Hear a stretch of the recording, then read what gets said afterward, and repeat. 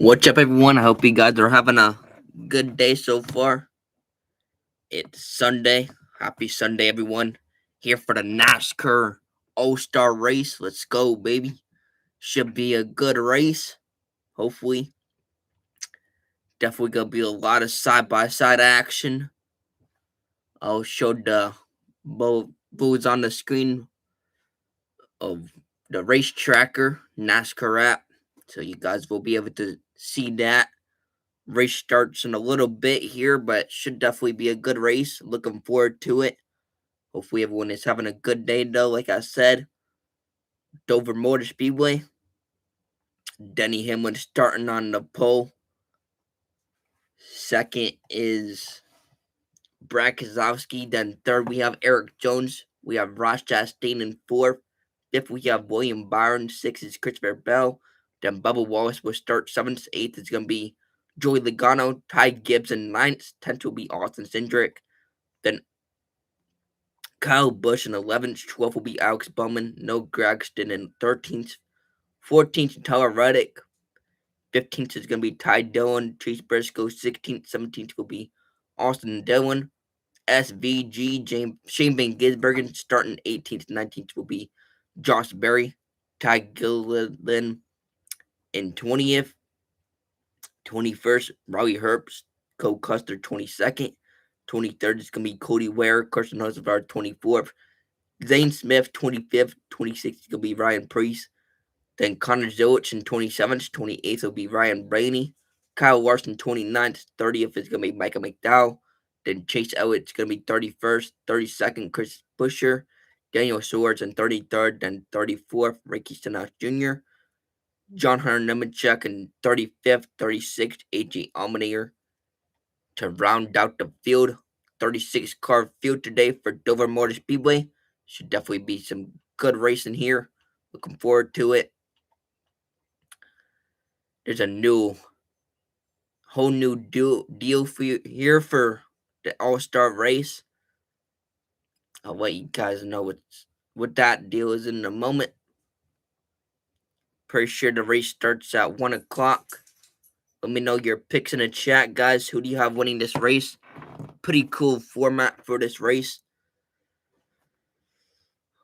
How do you guys like the format? Let me know. I kind of like how they qualified yesterday, and that's how they started. Everyone came down pit road, made a pit road stop, then went back out. Somehow, Denny Hamlin still got the pole, even though he spun. I thought that was pretty crazy how he saved it and still got the pole yesterday.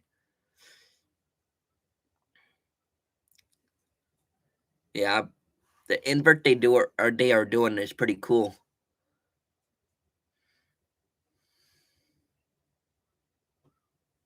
Yeah, I like how they qualified yesterday. One lap around, or one warm-up lap. Then you have a lap around, come into the pits, get some tires, and then go back out and try to beat your time. Or get the fastest lap, should I say. Overall. Yeah, that would definitely be cool if we could go down there next year and hang out with Tricon Garage. Looks like the first stage here is 75 laps.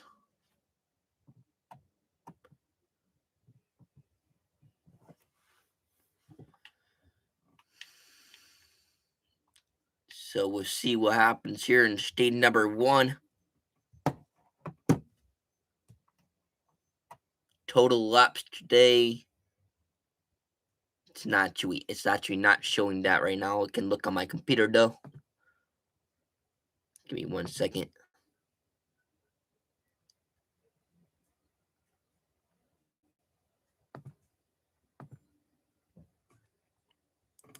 Yeah, first stage is 75 laps. Let me know your picks in the chat. I will have the MRN playing for you guys, and I'll have it just like this. I'll show you how I have it. So I'll be showing you guys the race tracker. You'll see them right here on your screen going around the track. So should be a pretty cool showing here because it's actually showing where they are on the track. Then if we scroll down, we can see where everyone is. Denny Hamlin first, second, Brad Keselowski, Eric Jones, Ross Chastain. Yeah, guys, should definitely be a good race. Looking forward to it. Let's get the MRN playing here. Every time the siren sounds or lights flash, someone's life is on the line. At Whelen Engineering, we know first responders carry that weight every day. That's why for over 70 years, we've led the emergency warning industry, designing and turn that down a little bit so you guys can hear me. Systems they trust right here in America. Because when the mission is critical, there's no room for second best. Whelen Engineering, trusted to protect first responders. This is Christopher Bell. You're tuned into the NASCAR Cup Series on the M.E.Racing Network. Here's the starting lineup for the NASCAR All-Star Race. Row 18. AJ Allmendinger, San Jose, California. John Hunter Nemechek, Mooresville, North Carolina. Row 17. Ricky Stenhouse Jr., Olive Branch, Mississippi. Daniel Suarez, Monterrey, Mexico. Row 16. Chris Buescher, Prosper, Texas. Chase Elliott, Dawsonville, Georgia. Row 15. Mike McDowell, Glendale, Arizona. Kyle Larson, Elk Grove, California. Row 14. Ryan Blaney, Hartford, Ohio. Connor Zilich, Charlotte, North Carolina. Row 13. Ryan Priest, Berlin, Connecticut. Zane Smith, Huntington Beach, California. Row 12. Carson Osavar, Portage, Michigan. Cody Ware, Greensboro, North Carolina. Row 11. Cole Custer, Ladera Ranch, California. Riley Herbst, Las Vegas, Nevada. Row 10. Todd Gilliland, Mooresville, North Carolina. Josh Berry, Hendersonville, Tennessee. Row 9. Shane Van Gisbergen, Manukau, New Zealand. Austin Dillon, Welcome, North Carolina. Row 8. Chase Briscoe, Mitchell, Indiana. Ty Dillon, Winston-Salem, North Carolina. Row 7. Tyler Reddick, Corning, California. Noah Gregson, Las Vegas, Nevada. Row 6. Alex Bowman, Tucson, Arizona. Kyle Busch, Las Vegas, Nevada. And now, the top 10 starters. Starting 10th. Austin Cindric, Mooresville, North Carolina. Starting 9th. Ty Gibbs, Washington, D.C. Starting 8th. Joey Logano, Middletown, Connecticut. Starting 7th. Bubba Wallace, Mobile, Alabama. Starting 6th. Christopher Bell, Norman, Oklahoma. Starting 5th. William Byron, Charlotte, North Carolina. Starting 4th. Ross Chastain, Alva, Florida. Starting 3rd. Eric Jones, Byron, Michigan. Starting 2nd. Brad Keselowski, Rochester Hills, Michigan. And starting on the pole. Denny Hamlin, Chesterfield, Virginia. And that's the starting lineup for the NASCAR All-Star Race. All of those All-Stars have been introduced to the crowd here at the Monster Mile. They have made their way to their race cars. Pre-race ceremonies are coming up. So while the field is set for the first segment, which will be 75 laps, at the end of that 75 lapper, the field will be inverted, and then there will be another 75 lap sprint. After the first two segments are concluded and completed, they will take the results of segments 1 and 2, combine them. The lowest score will start on the pole for segment 3, cascading all the way down. And total of 26 drivers will start the final segment. The final starting position will be the fan vote that will be announced after segment number 2. So with all that said, the format's in place. The cars have been qualified yesterday. It was obviously Denny Hamlin that was the quickest, but Zane Smith and his Front Row Motorsports team won the Mechanics Square Pit Crew Challenge. They walked away with bragging rights and a $100,000 payday. That's in the rear view. All eyes right now are on this 1 mile swath of concrete in the Kent County region of Delaware. We get ready for the first ever All-Star race at the Monster Mile. Everybody waiting with great anticipation to see how this is going to unfold. Let's go trackside right now for pre-race ceremonies. Please rise as you are able. Remove your hats and veterans render a hand salute as the Continental Color Guard from the 3rd U.S. Infantry Regiment, the Old Guard, presents our nation's colors. Here to offer today's invocation, please welcome from the Calvary Assembly of God in Hightstown, New Jersey, Chaplain Dan Schaefer. Shall we pray? Almighty God, we thank you for this great country, the United States of America. We thank you for our government. We thank you for our military. We thank you for our first responders. We thank you for NASCAR. And lastly, we thank you for our Lord and Savior, Jesus Christ, who died for our sins. Amen. Here to perform our national anthem, please welcome the United States Army Fife and Drum Corps from the 3rd U.S. Infantry Regiment, the Old Guard.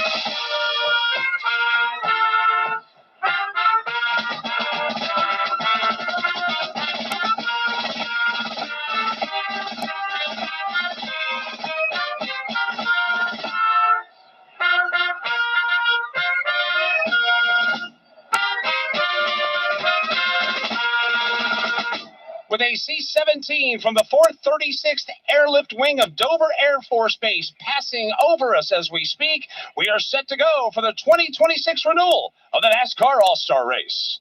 We are the Motor Racing Network, the voice of NASCAR. Green flag goes in the air. The Daytona 500 is underway. From Daytona to Homestead, catch all the exciting side-by-side passes for the lead of the NASCAR Cup Series. Spectacular racing, round and round and round they go. Everybody 3 wide from front to back. We are the voice of NASCAR. Brad Keselowski up off of the corner. Ryan Blaney with a charge. Checkered flag is out. Ryan Blaney wins. The Motor Racing Network. The thrills of NASCAR racing from over 55 years of Motor Racing Network broadcasts. Bobby Allison brings the race car right down to the middle of the track, crosses the start-finish line, and he will win the 24th annual Daytona 500. Bill Elliott wins the Hooters 500. Alan Kulwicki, 1992 champion. MRN Classic Races. They did the whole patch steaming for the finish line. Dale Earnhardt wins a Winston 500. Find all the classic moments on MRN Classic Races on any podcast platform. NASCAR Live Race Day has been brought to you by Toyota Racing. Your race, your story. Be part of the action at ToyotaRacingUSA.com. From Dover Motor Speedway, this is the Motor Racing Network, the voice of NASCAR. When you devour Jack Links, the official real meat protein snack of NASCAR. I'm going to give you guys my picks for the race real quick. So, my picks for the race, my dark horse is going to be, I'm going to go with Ross Chastain as my dark horse. And to win the race, let's see, who would I want to win the race? I'd like to see Kyle Busch get the win, but I'm going to go with Christopher Bell to win it and dark horse Ross Chastain. Alright, back to MRN. You've never been one to idly watch someone else do something for you. There's pride in self-reliance. And So I'm going to refresh it real quick just to make sure we're all up to date with what's going on. Give me 1 second. Make sure I'm all up to date. Alright, here we go. It's the NASCAR Cup Series. We're going to make thumbs up. Get ready to rock and roll past the race cars today, pal. Hey, boys, let's execute. Have a good day. Today, the NASCAR Cup Series All-Star Race from Dover Motor Speedway. Brought to you by Coca-Cola. Grab a Coke and enjoy the race. By Progressive Insurance. Progressive Insurance, cars, homes, boats, motorcycles, RVs, and more at Progressive.com. By Powerball. The NASCAR Powerball Chase to 1 million is on. By Liberty Mutual Insurance. Only pay for what you need. By Jack Link's Protein Snacks, the official protein snack of NASCAR. By Zone Nicotine Pouches. Warning, this product contains nicotine. Nicotine is an addictive chemical. Underage sale prohibited. If you're a fan of intensity and flavor that lasts, try Zone. By Wendy's new Biggie Deal. By Sunoco. From NASCAR to your car, Sunoco. Performance is what we do. And by Toyota Racing. Your race, your story. Be part of the action at ToyotaRacingUSA.com. Welcome back to the Monster Mile, Dover Motor Speedway in Dover, Delaware. Motor Racing Network here with you as we're about to provide you with coverage of the 2026 renewal of the NASCAR All-Star Race. Mike Bagley here alongside Alex Hayden. We've had a lot of time to spend around this racetrack, Alex, whether it be inside of the gates or outside of the gates. It's quite the magical atmosphere that we have here at the Monster Mile this weekend. It's all-star feel, and it's almost like a state fair carnival that's going on out here on the Midway. Anything from live seals in pools to stingrays to the beach that's been set up out here, sand directly brought in from Rehoboth Beach, Delaware. The atmosphere has been electric all weekend long here. Great crowd on hand Friday for the NASCAR Craftsman Truck Series race, certainly yesterday for the O'Reilly Auto Parts Series and the Mechanics Wear Pit Crew Challenge. But today, Mike, fans have gathered here at Dover.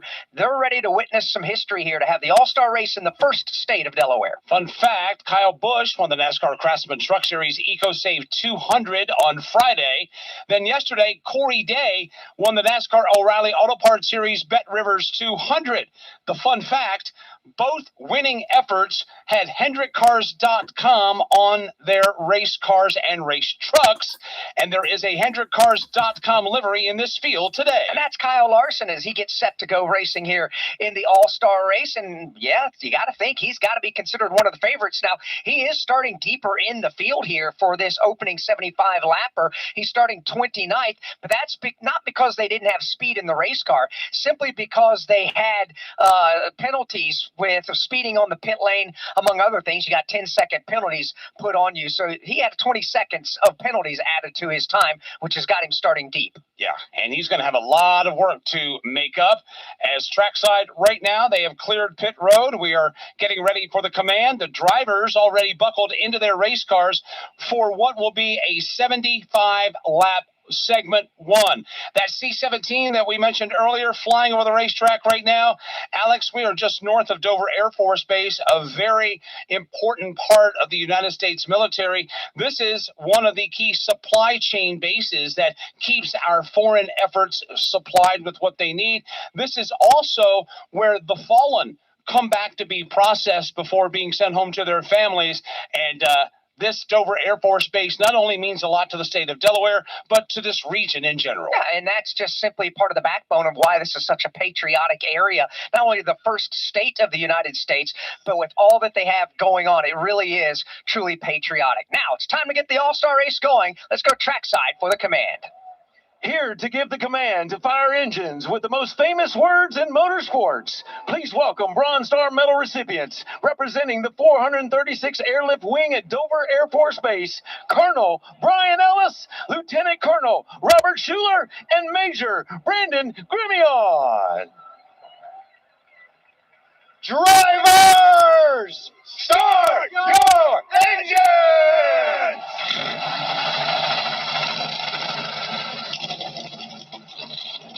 A field of 36 come to life. We are ready for the NASCAR All-Star race at the Monster Mile. Wherever you are in life, Freeway gives you more ways to choose and more ways to save. You choose the coverage, you choose the price. Because at Freeway, it's all about real people, real choices, and real savings for every driver. No matter where you live, Freeway's here to help. Your way. And remember, you always win with Freeway. Go to freeway.com and start saving today. Freeway, your way. The year was 1993. The NASCAR Cup Series season kicked off with the Dale and Dale show at the Daytona 500. Dale Jarrett's got the lead. He goes to the inside. Earnhardt's not going to get him. Dale Jarrett is going to win the Daytona 500 by SDP. Earnhardt second. The 1993 NASCAR Cup Series season. All the highs and lows. Relive them all on MRN's exclusive podcast, the 1993 season. Give me 1 second. I'm just going to refresh it real quick. Because the race tracker's not on.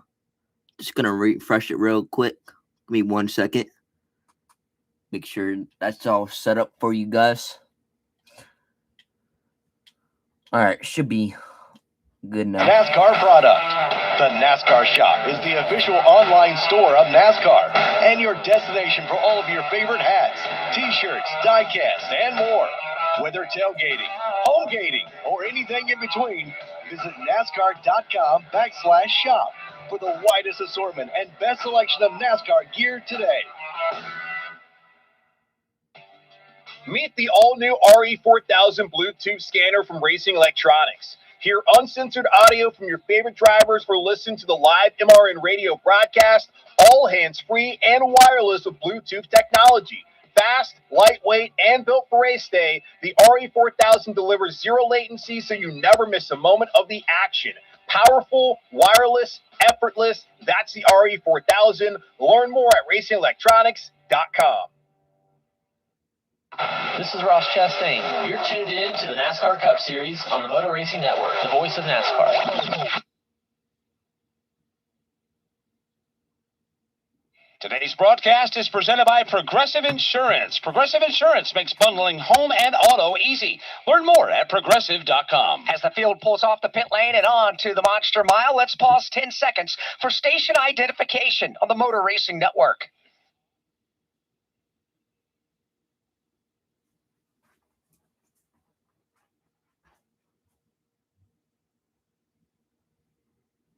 Motor Racing Network is live at Dover Motor Speedway for the NASCAR All-Star Race. My name is Alex Hayden. Alongside is Mike Bagley. We're in the broadcast booth high atop the start-finish line. Steve Post and Chris Wilner up and down the pit lane. And as the field works onto the racetrack, we want to welcome to the broadcast, calling the action for us in the turns, the anchor of the Performance Racing Network, working with us again this weekend from Fort Worth, Texas, Brad Gilley. Thank you very much, Alex Hayden. I have an amazing view here at the Monster Mile. Call it an end zone view. I'm high up in turn number 3, section 143, all the way at the top of the grandstands as the field is going underneath me right now under pace laps. I can see the entirety of this 1 mile concrete oval. And the one thing that I noticed the most, all the rubber that was laid down on the track from yesterday's O'Reilly Auto Parts Series race, well, a lot of it is still there. This is not just a clean, bare racetrack. And when we hear drivers talking in the pre-race show to both Steve and Chris about how they expect it to get wide fast, I think that's going to happen today. Watching them come down the back straightaway, which is banked at 9 degrees, and then hit the 24 degrees of banking in the turns, 24 degrees that they drop into. Like drivers say, it's like jumping off of a 2-story building. You can already get a sense of the intensity that we're going to have here today. And watching them hit the front straightaway, Alex, Mike, I think we're going to have a good one here today. We are going to have a dandy. This track is so fast and so narrow. If you hit one wall, you're bound and determined to hit another, adding to the legacy that is the Monster Mile. A journey from alone and abandoned to one of the most successful businessmen in Georgia history. Conservative Rick Jackson. I spent Christmas Eve alone in a children's home. When I woke up, a good Samaritan had left me $100. Rick Jackson knows what it's like to go without. That's why he'll fight the career politicians who talk about cutting income taxes and property taxes, but always fail. Unlike career politicians, I know how some extra money can change everything. That's why I'll freeze your property taxes and slash the income tax in half. Conservative businessman Rick Jackson will deliver major property tax relief that failed career politicians never will. I'll get you a boatload of your money back, or I won't run again. It's as simple as that. No more waiting and wavering from career politicians. It's time for real tax relief. Rick Jackson for Georgia. Paid for by Rick Jackson for Governor, Inc. From Dover Motor Speedway, this is the Motor Racing Network, the voice of NASCAR.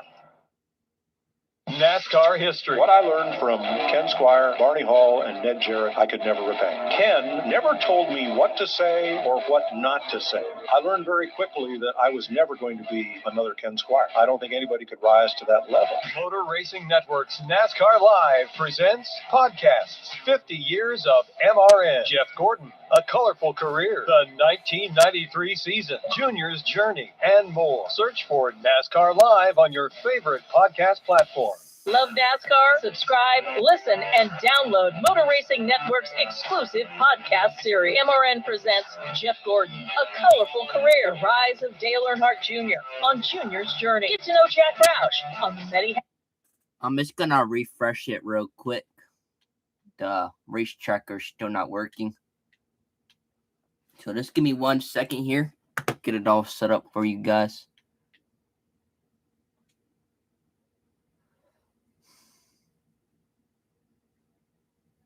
Give me 1 second.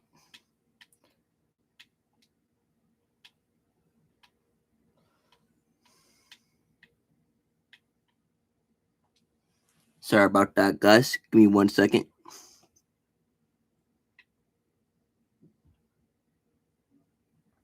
Try and get everything set up here.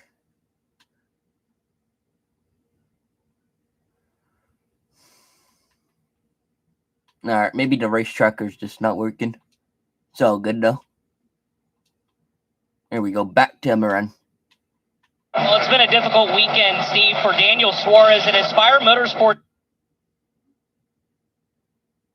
team, specifically the 7 car. Tire carrier Donovan Williams on Friday was hit by a runaway pit cart getting prepared for the Truck Series race. He had to be sent to the hospital and was sent home on Friday night and is reportedly to be doing well. So they lost their tire carrier and will have a replacement in Andrew Eggleston. Now, on Saturday, after qualifying, right after the pit stop, Daniel Suarez lost his right front tire, hit the wall after completing his lap. And talking to Ryan Sparks, the crew chief, he said the wheel was installed as far as the lug nut, but it was installed improperly to where the tire was askew and the chassis just ripped the right front off the car once he got out of the throttle. They spent all the way till about 9 p.m. last night getting a backup car ready, and then 7 a.m. this morning they were back trying to get through tech as they did so around 10 a.m. So he'll start at the rear of the field, but Daniel Suarez, a lot of work to do, but what a comeback story if he can race his way into his 7th All-Star final. Those are the stories and updates on personnel from pit road. The field is halfway down the back straightaway. The pace car will come to pit road, and when the green flag flies, it will be a 75-lap segment 1. Here's Denny Hamlin. He has opted to start on the outside with Brad Keselowski on the inside. Pace car is inching away, now speeding away from the field. It hits pit road. And for the start of the 2026 NASCAR All-Star Race, here's Alex Hayden of Goldsboro, North Carolina. Field works its way through turn number 4. Fox broadcaster and former Motor Racing Network anchor Mike Joy is on the flag stand, set to put the green flag in the air.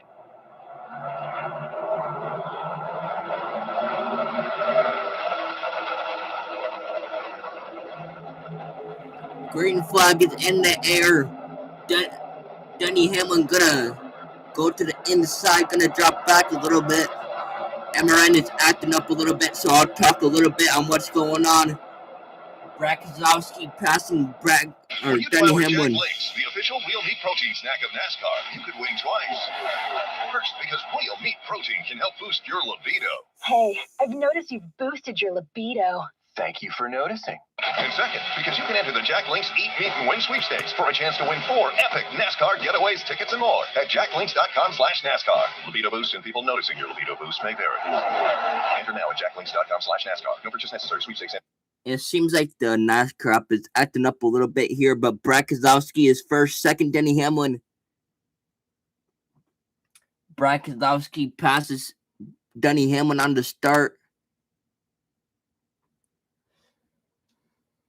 The Pepsi 400. I'm just the pilot, man. You know, I just want everybody to be happy. I want to do good, and hopefully all of my dad's fans enjoyed this. It's for all them. Motor Racing Network's NASCAR Live presents podcast Junior's Journey. Jeff Gordon, A Colorful Career, 50 years of MRN, the 1993 season, The Road to Royalty, and more. Search for NASCAR Live on your favorite.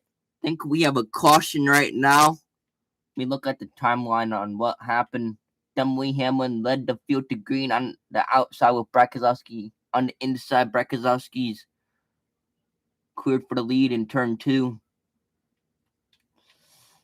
Doesn't say we have a caution, but The most damage is Ryan Preece at the bottom of turn 2. He got turned right at the entrance to the 24 degrees of banking of turn number 1, went backwards into the outside safer barrier, and absolute sledgehammer shot, came back down across the racetrack.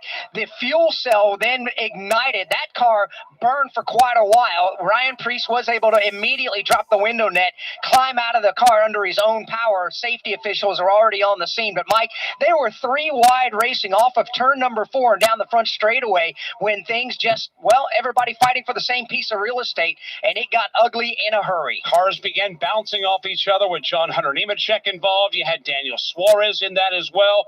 We'll have to get the full roster and do a roll call of all that were involved, but over a dozen cars, and a lot of those cars were already qualified for segment 3 in the main event.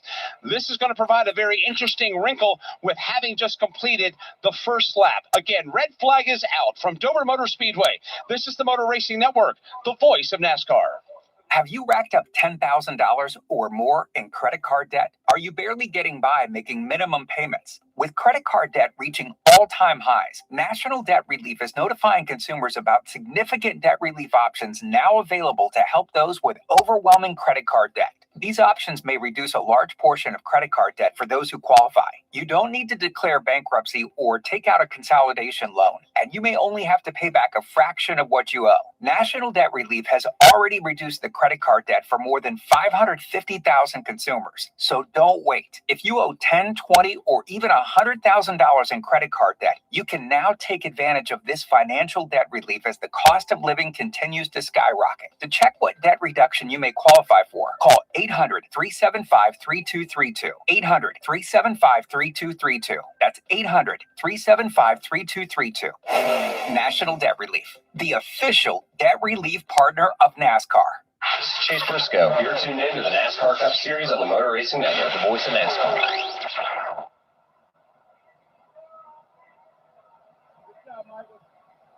Welcome back to Dover Motor Speedway. A hard crash on lap 2 of the All-Star race has put us under the red flag. Alex, of all those that were involved, which were Kyle Larson, Daniel Suarez, Chase Elliott, Ryan Blaney, Todd Gilliland, Cole Custer, John Hunter Nemechek, Ryan Preece, and Michael McDowell, it's the Preece car that has incurred the worst damage. Yeah, with the fire involved as well, but heavy, heavy damage to the back end of that race car. And again, Ryan Preece did climb out of the car as it was burning and walked away under his own power, and that is the best news. Now, Mike, there's a couple of factors here. This is the All-Star race. There's a lot in play here. Some of the drivers you mentioned are already locked into the All-Star race. However, if you cannot compete because of a damaged race car, then outside drivers who aren't already qualified can still have a chance to make it to the main event. Ryan Blaney's already taken his car to the garage area. We know he's an all-star. Kyle Larson's got heavy damage on his car. Chase Elliott's got that black and blue Prime Chevrolet on the pit lane. He's got some wrinkles up and down the side of that car as well. There's a lot that's going into this, and each of these 3 segments are treated as individual races. So even though you may not be able to finish this race and you'll be multiple laps down, if you can get back out there and run the second 75 lap segment, you get back and start just like everybody else on the lead lap. So there's an awful lot of work that's going to have to take place for some of these teams right off the bat. As Alex mentioned, Chase Elliott in his Prime Chevrolet is on pit road in a pit stall.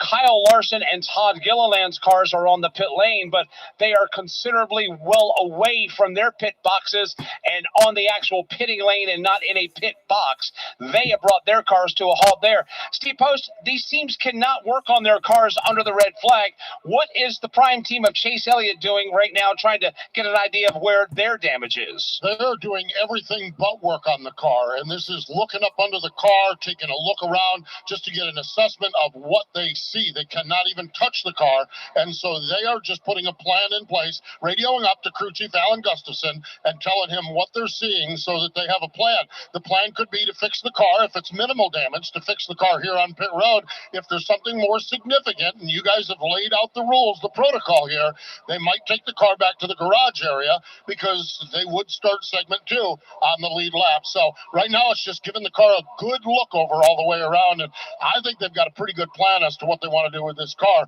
once the yellow flag is back displayed. Yeah, until then, red flag is out. Everybody has to simply sit and survey as the all-star race is off to a halting start.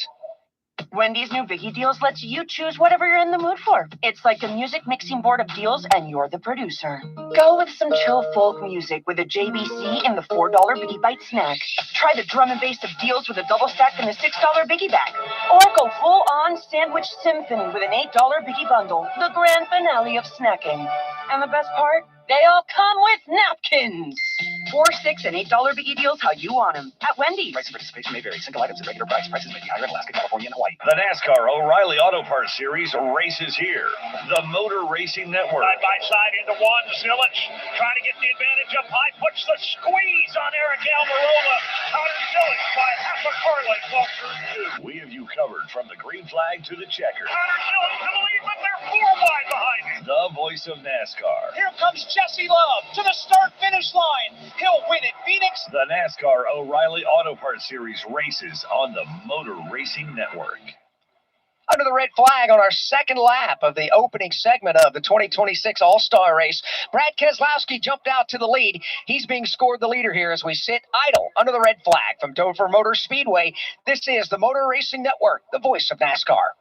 Thrills of over 50 years of NASCAR racing with the Motor Racing Network's classic race. 36th Annual Southern 500. They come down to the start-finish line. Bill Elliott and David Pearson get down. We dig into the MRN audio vault for unforgettable races and moments. Dale Jarrett's got the lead. Earnhardt's not going to get him. Dale Jarrett is going to win the Daytona 500. Available on MRN.com and podcast platform. Fallon Kowicki out of turn number 4, the new Winston Cup champion. He does it across the line. MRN Classic Races. Love sprint car dirt track racing? Check out the Motor Racing Network's Wing Nation with Steve Post, Ashley Stremme, and the First Lady of Dirt Racing, World of Outlaws winner, Aaron Evernham. Each week, Wing Nation goes in-depth with the stars of local tracks, high-limit racing, and the World of Outlaws.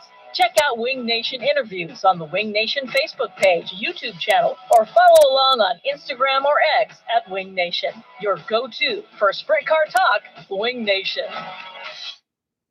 This is Kyle Busch. You're tuned in to the NASCAR Cup Series on the Motor Racing Network, the voice of NASCAR.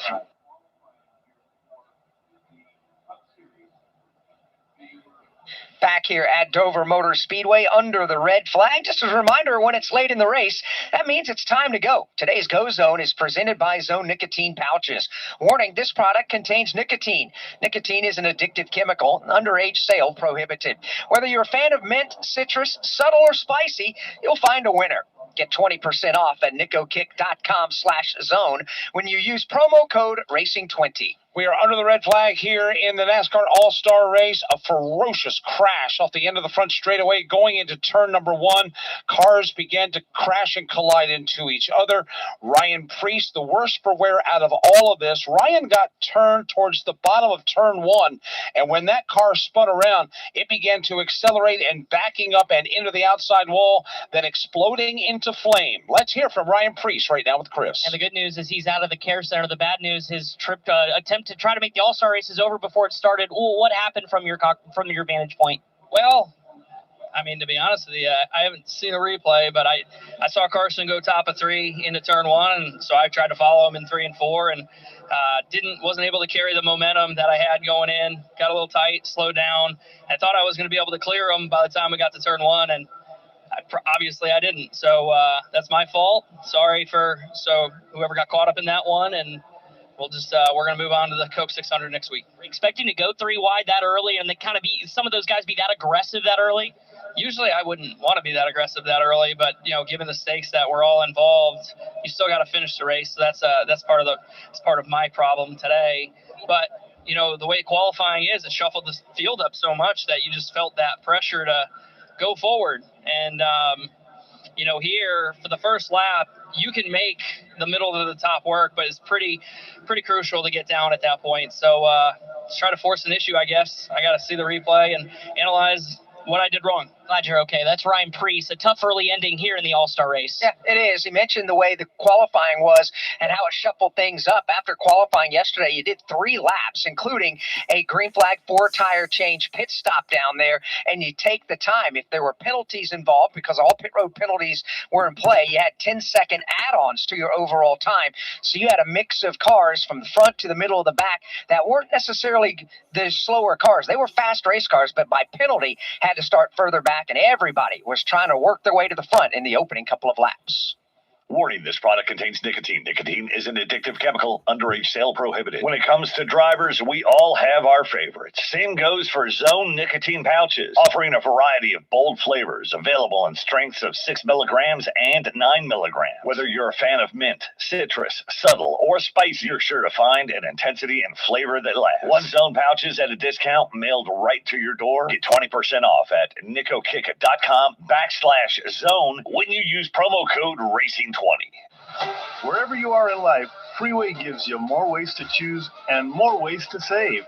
You choose the coverage, you choose the price. Because at Freeway, it's all about real people, real choices, and real savings for every driver. No matter where you live, Freeway's here to help. Your way. And remember, you always win with Freeway. Go to freeway.com and start saving today. Freeway, your way. Cleanup continuing down in turn number 1. A host of AMR safety trucks down there, an Elgin sweeper as well. Shouldn't be all that much longer before we can lift the red flag and put us back under the caution. From Dover Motor Speedway, this is the Motor Racing Network, the voice of NASCAR. Do you have $10,000 or more in credit card debt? Are you barely getting by making minimum payments? With credit card debt reaching all-time highs, National Debt Relief is letting everyone know about great debt relief options now available to help people with overwhelming credit card debt. These options may reduce a large portion of your credit card debt. Get a free debt relief consultation when you call 800-212-2828. 800-212-2828. That's 800-212-2828. Every time the siren sounds or lights flash, someone's life is on the line. At Wheelan Engineering, we know first responders carry that weight every day. That's why for over 70 years, we've led the emergency warning industry, designing and manufacturing the lights, sirens, and safety systems they trust right here in America. Because when the mission is critical, there's no room for second best. Wheelan Engineering, trusted to protect first responders. .com. Brought to you by Coca-Cola, iRacing, and NASCAR. I'm Ryan Blaney, the NASCAR Cup Series, live on the Motor Racing Network, the voice of NASCAR.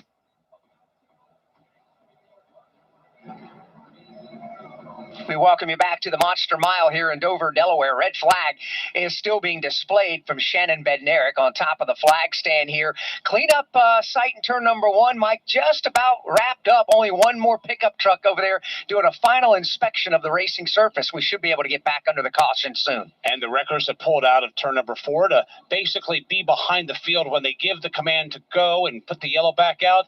They obviously will be in position as should anyone need a push. Let's hear from Ryan Blaney. Yeah, Ryan Blaney's out of the care center, and Ryan, you're just in the middle of the chaos on lap number 2. What happened? Yeah, I'm not sure.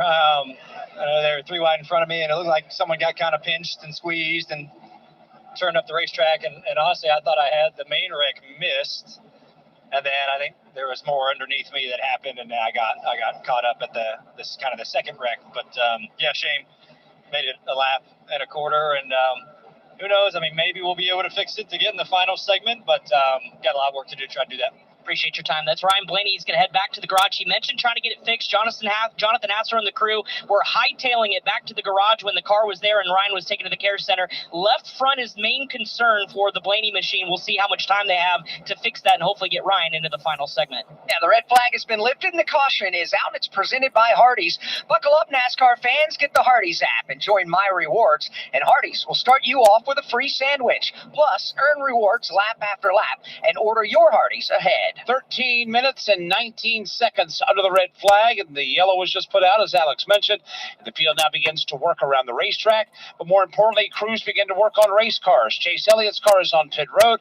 Todd Gilliland just took his to the garage, but Kyle Larson is in front of Steve Post. Posty, what's going on there with the 5 car? Yeah, Kyle Larson has just brought his car into the attention of the crew down here, and they're going to take this car back to the garage area. Right side damage, it looks like some issues with the control arm on the right rear of it is at least one of the verbal communications I heard. Cliff Daniels described this during the red flag period. If it's reasonable, we'll fix it back in the garage area. And Alex and Mike, you guys know how this sport works. This is fix the car to go out and race in the final stage, but there is also an element of fixing the car so later in the year we know some protocols to do. It is so important to have all the protocols down, even on a bad day, if you're in the championship hunt, to come out and get a few valuable points. Yeah, and you don't want to have to be in that scenario come chase time in those final 10 races, but it's nice to have something under your belt experience-wise if that scenario pops back up later on in the season. You know, Ryan Blaney made mention that the guys are going to look at it and try to get it fixed to get out for the final segment. 3 drivers are already locked into the All-Star race that were in that crash, and Chase Elliott, Ryan Blaney, and Kyle Larson. So they can, in fact, repair these race cars and still be able to race in the main 200 lap. They obviously will start at the very tail end of the field, but there is that possibility that they could race in segment 3. Daniel Suarez is on pit road, John Hunter Nemechek, Michael McDowell on the pit lane. Let's check in on Daniel Suarez's stop. And Mike, he just pulled away from us here on pit road. The main concern was the left rear had a potential rub. It was caved in just a little bit on the quarter panel, so the crew pulled that out. But Ryan Sparks, the crew chief, remember, this is a backup car, so they have no other options. He said otherwise, it looks pretty good. There's some cosmetic damage on the door on the left side of that Spire Motorsports Chevy, but they feel like it's okay. Just pulled out the left rear quarter panel, so escaped major disaster for Daniel Suarez. Backup car because yesterday in qualifying, they had a loose right front, and the brake caliper on the inside on the right front was wearing the Goodyear inside shoulder down, cut that tire down and sent him with a right front quarter up into the turn number 1 wall, forcing him to a backup car. Straight Talk Wireless presents Race Day Wisdom. Ditch the peanuts and never ever shave on race day. Why mess with what works? NASCAR fans know. So does Straight Talk Wireless, holding the line with the same price since 2009. And get this, free 5G phones for new and existing customers. Straight Talk, an official partner of NASCAR. Available at Walmart and StraightTalk.com. Same price since 2009 applies only to base monthly price of the $45 Straight Talk plan from 10/15/09 to present. NASCAR is a registered trademark of the National Association for Stock Car Auto Racing, LLC, and is used with permission. Taxes and fees apply. Plan purchase required for offer. We are the voice of NASCAR, the Motor Racing Network. They're 3 wide, they're 4 wide. Brad Keselowski around the outside. He's got the lead by half a car length. Here comes Kyle Larson. ARCA, Whelen Modifieds, the NASCAR Craftsman Truck Series, the NASCAR O'Reilly Auto Parts Series, and the NASCAR Cup Series all race here. Ryan Blaney goes all the way from the bottom to the top to the bottom. Now back to the top. He'll clear Chase Elliott. The voice of NASCAR is the Motor Racing Network. From Dover Motor Speedway, this is the Motor Racing Network, the voice of NASCAR. You've never been one to idly watch someone else do something for you. There's pride in self-reliance, in working with your hands, in harnessing the power of an E3 spark plug with Diamond Fire technology, yielding better engine performance. You have a choice to make. Take control of your ride, of your life, or be the passenger princess of it. Visit e3sparkplugs.com to put the power in your hands. Podcast platform. Pack your crew and ignite your weekend. Michigan summers don't whisper, they roar. Camp under the sun at NASCAR's fastest track. The Firekeepers Casino 400. Fast cars, loud engines, and chaos. The ultimate summer kickoff. Michigan never looked this good. Hell yeah, boys! NASCAR weekend at Michigan International Speedway.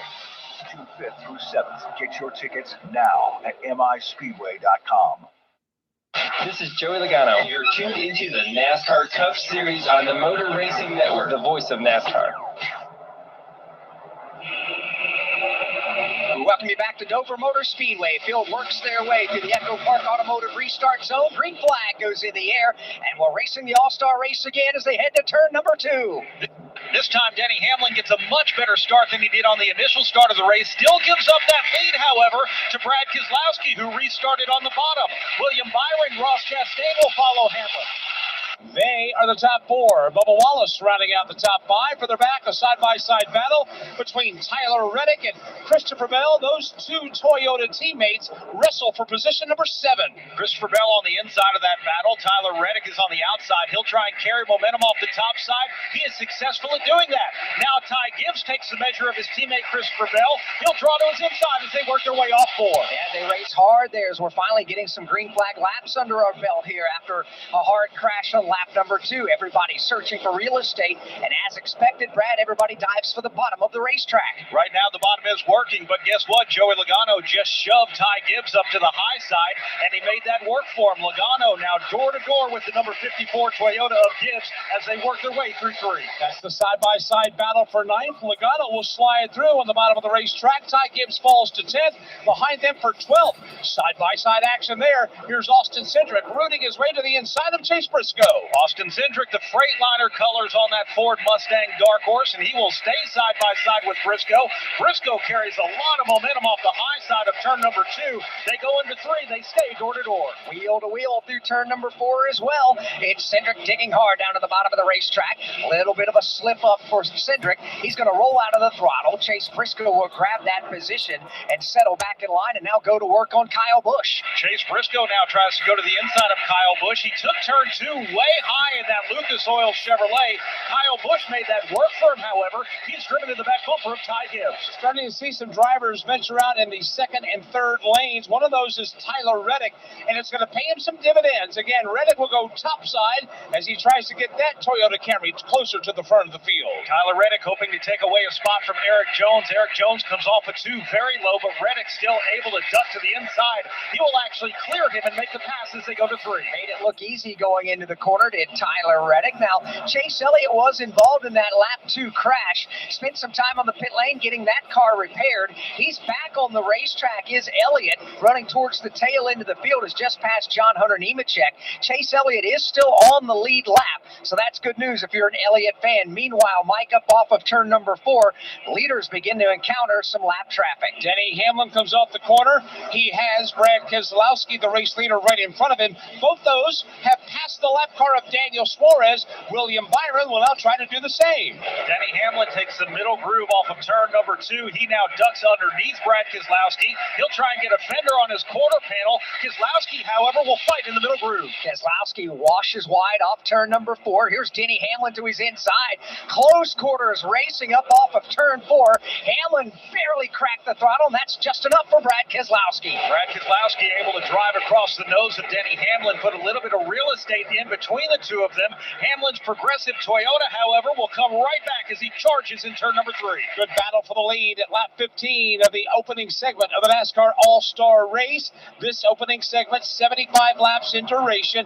Denny Hamlin winding it up, firing it into the bottom of 1, now letting it swing wide before they get to turn 2. Denny Hamlin off the middle groove of the racetrack will now duck to the inside on the back straightaway. Keselowski throws a little bit of a block into turn number 3. Hamlin looks low again. Keselowski is going to keep him down on the bottom. And here's Hamlin again, right down to the bottom side of the racetrack in turn 4. Can't quite clear Brad Keselowski. 2 distinct lanes of racing, both of them on display at the front of the field. They can absolutely race here in the early stages of the All-Star race at the Monster Mile, but Brad Keselowski doing a great job of keeping Denny Hamlin behind him. Once again, Denny Hamlin looks low. Brad Keselowski will squeeze him on the bottom. Here comes Hamlin once again, taking a look to the inside off the corner. Denny gets the good run downstairs, but Brad has done a good job of managing the outer lane. This time into turn number 1, they are side by side. It's a dead heat for the lead. Door to door coming off of turn number 2. Keselowski, the momentum on the high side. Hamlin will stay right next to him as they race back into turn number 3. This time, Hamlin buries it in deep. A little bit of an advantage as they go to 4. By half a car length, Denny Hamlin up off of turn number 4. Can't quite clear Keselowski. Keeps his foot in the door, top side. They stay side by side to turn 1. They're fighting like it's already for the $1 million top prize here, and Keselowski will have to give that up. Denny Hamlin Hamlin will take the lead here in the opening segment of the All-Star race. He will now run right in front of Brad Keselowski as they go to 3. William Byron in tow in third. So Denny Hamlin will come to the line. He'll lead his third lap in the opening segment. One driver that's on the move, Alex, is Kyle Busch. He has made the pass around Chase Briscoe. He has gotten around Ty Gibbs. And right now, Alex, he's closing in on Joey Logano. Yeah, he's in the top 10 right now as he works to the outside of the lap car of Daniel Suarez. Kyle Busch won the Craftsman Truck Series race EcoSafe 200 here Friday. So he's got a little momentum on his side already, Mike. And this track is one that's been awfully good to Kyle Busch in his career. Just watching the lanes that he's using, he'll start from the low side of 3, let it swing up about midway up the banking. Gets a good run off the corners. Now a corner entry, he'll swing to the high side. Again, full court press on Logano in turn 2. Kyle Busch will now get a fender on the right rear quarter panel of Joey Logano. They go door to door midway down the back straightaway. Busch heads into turn number 3. Not quite enough yet to clear Logano. Logano right on the bottom of the track just doesn't have enough grip down there.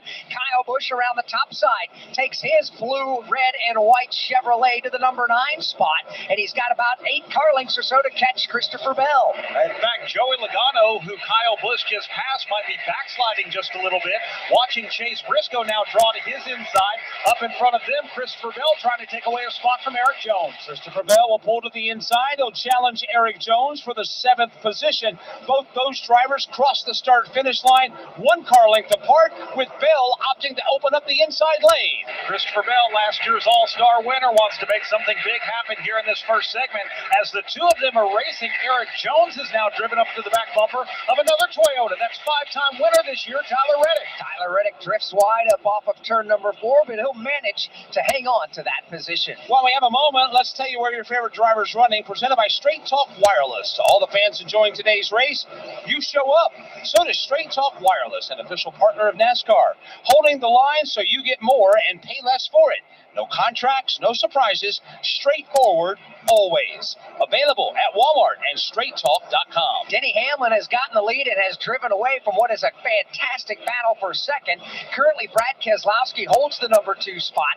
William Byron is knocking on the door in third. Ross Chastain goes fourth. Bubba Wallace is fifth, and Tyler Reddick is sixth.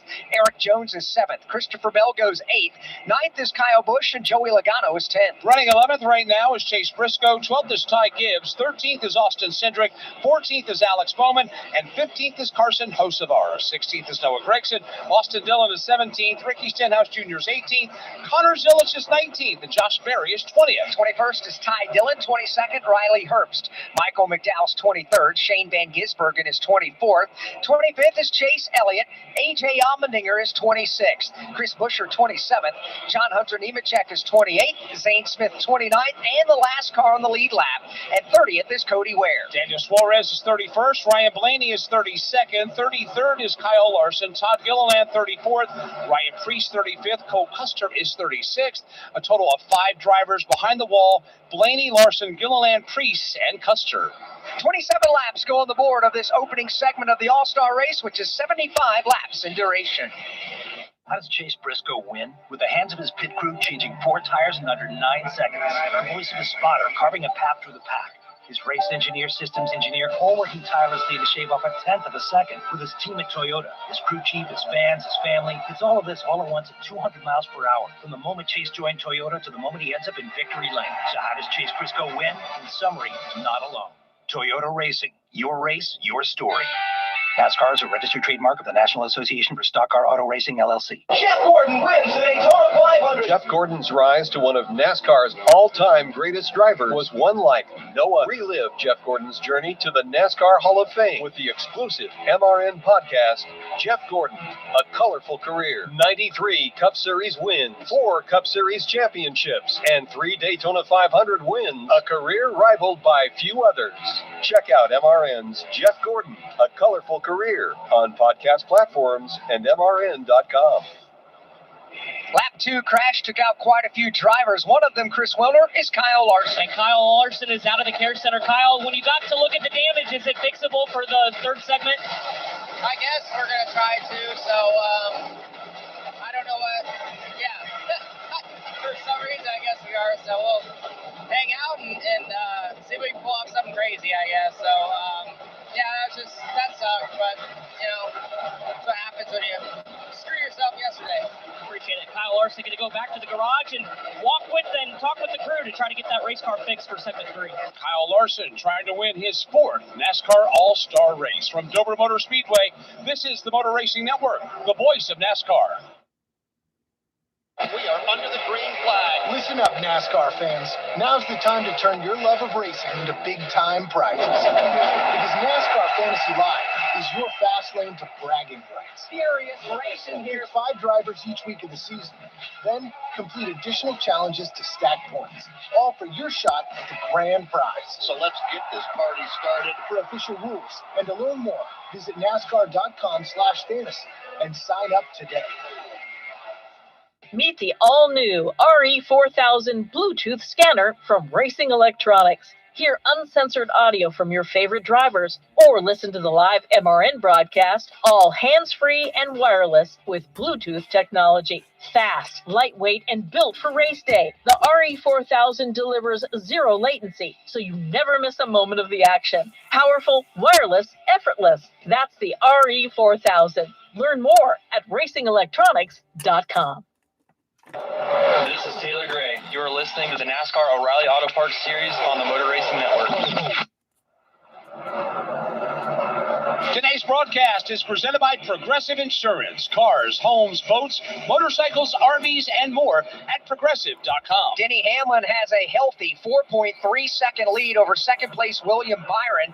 Brad Keselowski falling back to 3rd. A challenge and change for the number 4 spot last time by. Bubba Wallace has gone to 4th. And Ross Chastain's fallen in line in position number 5. One driver that is on the move, and that is Kyle Busch. Brad Gilly. He's got the bullseye on the back bumper of Eric Jones as we speak. He sure does. He went topside in turn number 2. He's going to do the same in 3 and 4. Eric Jones goes to the bottom. Kyle Busch will take the second groove. Go up there just to see if he can make that work on Eric Jones. Jones leaves topside wide open on the front straightaway. Kyle Busch will happily oblige in turn 1. As they come into turn number 2, Kyle Busch has the advantage. Eric Jones is not going to give up the spot easily, though. He'll have to when they hit the back straightaway. Move Kyle Busch up one more spot as he continues to march through the field. Kyle Busch will take that car off the end of the back straightaway. He'll go up to lane 3 of the racetrack.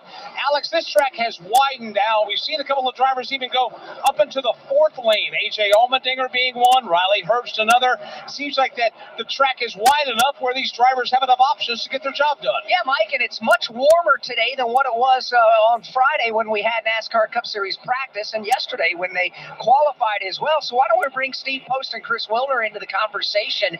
In practice, even though it was 90 minutes, Post, man, nobody went 75 consecutive laps in practice, and that's what they're going to have to do here today. Yeah, and there is a question mark on whether we can do that with the tire wear.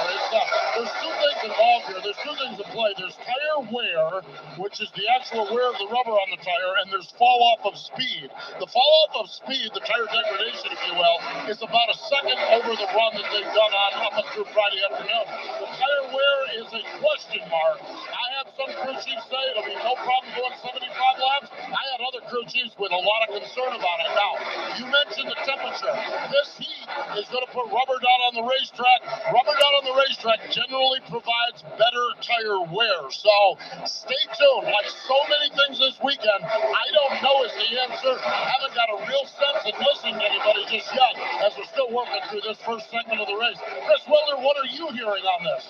Like what you were talking about, Steve, it is that tire wear with the track being hot, slick, and a lot of rubber starting to accumulate on the racetrack. Just listening in to race leader Denny Hamlin, still really tight mid-center on max low. They're trying to tell him to not abuse the right front tire, trying to put more wheel into it, because when the car is tight, it pushes the nose up the racetrack, and you have to put more wheel into it, and they're abuse the tires. So I think a lot of crew chiefs are taking note about the race car turning to the tight side, meaning they're going to use a lot more tire to get around this racetrack and thus wear it out even more. So like you guys said, nobody went 75 laps. I think the max somebody did about maybe 40 to 45 laps on the set of tires. We're getting dangerously close to that threshold now. Bubba Wallace has just taken the third spot away from Brad Keselowski.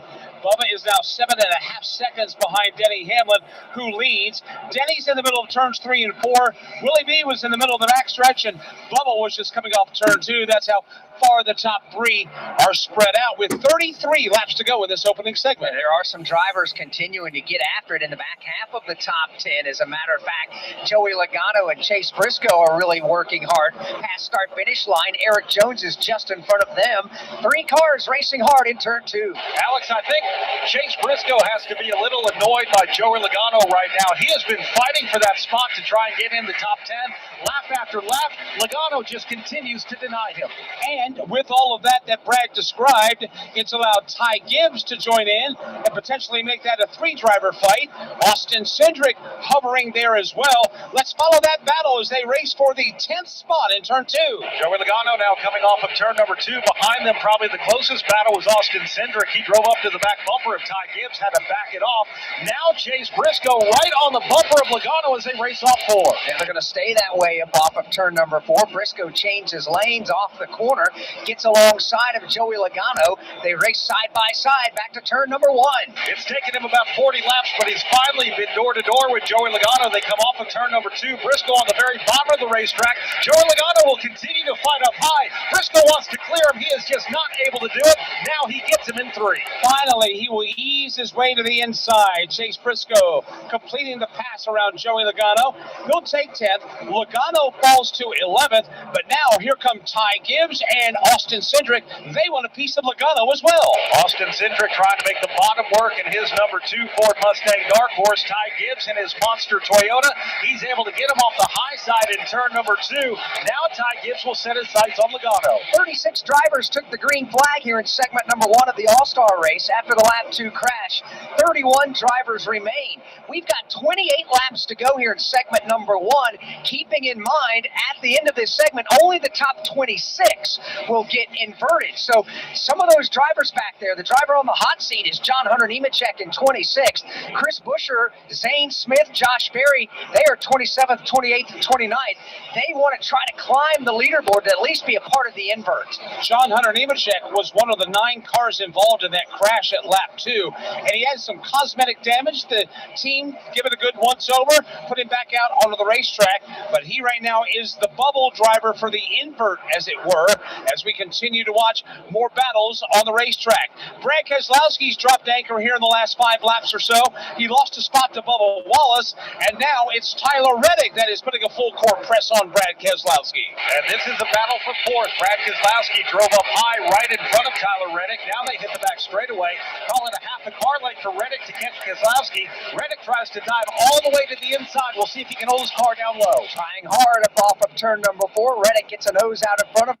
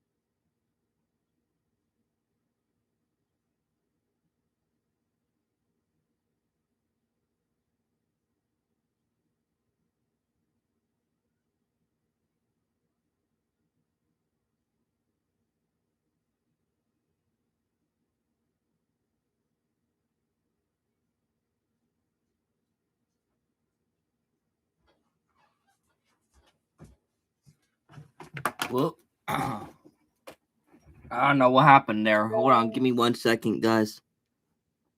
Sorry. Didn't know it was on that. Sorry about that, guys. I'm not sure what happened there. My bad. Let's get this back up and running for you guys.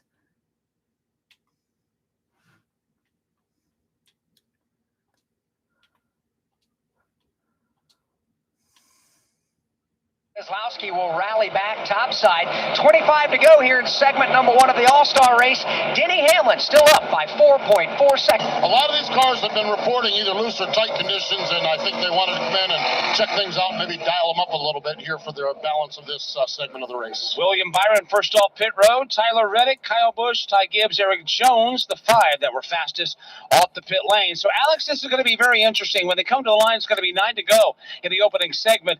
When this segment concludes, the top 26 will be inverted, meaning the 26th driver will lead the field to the green flag for segment number 2.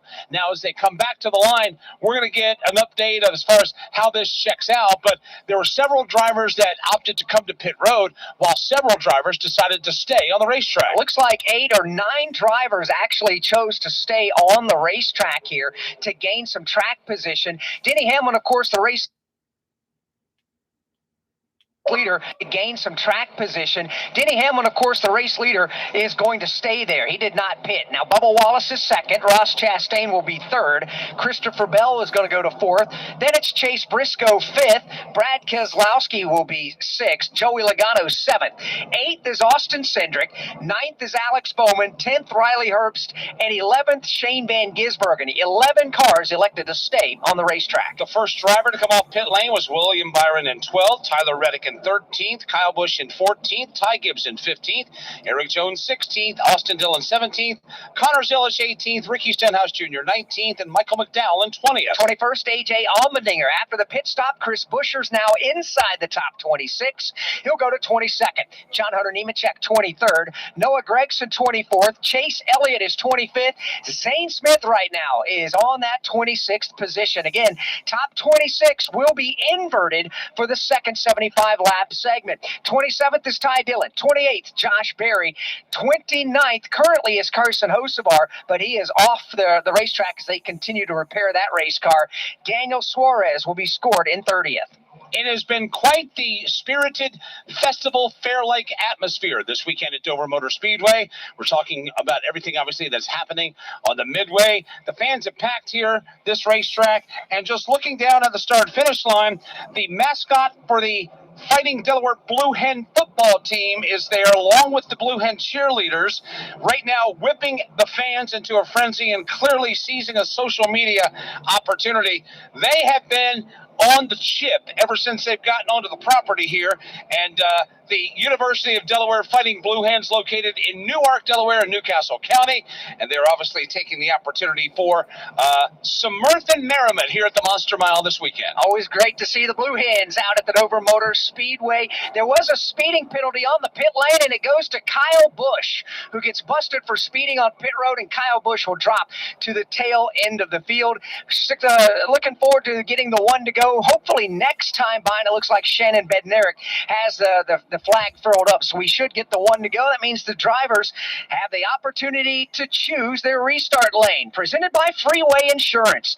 More ways to choose, more ways to save. Freeway, your way. The bright orange V and choose box are located just to the turn 1 end of the start-finish line, and as everybody comes out of turn number 4, the pace car will bring them to that start-finish line, and we'll see which lanes will be utilized by which drivers. As they come to this line, they will put lap 68 on the board. When they come to the line, it will be 6 to go.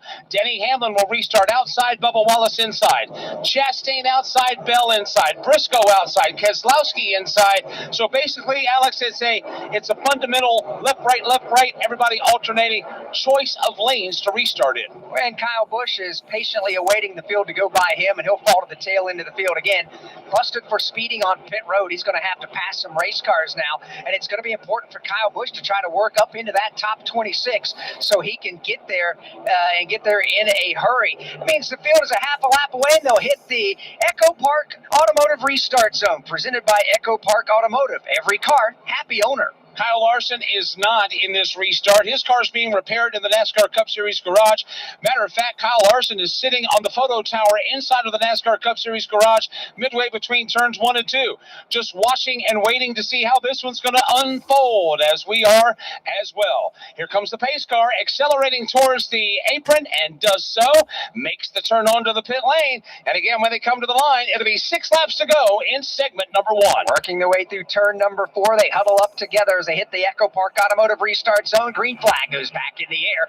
Denny Hamlin on the outside lane gets a jackrabbit launch. He'll reassume the top spot. Bubba Wallace keeps the nose tucked right underneath the left rear quarter panel and shoves his way to the inside. Denny Hamlin has not led on the start or on a restart from the preferred lane, and right now, Bubba Wallace is trying to keep that trend. He's right on the inside. Bubba Wallace wraps the bottom with the advantage off 4. Meanwhile, further back, it is a mess. They are 3 wide, several rows deep.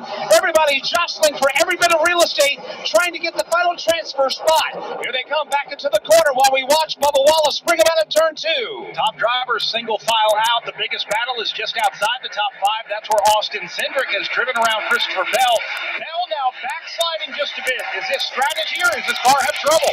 We'll find out as they work their way up off turn 4. 4 laps to go in the opening segment. Top 26 will be inverted for the next 75-lap segment of the All-Star race. Bubba Wallace leads. Bubba Wallace out front. He's got about 3 car lengths over his team owner, Denny Hamlin. Hamlin now will chase him down into turn number 3.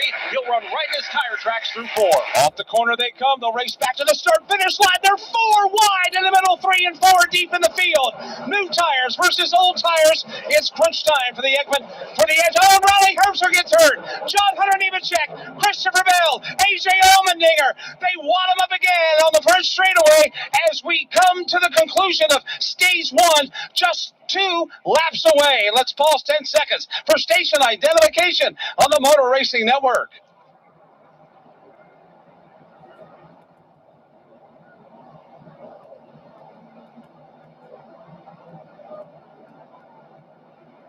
Welcome back to the NASCAR All-Star Race, Motor Racing Network with you here live at the Monster Mile Dover Motor Speedway. We have just had our second multi-car crash of the event. The first happening at lap 2. This one, Alex, it happens with 3 laps to go in this segment 1 with John Hunter Nemechek and others getting collected. Chase Elliott is in that wreck as well. He's already dropped the window net of his car. Kyle Busch, a lightning quick race car today.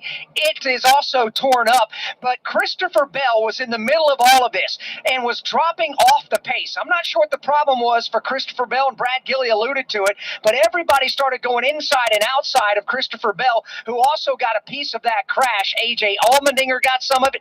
Chris Werner, what's the latest? Yeah, right before that incident, Christopher Bell just said the ride quality is terrible. The thing won't turn at all. He was out of the gas way longer than everyone else in the center of the corner. So to Brad Gilley's point, he was sort of plummeting through the field and then got swept up when they were 4 wide down the front straightaway. Christopher's brought his Toyota here to the pit box. Adam Stevens telling him to kill the engine as they've got the right side of the car jacked up. Heavy right front nose damage as well as some other cosmetic damage on the rear. And now the instruction by Adam is to bring it to the garage. So yet another All-Star lock-in is going to be headed to the garage area for major repairs. There will be no overtime here at the end of this segment, and they are waving the white flag with the caution flag. So this segment will end under yellow. And Alex, we have seen a lot of racing here over the years, but I don't ever recall there being these big accidents in the same segment or in the same proximity of the lap count like we've seen here today. I'm the same. It has really been a thriller today and a lot of carnage here in this opening 75-lap segment and a lot of torn-up race cars here. And that was one of my progressive keys to the race today. Save your race car. You got to have something to race with in the final 200 laps if you want to win $1 million. So the cars involved in this crash include Kyle Busch, Chase Elliott, A.J. Allmendinger, Chris Buescher, Christopher Bell, Riley Herbst, Zane Smith, John Hunter Nemechek, and Alex Bowman. Now, the question is, how many of them have sustained enough damage that have to go to the garage? Is this cosmetic damage that can be addressed on the pit lane? We're seeing Kyle Busch's car on pit road right now. They will tend to matters on the pit lane, but everybody just trying to make their way back to the start-finish line with cleanup ongoing down in turn 1. So here comes the field out of turn 4. Behind the pace car, segment 1 of the NASCAR All-Star Race is about to draw to conclusion with Bubba Wallace leading the field behind the pace car. Which means the top 26 will get inverted. Bubba Wallace will win the opening segment, and he will start 26th now in segment number 2. It's Bubba Wallace, then Denny Hamlin. Ross Chastain will finish in position number 3. Chase Briscoe 4th, and Brad Keselowski 5th. 6th is Austin Cindric. 7th is William Byron. 8th is Joey Logano. 9th is Austin Dillon. 10th is Tyler Reddick. That's how they finished in this segment 1 presented by the Powerball. NASCAR Powerball. The chase to $1 million is on. Start your entries for the chance to win $1 million at NASCAR Championship Weekend. The official lottery game of NASCAR, Powerball. The chase to $1 million starts now. NASCAR Powerball. The chase to $1 million is on. Finalists, are you ready? Don't miss your chance to collect cash prizes on your way to an all-new destination where you could take home $1 million. Insane! The winner is contestant number 2! I can't believe it. The official lottery game of NASCAR is back for the chase. Powerball. The chase to $1 million starts now. Meet the all-new RE4000 Bluetooth scanner from Racing Electronics. Hear uncensored audio from your favorite drivers, or listen to the live MRN broadcast, all hands-free and wireless with Bluetooth technology. Fast, lightweight, and built for race day, the RE4000 delivers zero latency, so you never miss a moment of the action. Powerful, wireless, effortless. That's the RE4000. Learn more at racingelectronics.com.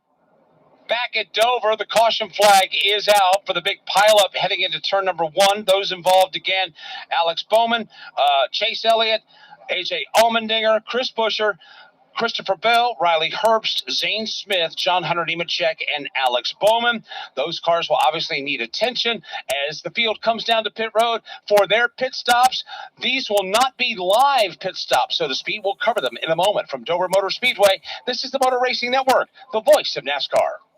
Do you have $10,000 or more in credit card debt? Are you barely getting by making minimum payments? With credit card debt reaching all-time highs, National Debt Relief is letting everyone know about great debt relief options now available to help people with overwhelming credit card debt. These options may reduce a large portion of your credit card debt. Get a free debt relief consultation when you call 800-212-2828. 800-212-2828. That's 800-212-2828.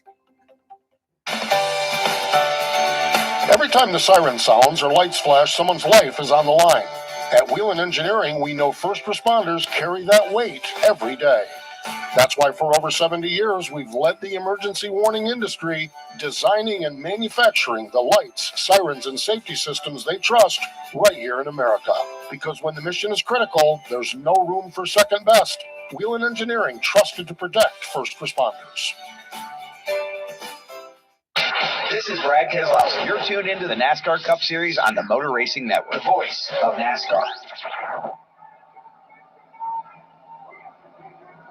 Back at Dover, caution is out at the end of segment 1. The drivers have come to pit road and now get 5 minutes for pit stops. Let's start with Steve Post. Yeah, down here just taking their time.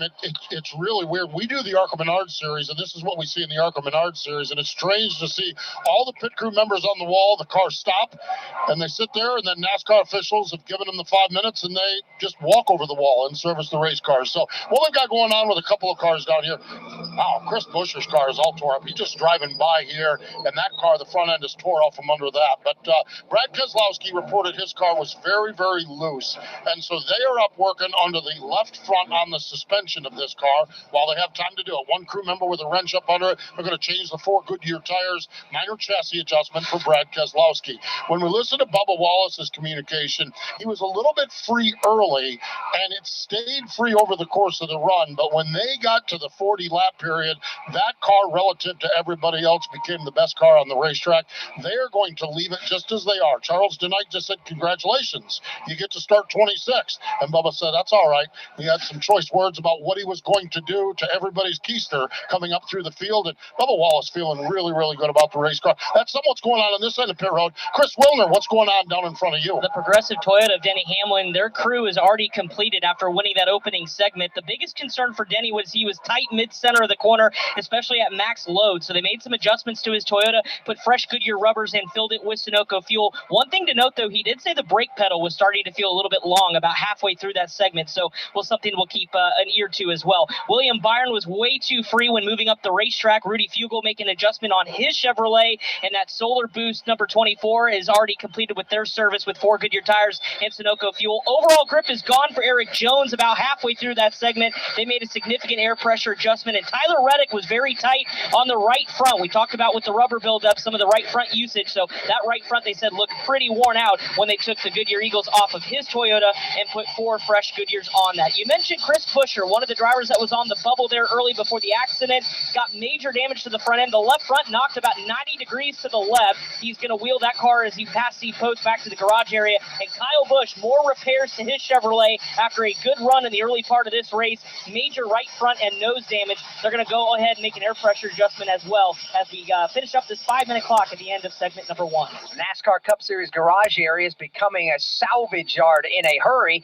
We've only run the opening 75 laps. We still have 75 more to go in segment number 2, and then 200 to wrap up the All-Star race. Now that Wendy's has these new biggie deals, everyone in the family can get what they're craving, from nugs to JBCs. The parental units can get an $8 biggie bundle, the eldest who thinks they're so grown can get a $6 biggie bag, and the little one who can do no wrong can get a $4 biggie bites. You know, assuming they have a credit card. No, I'm kidding. We take cash too. 4, 6, and $8 biggie deals for the whole family. Only at Wendy's. Price of participation may vary. Single items at regular price. Prices may be higher in California and Hawaii. Inspiring story. Dale Earnhardt Jr. comes back to the Daytona International Speedway. He will win the Pepsi 400. I'm just the pilot, man. You know, I just want everybody to be happy. I want to do good, and hopefully all of my dad's fans enjoyed this. It's for all them. Motor Racing Network's NASCAR Live presents podcast Junior's Journey. Jeff Gordon, a colorful career, 50 years of MRN, the 1993 season, the road to royalty, and more. Search for NASCAR Live on your favorite podcast platform. From Dover Motor Speedway, this is the Motor Racing Network, the voice of NASCAR. You've never been one to idly watch someone else do something for you. There's pride in self-reliance, in working with your hands, in harnessing the power of an E3 spark plug with Diamond Fire technology, yielding better engine performance. You have a choice to make. Take control of your ride, of your life, or be the passenger princess of it. Visit e3sparkplugs.com to put the power in your hands. Are watching today. Introducing the RE4000 Bluetooth scanner from Racing Electronics. Experience uncensored real-time audio from drivers and crews, all hands-free and wireless with Bluetooth functionality. Fast, lightweight, and zero latency. The RE4000 keeps you locked into every pass, every pit stop, and every checkered flag. Plus, with automatic over-the-air programming at major events, setup is quick and effortless. Check it out at racingelectronics.com today. This is Chase Elliott. You're tuned in to the NASCAR Cup Series on the Motor Racing Network, the voice of NASCAR.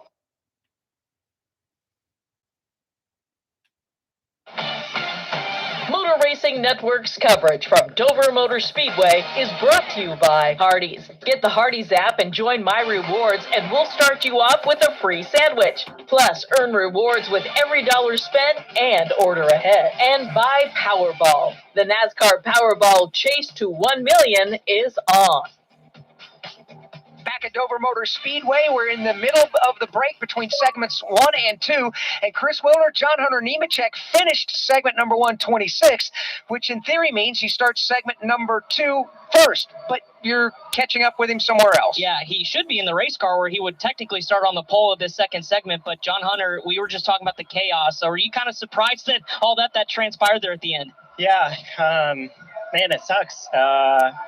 we worked really hard this weekend. Didn't have a great qualifying effort yesterday. Had a mistake on pit road, had to start in the back, and had a great restart there. We were driving up through them there on that restart. Thought we were going to have a really good shot to invert kind of where we finished, kind of mid-pack, and to be able to go race later in the All-Star race. So, or in the third race, I guess you should say. But definitely a lot of chaos. I guess that's the mixture you get with really old tires, right sides, 4 tires, everyone moving around, it being hot and slick today, but definitely a lot of chaos for the All-Star race here at Dover. So just thank you to the whole team, Legacy Motor Club, everyone working hard. Our Dollar Tree Toyota Camry XSE was fast. So just move on to Charlotte next week. John Hunter Nemechek checked and cleared from the infield care center. So John Hunter Nemechek, obviously one of the drivers that has been swept up in the mayhem so far of this NASCAR All-Star race. Let's get a mid-race update presented by Wendy's new Biggie Deals. Choose one of Wendy's new Biggie Deals for a pretty biggie deal. Gotta be Wendy's. U.S. price and participation may vary. So far, at the end of segment number 1, 75 laps, we had 3 different drivers take turns leading this race. Denny Hamlin led the lion's share, 53 circuits up front. Brad Keselowski led 16 laps. Bubba Wallace led 6 laps. And then we had 5 different lead changes, 3 caution flags, and 2 of them were doozies. So for major crashes, both of them going off into turn number 1, both of them multiple car crashes. One of those drivers involved in not the first, but both of the crashes is with Chris Wilner. Yeah, that's Chase Elliott. It's been an eventful start to this All-Star race, but unfortunately comes up short. We were just talking about the chaos. I mean, what is it like out there with this format? A lot of drivers scrapping for every position, but I don't think we expected this much chaos. Yeah, it was wild for sure. I didn't really know what the best thing to do there was. I probably should have stayed out and just kind of taking a chance, but there again, you were probably going to be in the mess either way. A lot of different strategies going on, and unfortunately, I just got caught up in the mess there twice, and unfortunately, the second one was enough to be done. The second one, what did you see? I mean, it just looked like everything just happened in a hurry. Yeah, I saw them getting together and crashing, and obviously the straightaway just has so much banking here, everything slides to the bottom, and that's where I was, and I was trying to work my way back up the hill, and unfortunately, I just ran into a wall of cars sliding down the road, so part of it. Glad he's okay from the care center. That's Chase Elliott, your 2020 All-Star winner. Not going to win number 2 here this year. So the invert has happened, and John Hunter Nemechek would be the number 1 car for this segment. However, he has just stepped from the infield care center. If a driver is not able to continue, then we'll take the next available driver that was below that 26th position cut line. We'll run it down for you as we get set to start segment 2 of the NASCAR All-Star race. Check out the Motor Racing Network online. Head to MRN.com for NASCAR news, MRN's broadcast schedule, and podcasts. Or find your local MRN radio station. Check out exclusive online NASCAR content on the Motor Racing Network's social media platforms. Follow along on MRN's Facebook and Instagram or on X at MRN Radio. And find all of MRN's video programs on YouTube's MRN channel. The voice of NASCAR online is the Motor Racing Network.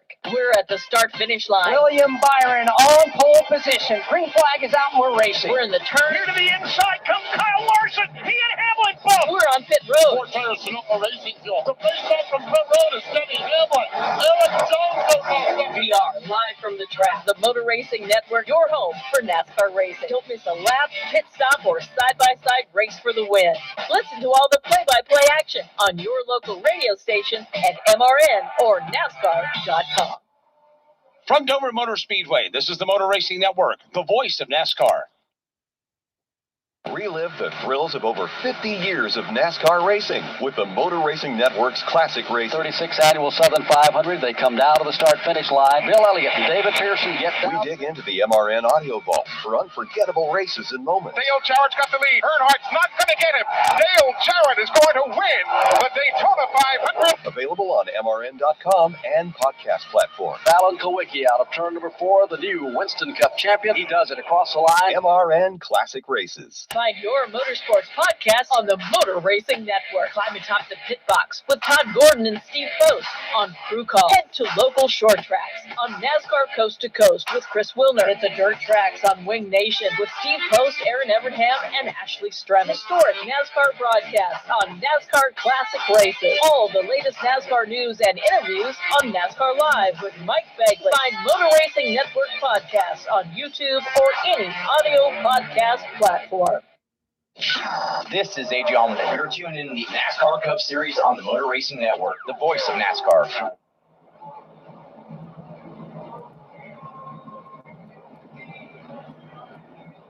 Welcome back to the Dover Motor Speedway, Motor Racing Network with you for segment 2 now of the NASCAR All-Star Race. We're going to give you the lineup in a moment because we've just had an invert, but there's a lot of folks that won't be able to participate in segment 2, large in part because of Carnage, which is back in the NASCAR Cup Series garage where Steve Post is at right now. My gosh, I don't know that I've ever seen anything like this. This is just absolutely amazing. We have got in this section of the garage, we've got 7 cars. We had 8. Riley Herbst has driven back out. Real quick, Chase Elliott, the front end is tore off from this car. John Hunter Nemechek, the right front is tore off the car. Ryan Blaney's crew, there is nothing left on the front of the car as they try to rebuild it. Looking over Christopher Bell's car, he is here. They're working on the right front of that car. Same situation for Chris Buescher. Left front damage is what they're working on. Carson Hocevar sits in his car. Again, Kyle Larson, the nose is completely off this car as they try to work to repair it. It is absolutely amazing. I grew up in a little town of Halstead. The next town over was New Milford, Pennsylvania. Sam Cosmello had a junkyard here. Sam Cosmello would be jealous of what we've got going on here in the garage area at Dover. I don't know that I've ever seen anything like this with crews just absolutely thrashing on these cars. It is amazing, and that's only the opening 75-lap segment. Now, the top 26 were inverted, and there's a lot of those drivers that were involved in the crash, like a John Hunter Nemechek, who was supposed to start first, that is not going to be able to. So the starting lineup for the second 75-lap segment is going to be shuffled a bit. Let's add another wrinkle to it. That meant Riley Herbst was supposed to start first, but Riley came to pit road a moment ago since we put him back on the track, got busted for speeding on pit road. He's got to go to the back of the field now. And A.J. Allmendinger and Zane Smith were to be on the front row, but Zane Smith has made a pit stop and right now is pitting in P1 at turn 1. So it's going to take them a couple of laps to get this sorted out because after the invert, they had obviously crashing cars and cars that are being worked on in the garage. So we'll give this a moment to air itself out. But we do know that A.J. Allmendinger, even though he was involved in the crash at the end of segment 1, will be leading the field of the green flag for segment 2. Behind that, we're waiting for the hurricane to settle down here because we've got cars that are in the garage that should be up front that aren't. Cars under penalty that should be up front that aren't. We are getting the one-to-go signal right now. And again, it's A.J. Allmendinger. Shane Van Gisbergen will start in second. Noah Gregson third. Josh Berry fourth. Ty Dillon in fifth. Ricky Stenhouse Jr. in sixth. Ty Dillon in seventh. Alex Bowman 8th, Eric Jones 9th, and Michael McDowell will restart in 10th. Yeah, so, and now we got a little chaos up there further up because some of the drivers are choosing their lane to restart in, but it's being treated as a second race, and we were told you cannot choose what lane to restart in, so we'll see if they waive this off because half the field started choosing what lane to restart in. So a little bit of chaos going on right now.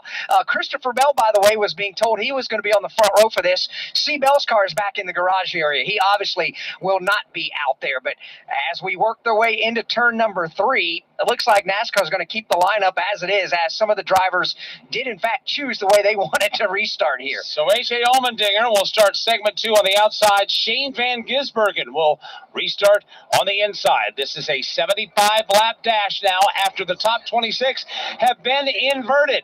Here they come out of turn number 4. The green flag is going to fly, and we'll see what this 75-lap dash will get us. Green flag is up. A.J. Allmendinger is away. Shane Van Gisbergen to his left elbow. elbow, side by side. Everybody races in lock formation back to turn 2. Shane Van Gisbergen tries to pull forward, but A.J. Allmendinger now draws even right behind him. Noah Gregson's going to see which lane is going to settle out on this one. They stay door to door. Allmendinger is going to pinch Van Gisbergen down to the bottom. Shane Van Gisbergen will have none of it. Gets a nose out in front. They make contact off turn 4. Both of them get away with it. Allmendinger goes back to the lead. Van Gisbergen falls to second to catch his breath. Whoa, Van Gisbergen just had a big moment right there. Behind him, we have a nice little battle going on for that 4 spot. Noah Gregson on the outside.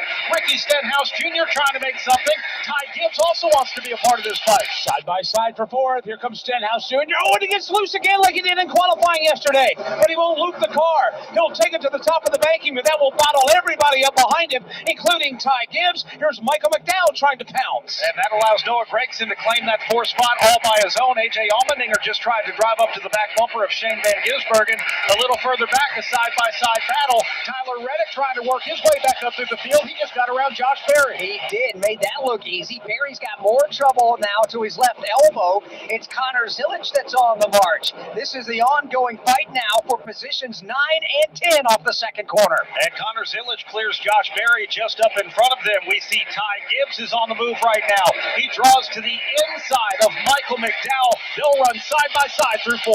Gibbs and McDowell, wheel to wheel, coming to the main straightaway. The verdict is not in on that one. And now you toss Tyler Reddick into that mix. That's a good solid battle from 6th on back in turn 2. Tyler Reddick just wants to know where to go. Who's going to come out on the winning end of this one? Ty Gibbs on the inside of Michael McDowell. At the end of the back straightaway, they go into turn number 3. McDowell now tries to keep Ty Gibbs pinned to the bottom. Can't quite do it. Gibbs is strong down to the inside lane. They stay dead even. Toyota Chevrolet racing hard for position. Back to turns 1 and 2. Gibbs will now clear Michael McDowell in turn number 2. This allows Tyler Reddick to draw to the inside. He might go for a twofer. Down the back straightaway they go. He's already cleared Michael McDowell. Turn number 2. 2 cars get together. Brad Keselowski's one of those machines.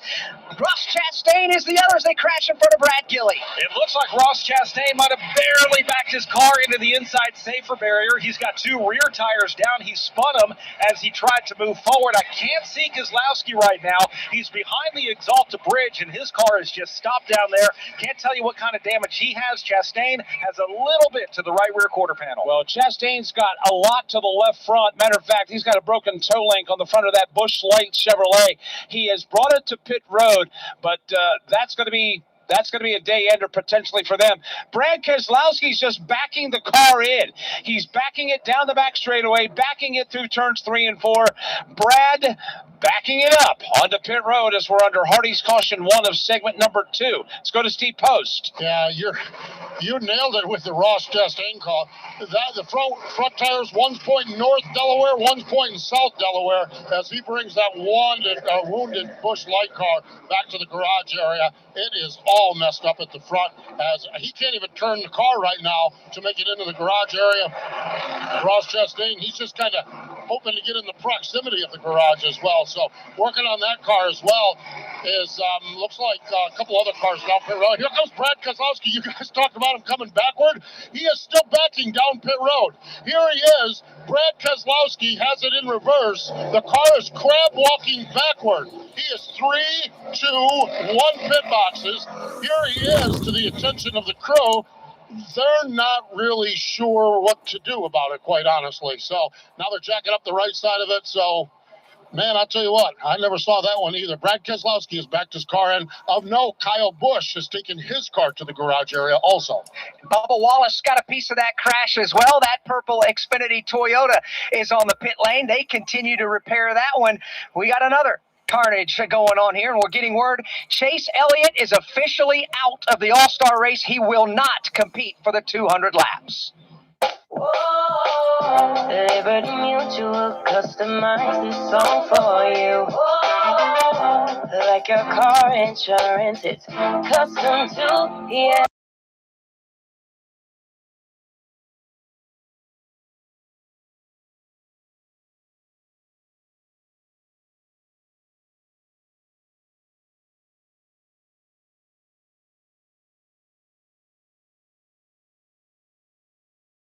Gordon wins the Daytona 500. Jeff Gordon's rise to one of NASCAR's all-time greatest drivers was one like no other. Relive Jeff Gordon's journey to the NASCAR Hall of Fame with the exclusive MRN podcast, Jeff Gordon, A Colorful Career. 93 Cup Series wins, 4 Cup Series championships, and 3 Daytona 500 wins, a career rivaled by few others. Check out MRN's Jeff Gordon, A Colorful Career on podcast platforms and MRN.com. Pit work is wrapping up for Brad Keselowski, and now he's going to do the old-fashioned driver's ed three-point turn on pit lane to get it back out on the racetrack. Bubba Wallace has taken his Toyota to the Cup Series garage. Add him to the list of cars back there. There's just about as many cars in the garage right now as there are on the racetrack. From Dover Motor Speedway, this is the Motor Racing Network, the voice of NASCAR. Hey guys, Corley Joy here. Make sure you catch Stacking Pennies on all the NASCAR platforms each week. We talk to some of our greatest drivers, winners, relevant stories. You never know who's going to show up. Hall of Famers, everything. And you're going to get the best race highlights, the best content, the best scanner audio, the best reactions, and by far the best pit road breakdowns of any other podcast. Corey, where can they hear us? You can find us on NASCAR on Tubi, SiriusXM Channel 90, wherever you find your podcasts, or on YouTube. Go check us out. Introducing the RE4000 Bluetooth scanner from Racing Electronics. Experience uncensored, real-time audio from drivers and crews, all hands-free and wireless with Bluetooth functionality, fast, lightweight, and zero latency. The RE4000 keeps you locked into every pass, every pit stop, and every checkered flag. Plus, with automatic over-the-air programming at major events, setup is quick and effortless. Check it out at racingelectronics.com today. This is Eric Jones. You're tuned in to the NASCAR Cup Series on the Motor Racing Network, the voice of NASCAR.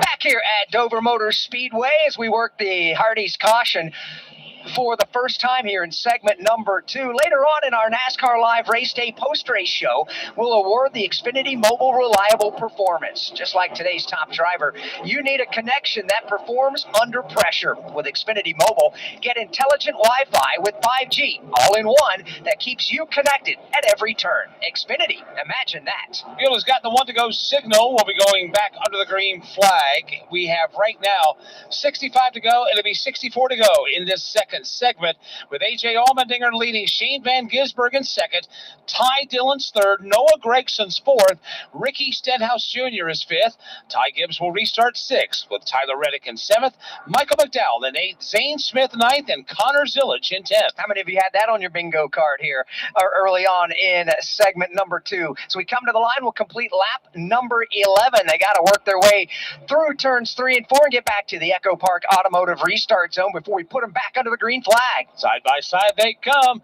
Pace car is on pit road. And again, SVG will restart inside. A.J. Allmendinger outside. Everybody lined up in lockstep formation behind them. As they approach the Poet Restart Zone, here comes the green flag. It waves with A.J. Allmendinger getting the advantage, with Shane Van Gisbergen trying to stay with him stride for stride. Shane Van Gisbergen's not going to let him go, but look to the outside. Noah Gregson wanted to make it a 3-car battle for the lead. He thought better of it. Allmendinger on the outside with the advantage on Van Gisbergen. He'll clear him into 4. Here's the battle for the lead. Van Gisbergen again comes right back down to the bottom of the racetrack. Strong move for SVG. A.J. Allmendinger, a couple of road course aces, working hard at the front of the field on the Monster Mile. They are door to door coming off of turn number 2 on the back straightaway. It's Allmendinger on the outside, Van Gisbergen on the inside. They drop down into the banking in turn number 3. They will stay wheel to wheel off 4. And Noah Gregson's looking for room to race as Allmendinger and SVG lean on one another. That's allowed Noah Gregson to catch up. Ty Dillon's waiting in the wings as again, side by side for the lead at Dover. How long can they sustain this? Incredible to watch Allmendinger, Van Gisbergen. Now we've got a side-by-side battle for second. Tyler Reddick has worked his way up through the field. He drove to the outside of Noah Gregson. He's going to think 3 wide for the lead, but he thinks better of it. Snaps the car to the left, looks to the inside, back to the outside. It's still SVG and Allmendinger side by side, but here comes Tyler Reddick. Tyler Reddick all the way to the penthouse in turn number 2. He'll drop down to the bottom of the racetrack, trying to decide where to go. Van Gisbergen a slight advantage as they head into 3. They bang doors with A.J. Allmendinger as they race off 4. Van Gisbergen goes around. His car will stay on the track. He will not go into the outside safer barrier, but a big moment for Shane Van Gisbergen and everyone behind him. Hardy's caution, number 2, waving in segment 2 of the NASCAR All-Star Race.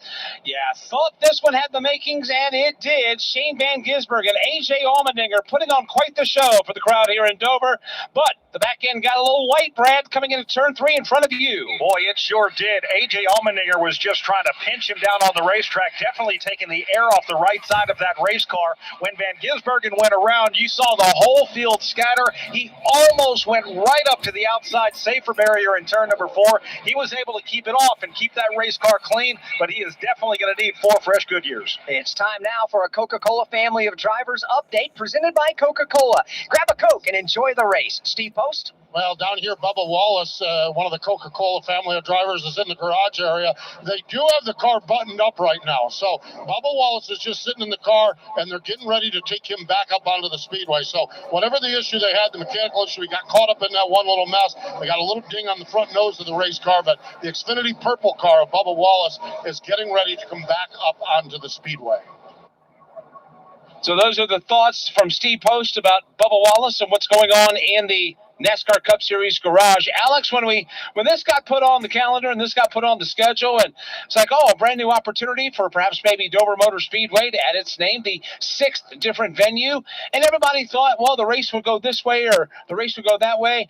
I don't think anybody had down Dover would create this kind of intense all-star race. This is one of the most intense ones we've ever had. And no question about that. And a lot of that has to do with the different strategies that have been employed by these crew chiefs down in the pit lane through that first 75-lap segment. We had crew chiefs that made pit stops. Some put on 4 fresh tires. Some cars stayed on the racetrack on old tires. Others put 2 on. Others didn't change tires or put scuffs on. So you had a complete mix of cars out there and different strategies and what was being offered up out there by those teams. But the racing has been intense here, and we've wadded up some race cars. If you are just joining us, we have had 2 crashes in segment 1. One at lap 2 that took 9 cars, and then we had one at lap 72 that took just about the same number of cars, which have resulted in a lot of retirees. Of the 36 that took the green flag for the segment 1 start, we now only have 23 cars that are on the racetrack. The drivers that are out of this race, or at least off the track at the moment, include Kyle Busch, Brad Keselowski, Ross Chastain, Bubba Wallace, John Hunter Nemechek, Chris Buescher, Christopher Bell, Chase Elliott, Ryan Blaney, Todd Gilliland, Kyle Larson, Cole Custer, and Ryan Preece. So as the field works their way up off of turn number 4, pit lane is open. The Lions' share of these lead lap cars are going to stay on the track. However, further back, a handful will come in. Daniel Suarez will hit his marks. They'll go to work on the right side of that car. Put Goodyear tires on the right side, top him off with Sunoco fuel. Same with William Byron, Eric Jones. They're going to have 4 fresh Goodyears and Sunoco fuel. More cars in front of Steve Post. More cars coming in down here, and these are cars that are still working on the handle of their automobiles, just trying to get these cars buttoned up and back together again here. So we'll see if they can get the cars tuned up and ready to go. I'd reported just a little bit ago that Bubba Wallace was getting ready to head back out, but listening to radio between Freddie Kraft, the spotter, Charles DeNike, and the crew chief and Bubba, there's no hurry at this point to get out there. They want to make sure that the car is perfect, so they're jacking it up, and they're actually working on the front splitter, just kind of trying to ease it out with a jack a little bit more. What they will do over the balance of this segment of the race, they will get the car out and use it kind of as a test session to make sure they've got everything buttoned up for the final 200-lap segment. So a little change of strategy midway here as Bubba sits aboard the car. The car is up on jack stands, and they work on the the front end splitter to make sure that they got everything tuned up as precise as they can to go back out on the racetrack. So as the field works behind the pace car, they'll make their way onto the front straightaway. We'll get the 1-to-go signal this time by. Time for the teams to choose their restart lane, presented by Freeway Insurance. More ways to choose, more ways to save. Freeway, your way. A.J. Allmendinger will restart on the inside of row 1. Tyler Reddick will restart to his right elbow. In the second row, you've got Noah Gregson that has chosen the outside of that second row. Ty Dillon will start to the inside. Row 3, Ty Gibbs will choose to start inside of Ricky Stenhouse. Stenhouse Jr., and behind them, Connor Zilisch will restart to the inside of Michael McDowell. Only 19 laps of the 75 have been complete here in segment number 2. As we sit officially out of the All-Star races, Chase Elliott. They will not compete in the main event. The 200-lapper still to go after this 75-lappers wrapped up. That means 7 cars will now transfer into the main event, plus the fan vote getter. And as we sit right now, Mike, there are 12 cars not locked into the final stage that are still on the racetrack. Interesting how this is going to unfold. You said it. We've got a lot of racing left in segment 2 before we get to the 200-lap main event later this afternoon. Pace car is on pit road. Here they come towards the Echo Park Automotive Restart Zone. A.J. Allmendinger will restart. He'll grab a gear. Green flag is up. And now he'll contend with Tyler Reddick as Reddick will race up alongside him as they race to turn 1. A.J. Allmendinger will clear Tyler Reddick, and it's not just A.J. Allmendinger. He's actually going to take another car with him. That's Ty Dillon, as now Reddick goes to the outside of Ty Dillon in turn number 3. Noah Gregson is there as well. Just watching to see which lane will advance. Reddick on the outside will grab the number 2 spot. Allmendinger's the leader by 3 car lengths. Then it's Tyler Reddick. The battle stacks up from 3rd on back. Noah Gregson running in that 4th spot right now. He'll drive around Ty Dillon as they come off of turn number 2 and down the back straightaway behind Dillon. You have got Ty Gibbs, Ricky Stenhouse Jr. looking awfully racy. Right behind them, Zilisch on the inside of Hocevar. That'll be the side-by-side battle for 7. Zilisch comes off the corner. Hocevar will win that battle. And Zilisch now faces immediate pressure from Michael McDowell, who opens up the inside lane in turn 1. Michael McDowell with the red and white RCA colors on his Chevrolet here today goes side-by-side with Connor Zilisch. He'll have to tuck in behind him. Out front, though, Tyler Reddick wants the lead. He's going to the outside of A.J. Allmendinger, trying to do it the hard way at the Monster Mile. Allmendinger puts the block on. Reddick switches lanes. He'll go to the bottom in turns 1 and 2, looking for the lead. Tyler Reddick will clear A.J. Allmendinger now for the lead. Give him that top spot. It's A.J. Allmendinger running in 2nd. Then you have Noah Gregson. Then you have Ty Dillon. But wait, here comes Ty Gibbs. He'll drive to the inside of Dillon. Can't make it happen this time off 4. That is for 4. Ty Gibbs digging hard to the bottom of the racetrack. Ty Dillon top side by side across the start-finish line. Again, racing for 4th with Ricky Stenhouse Jr. looking on. Ty Gibbs able to take away that 4th spot from Ty Dillon. Now here comes Ricky Stenhouse Jr. He wants to be the next one in line to work his way up into the top 5. He'll follow Dillon's tire tracks now through 4. They work their way through the corner. Carson Hocevar again, hard run. A lot of momentum up off turn 4 on Ricky Stenhouse Jr. That is the battle for the number 6 spot. Hocevar involved in a crash earlier in segment number 1, trying to make up for it here in segment 2. A little further back, Alex Bowman has just driven his way up into the top 10 as he gets around Michael McDowell. Up in front of them, Carson Hocevar now drives to the inside of Ricky Stenhouse Jr. Very racy for spots towards the tail end of the top 10. Watching Carson Hocevar, after having a problem earlier in segment 1, has rebounded quite nicely and now is trying to take a spot away from Ricky Stenhouse Jr. Carson Hocevar on the inside. Stenhouse Jr. a lot of momentum behind him as he comes off the top of the track behind both of them. Denny Hamlin tries to drive to the inside of Connor Zilisch and move forward. Denny Hamlin was great in the opening segment of today's All-Star race. He's been mired back there in some dirty air, Brad, and looks like it's made him just a mere mortal back there. Yeah, Alex, I think Denny Hamlin's doing a great job of being patient right now. He knows the $1 million is paid in the final stage of this race, keeping that Progressive Toyota clean. He actually tucks in behind Connor Zilisch. Zilisch now looks to the outside of Stenhouse Jr. Zilisch really let the car swing wide in turn number 3, and it's going to pay off. He'll get that outside lane run, and he will go blasting past Ricky Stenhouse Jr. to take the 7th position. Now Denny Hamlin's trying to do the same. Denny Hamlin absolutely doing the same as he drives to the outside of Stenhouse Jr. He will clear him midway down the back straightaway. Move Denny Hamlin now up to the A spot.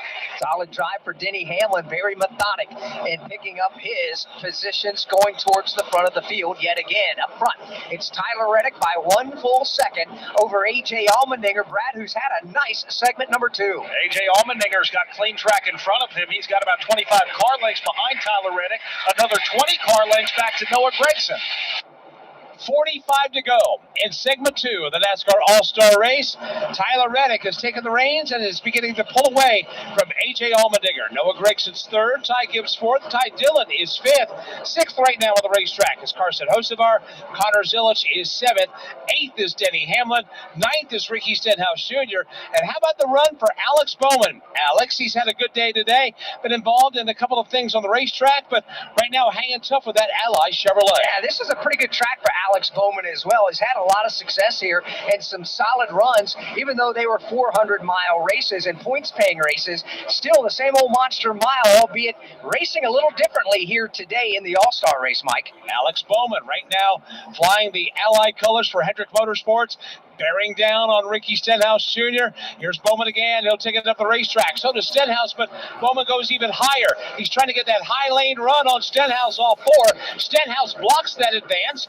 Bowman changes lanes and pulls to the inside in turn 1 for a moment. Alex Bowman goes high, he goes low, he goes high, he goes low, and Ricky Stenhouse Jr. pretty much mirroring what's happening behind him. This time, though, Alex Bowman was able to get him. He drives to the inside of Ricky Stenhouse Jr. in turn number 3. Stenhouse goes way up the racetrack in turn number 4.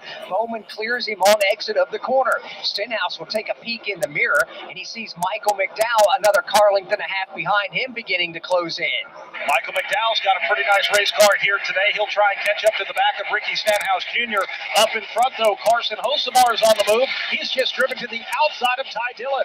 Just getting a note here that Ross Chastain has declared out of the All-Star race, so now 8 of the quote-unquote open or race-in cars will make it into segment 3 this afternoon, so we'll keep tabs on those as Alex has been basically a moving target here, working through the late stages of segment 1 and obviously as we work towards the mid stages of segment 2. Yeah, this was, I think, highly unexpected to see this many top contenders in the NASCAR Cup Series who are truly all-stars that will not be able to compete in the 200-lap main for the $1 million for one reason or another, one crash or another, because we have had a bunch of crashes here today. And Mike, it's still Dover. It's still the monster. When you hit here, you hit hard. Indeed you do. Ross Chastain is one of the drivers that has been swept up in the most recent caution flag. Let's get his thoughts now with Chris. Yeah, Ross Chastain, just the latest to come out of the care center. Ross, contact off 2. What happened? I don't have a clue. Big progress, though, for the one team, Bushlight Chevy. From Bristol to here, a big step up in performance. So, Brandon McSwain and our group at Trackhouse, there is light in the tunnel ahead of us. We've got to keep making steps like that if we think we're going to compete week in and week out. But the downforce package, that was a big improvement. That's Ross Chastain done for the day. Just the latest for Tyree, and there's more coming out of the care center, including Bubba Wallace. We'll let you know when he's available. All right, so as more drivers are out of the All-Star race, Ross Chastain is still able to find the positive. NASCAR Powerball. The chase to 1 million is on. Finalists, are you ready? Don't miss your chance to collect cash prizes on your way to an all-new destination where you could take home $1 million. The winner is contestant number 2. I can't believe it. The official lottery game of NASCAR is back for the chase. Powerball. The chase to 1 million starts now. We are the Motor Racing Network, the voice of NASCAR. Green flag goes in the air. The Daytona 500 is underway. From Daytona to Homestead, catch all the exciting side-by-side passes for the lead of the NASCAR Cup Series. Spectacular racing, round and round and round they go. Everybody 3 wide from front to back. We are the voice of NASCAR. Brad Keselowski up off of the corner. Ryan Blaney with a charge. Checkered flag is out. Ryan Blaney wins. The Motor Racing Network. 40 laps have been complete in segment number 2 of the All-Star race. 35 to go in this segment. And Tyler Reddick leads A.J. Allmendinger, Noah Gregson, Ty Gibbs, and Carson Hocevar from Dover Motor Speedway. This is the Motor Racing Network, the voice of NASCAR. Do you have $10,000 or more in credit card debt? Are you barely getting by making minimum payments? With credit card debt reaching all-time highs, National Debt Relief is letting everyone know about great debt relief options now available to help people with overwhelming credit card debt. These options may reduce a large portion of your credit card debt. Get a free debt relief consultation when you call 800-212-2828. 800-212-2828. That's 800-212-2828. Every time the siren sounds or lights flash, someone's life is on the line. At Wheelan Engineering, we know first responders carry that weight every day. That's why for over 70 years, we've led the emergency warning industry, designing and manufacturing the lights, sirens, and safety systems they trust right here in America. Because when the mission is critical, there's no room for second best. Wheelan Engineering, trusted to protect first responders. To you by Coca-Cola, iRacing, and NASCAR. This is Bo Walls. You're tuned in to the NASCAR Cup Series on the Motor Racing Network, the voice of NASCAR.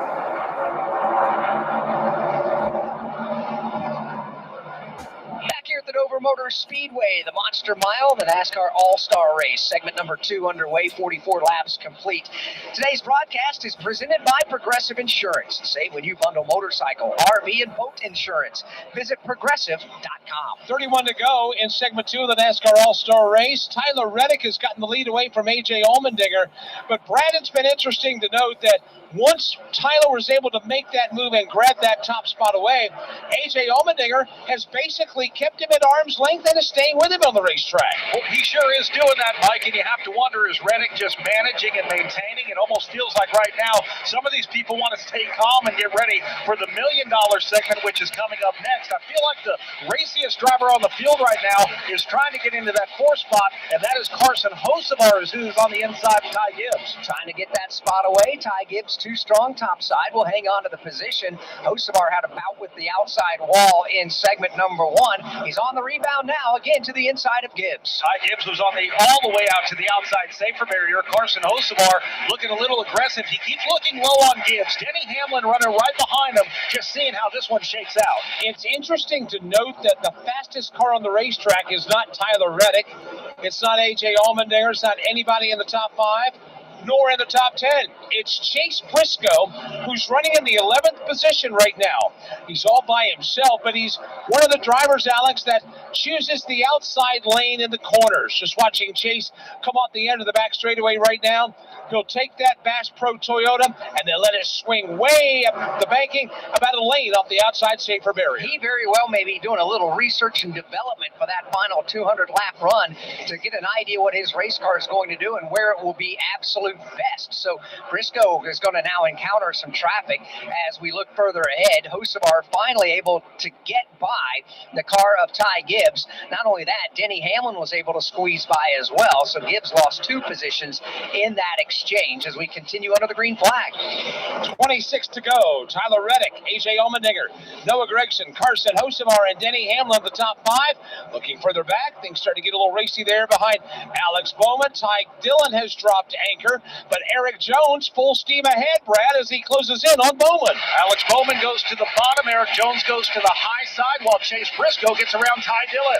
Made it look easy to Chase Briscoe. Trouble here on the front straightaway. Ty Gibbs goes for a spin. He's cut down the right front tire of that Monster Energy Toyota. That'll put us under the Hardy's caution now for the 3rd time here in segment number 2. Ty Gibbs up off of turn number 4, got crossed up, goes for a long, lazy slide, but he definitely has a flat and cut down right front Goodyear tire. Looks like the right rear is flat as well. Good for him for keeping that car out of the wall. And I was just trying to get the car righted, and he'll do the old 3-point turn, as they say, get her backed up, get her squared up, and trying to get going again. However, that right front is really giving him challenges. He's trying to get going, but he can't. He'll lose a lap. He'll finally back it down onto the apron, but the more he tries to go, the car begins to crab walk at a reduced rate of speed. He finally does get going after bringing out Hardy's caution number 3 of segment 2. Hey guys, Corley Joy here. Make sure you catch Stag and Pennies on all the NASCAR platforms each week. We talk to some of our greatest drivers, winners, relevant stories. You never know who's going to show up. Hall of Famers, everything. And you're going to get the best race highlights, the best content, the best scanner audio, the best reactions, and by far the best pit road breakdowns of any other podcast. Corey, where can they hear us? You can find us on NASCAR on Tubi, SiriusXM Channel 90, wherever you find your podcasts, or on YouTube. Go check us out. The thrills of NASCAR racing from over 55 years of Motor Racing Network broadcasts. Bobby Allison brings the race car right down in the middle of the track, crosses the start-finish line, and he will win the 24th annual Daytona 500. Bill Elliott wins the Hooters 500. Alan Kulwicki, 1992 champion. MRN Classic Races. They get the whole pack steaming for the finish line. Dale Earnhardt wins the Winston 500. Find all the classic moments on MRN Classic Races on any podcast platform. 23 to go in segment 2. Tyler Reddick leading A.J. Allmendinger, Noah Gragson, Carson Hocevar, and Denny Hamlin from Dover Motor Speedway. This is the Motor Racing Network, the voice of NASCAR. You've never been one to idly watch someone else do something for you. There's pride in self-reliance, in working with your hands, in harnessing the power of an E3 spark plug with Diamond Fire technology, yielding better engine performance. You have a choice to make. Take control of your ride, of your life, or be the passenger princess of it. Visit e3sparkplugs.com to put the power in your hands. Platforms and MRN.com. Love NASCAR? Subscribe, listen, and download Motor Racing Network's exclusive podcast series. MRN presents Jeff Gordon, A Colorful Career, Rise of Dale Earnhardt Jr. on Junior's Journey. Get to know Jack Roush on the many hats of Jack Roush. Meet the King on Richard Petty's Road to Royalty. Dig deep into one of NASCAR's most memorable years, the 1993 season. Motor Racing Network exclusive podcast, available on MRN.com or any audio podcast platform. This is Alex Bowman. You're tuned into the NASCAR Cup Series on the Motor Racing Network, the voice of NASCAR. Back at Dover, pit stop's happening right now, lap 53, Chris Wilner. Late call for Tyler Reddick to come down. They took 4 tires full of Sunoco fuel. Tyler was saying, I was trying to manage my tires there at the front of the field, but doing some maneuvering, just trying to make sure I had enough at the end. But Billy Scott said, let's go ahead and put some tires on it. He's down and away. Chase Briscoe was in, pretty happy with the car. Still a little bit tight. Also, Joey Logano opting for service here under this caution. Steve Post? Yeah, tight is a condition for Ty Dillon. He was running toward the front of the field, and that car was pushing up the racetrack, so he comes in 4 tires, chassis adjustment, Sunoco racing fuel. Noah Gragson was in, Michael McDowell was in getting pit service as well. Connor Zilic has had just a very loose race car all day long. 4 tires, Sunoco racing fuel. Zane Smith in his wounded race car comes off pit road, the last car to roll down here. And, well, I say that Josh Berry's in the middle of pit road. They're working on that car as well. Not everybody came to pit lane that time. We still have 21 laps to go here in segment number 2. A.J. Allmendinger stayed on the track. He'll assume the race lead as Eric Jones also stayed out. He'll go to second. Shane Van Gisbergen pitted earlier in this race, given the fact that he spun and flat spotted his tire. So he's going to stay out there. He'll go to position number 3. And then it's Alex Bowman, the first one that came off the pit lane. So Bowman will fall back in line 4th with Chase Briscoe rounding out the top 5. 1 speeding penalty will be handed out in that exchange. Joey Logano gets busted for speeding. He'll go to the back of the field. Once we button up matters here at Dover Motor Speedway, the industry is off to Charlotte Motor Speedway, a home game for the industry, as it were. Coverage next Friday will kick off on the NASCAR Racing Network with the NASCAR Craftsman Truck Series, North Carolina Education Lottery 200. Be sure to tune in for that at 7 p.m. Eastern Time. The Performance Racing Network will have the NASCAR O'Reilly Auto Parts Series Charbroil 300. Catch that at 4:30 p.m. on. Give me 1 second, guys. I just saw that it shut off. Give me 1 second to refresh it. 1 second. Set the code.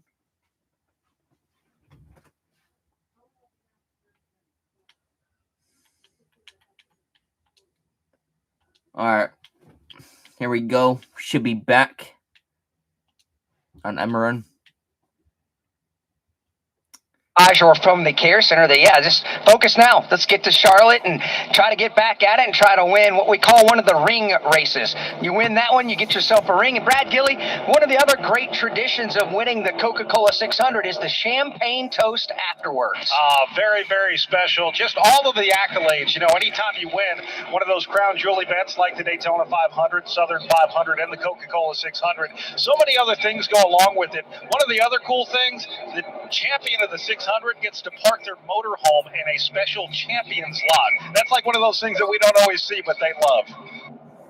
I would love that. If I won the Coca-Cola 600, get away from the rest of the heathens there in the motorhome lot, have my own little spot, that would be on point. Champagne toast, special parking spot, and all the bragging rights and all that goes along with winning the All-Star, winning the Coca-Cola 600 after today's All-Star race. NASCAR's version of the Masters champion getting their own private locker room. So, yeah, it is just a super nice perk as the Coke 600, one of the crown jewel races, will be next week, and you can hear that on the Performance Racing Network. We're in segment number 2 of the All-Star race here at the Monster Mile. 19 laps to go as the field comes to the Echo Park Automotive restart zone. A.J. Allmendinger is the only car that stayed on the racetrack in this segment. He will lead the field back to the green flag.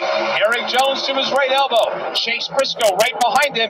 Again, 19 to go in segment 2. The field heads to turn 2. Allmendinger pulls out front by himself, side by side with a couple of Toyotas. Legacy Motor Club with Eric Jones on the outside of Joe Gibbs Racing and Chase Briscoe on the inside. They'll stay door to door. Side by side through 3, side by side through 4. On the exit of the corner, it'll be Chase Briscoe. He'll grab the position, put Eric Jones in the rearview mirror. Alex Bowman trying to close down the 4th spot, but can't do it. Alex Bowman goes to the middle of the racetrack. That's because he has to hold off 2 cars behind him. Michael McDowell on the inside of Tyler Reddick.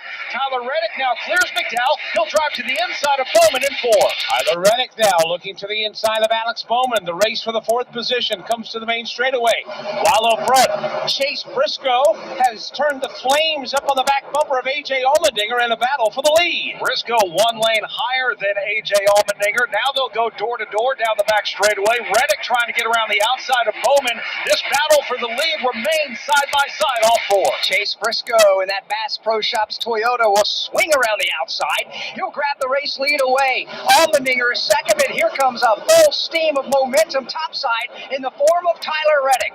Tyler Reddick, fresh tires on that race car, easily drives around A.J. Allmendinger. He's got about 5 or 6 car lengths before he can catch the back bumper of another Toyota teammate. That's your race leader, Chase Briscoe. Leaders go out of turn number 4. Briscoe leads. Second is Tyler Reddick. Stack up of traffic, third on back.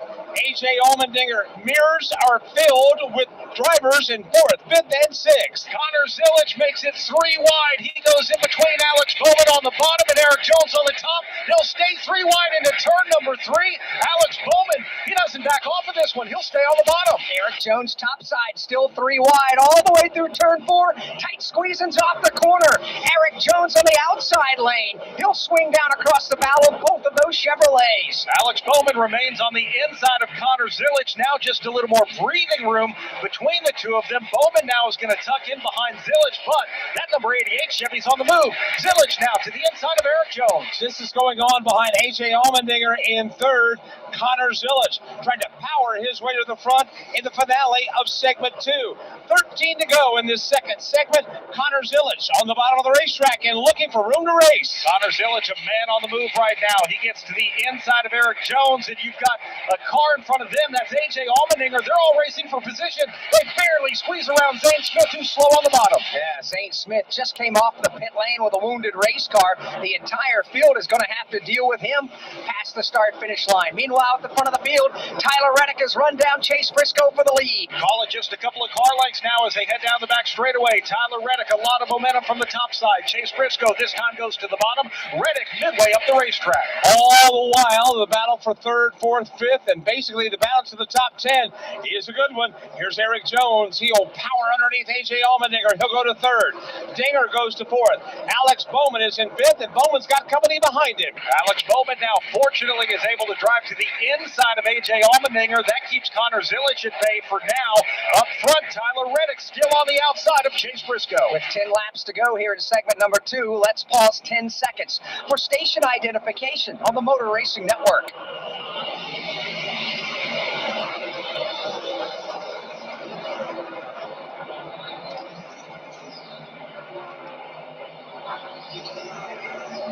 Motor M.E.Racing Network live at Dover Motor Speedway. It's the NASCAR All-Star Race. Alex Hayden, Mike Bagley in the broadcast booth. Topside, Brad Gilly in the turns for us today. Steve Post and Chris Wilner up and down the pit lane. Bubba Wallace has just emerged from the garage area. He'll rejoin the race just to try to make sure that car runs well enough to compete in the 200-lap main event. Tyler Reddick has just gotten around Chase Briscoe to take the lead. He'll do that with 9 to go in the stage. Chase Briscoe second. Third right now is Eric Jones.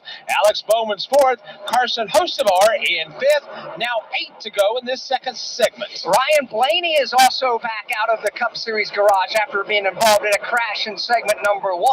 They have put Humpty Dumpty back together. He's on the racetrack trying to get some laps in just to get reacclimated with the surface here and how much it has changed here in this segment number 2. 7 laps to go in the segment this time by. It's Tyler Reddick up front, Chase Briscoe second, Eric Jones is third, Alex Bowman is fourth, Denny Hamlin, Carson Hocevar, they are side by side for position number 5. Hamlin is a man on the move. He's been very patient here today, and it's paying off in a big way. Just drives into the top 5 as he gets around Carson Hocevar. Hocevar, though, crosses over. He'll drive to the inside of Hamlin. Carson's going to give Denny a run for his money off the corner. Connor Zilic is waiting to see which lane is going to open up. Oh, Hamlin barely clears Hocevar on the main straightaway. Hocevar tries to close the door, and he'll do it right in the face of Connor Zilic. Boy, Hocevar just drove right up in front of Connor Zilic once he realized he lost that spot to Denny Hamlin. Zilic is now going to have to back off just a little bit. Behind them, you've got Michael McDowell, who is bearing down on the back bumper of the number 24. That's William Byron, but McDowell slides just a bit off the corner. Further back, A.J. Allmendinger bit off the pace. He stayed out under that last pit stop cycle and has very old tires. Allmendinger was leading earlier, has backslid to the tail end of this field now as they come down to the line with 4 laps to go this time by here in segment number 2. Tyler Reddick has not just one hand, but 2 hands firmly gripping the field here in this one as he now drives his way up off turn 2 for the backstretch. Yeah, Tyler Reddick is not managing this lead. I think he's sending a message to the rest of the field that I've got a very fast Toyota, and he's showing it here as he goes off turn 4. Now, at the end of this second segment, this is where the results from segment 1 will be combined with the results from segment 2. Lowest score starts first in the third segment, the 200-lapper. Right now, it would be Alex Bowman that would start on the pole. Eric Jones, Connor Zilic, Michael McDowell, Ty Dillon would be the top 5 starters. Again, your finishing position in segment 1, where you finished in segment 2, they add those 2 together, and basically, Alex, it's like a golf score. That's how they'll start the third segment of the 2026 NASCAR All-Star Race. We got to wait and see how this shakes out because there are still drivers trying to improve their positions. Hocevar is looking to the outside of Jones. Behind them, Zilic and Bowman getting after it. Connor Zilic just drove around Alex Bowman to take away the spot. Carson Hocevar still in front of Eric Jones as they race their way through 3. Byron now looks to the inside of teammate Bowman. White flag is already waving at the start-finish line for Tyler Reddick. Final lap of segment 2 is underway. Tyler Reddick is on the backstretch. Tyler Reddick now looking toward turn number 3. He will drop down into the 24 degrees of banking with that number 45 Toyota and easily sail his way off 4. Making his way up off turn number 4, Tyler Reddick will see the checkered flag fly.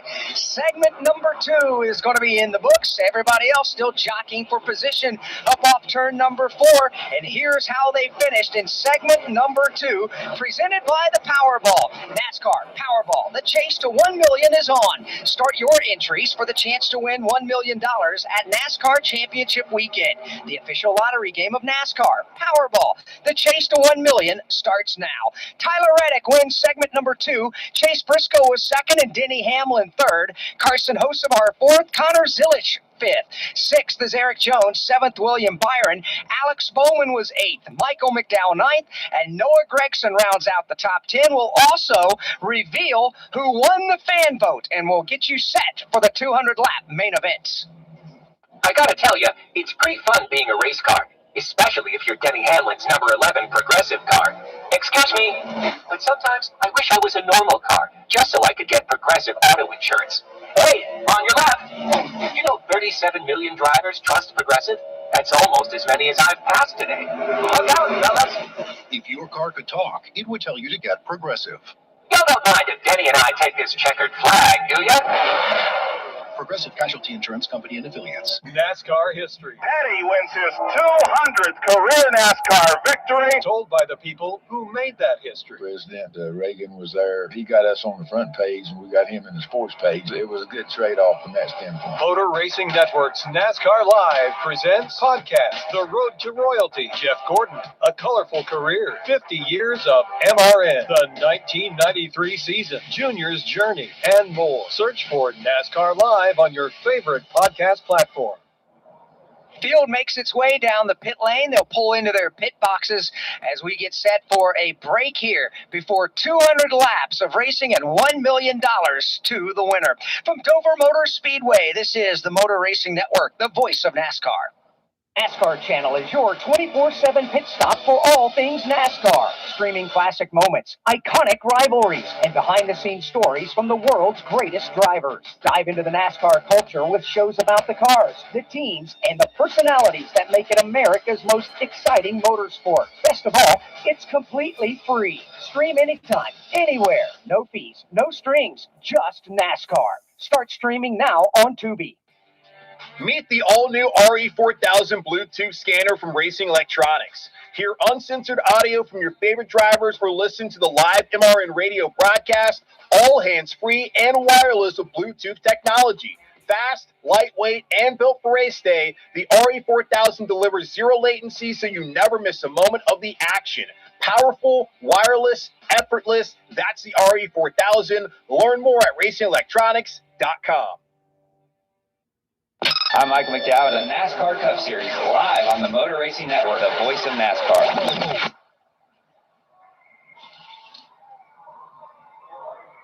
We welcome you back to Dover Motor Speedway, the 2026 version of the NASCAR All-Star Race ongoing here as we have just wrapped up segment number 2, which was won by Tyler Reddick as the field has all made their way now down to the pit lane. We begin our break before we put them back on the track for the 200-lap final run, and a $1 million prize waits the winner at the end of today's All-Star Race. Check in with Steve Post down trackside, ready for the action to begin. Well, the action has begun, and again, this is so fascinating because we're so used to 9-second pit stops, and we certainly don't have this with this break period. This is a non-competitive pit stop, so drivers and our team members are working on the cars, but at a very slow pace as they work on it, and honestly, there's as many teams working on the wounds to the cars as they are working on the cars that are unwounded. One of the cars that has been rather unscathed over the course of this is Alex Bowman. He has been running really, really solid. He said he's just a little bit tight, wants it freed up just a little bit, but really happy with his race car. Actually, similarly, Austin or Ty Dillon been good. He's been a little tight. Connor Zilich has been just a little bit loose. As I look the other way, they're working on the right front of Shane Van Gisbergen. Of course, he had that spin. They're working on that, but that car looks pretty unscathed. Then we get to Riley Herbst. Well, he's all dinged up. Then we get to Josh Berry. He's got a lot of damage on his car, and so on down the line. So a lot of different agendas down here on this end of pit road. Chris Wilner, what are you seeing down on your end? Yeah, Steve, so many needed adjustments for a lot of these race cars on my end of pit road, including for Chase Briscoe, who took 2 tires on that last stop. Said it was just really, really free. And James Small, the crew chief, said that was to be expected on that call. We'll put 4 fresh Goodyear tires on in this run as he currently sits in the second spot before the official starting lineup for segment 3. Eric Jones, who's had a good day, really free on entry as well. They've made a chassis adjustment, 4 tires and fuel. Again, it's dead quiet down here. Everybody's shutting the cars off to save some fuel as they do these pit stops. I know some of the drivers are asking for bottles of water as it is very hot here in Dover, so drivers getting attended to as well as these crews having an opportunity to diagnose some of the race cars. We have the Christopher Bell machine has made it back onto pit road after being swept up in an incident.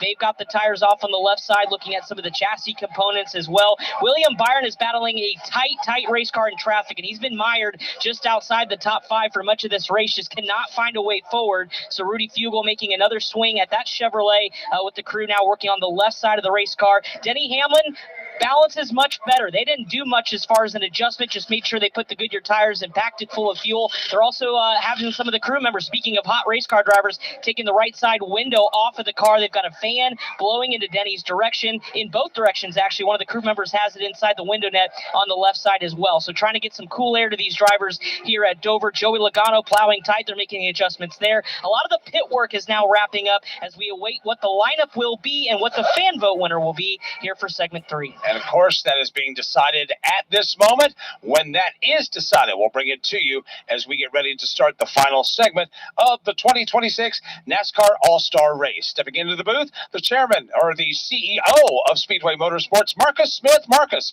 welcome to the broadcast booth. How are we doing today? Thank you, Mike. Doing great. I love being up here in Dover and seeing so many happy race fans. And what a race this is, but what a great racetrack, too. It really is, and the fans have turned out. You mentioned them.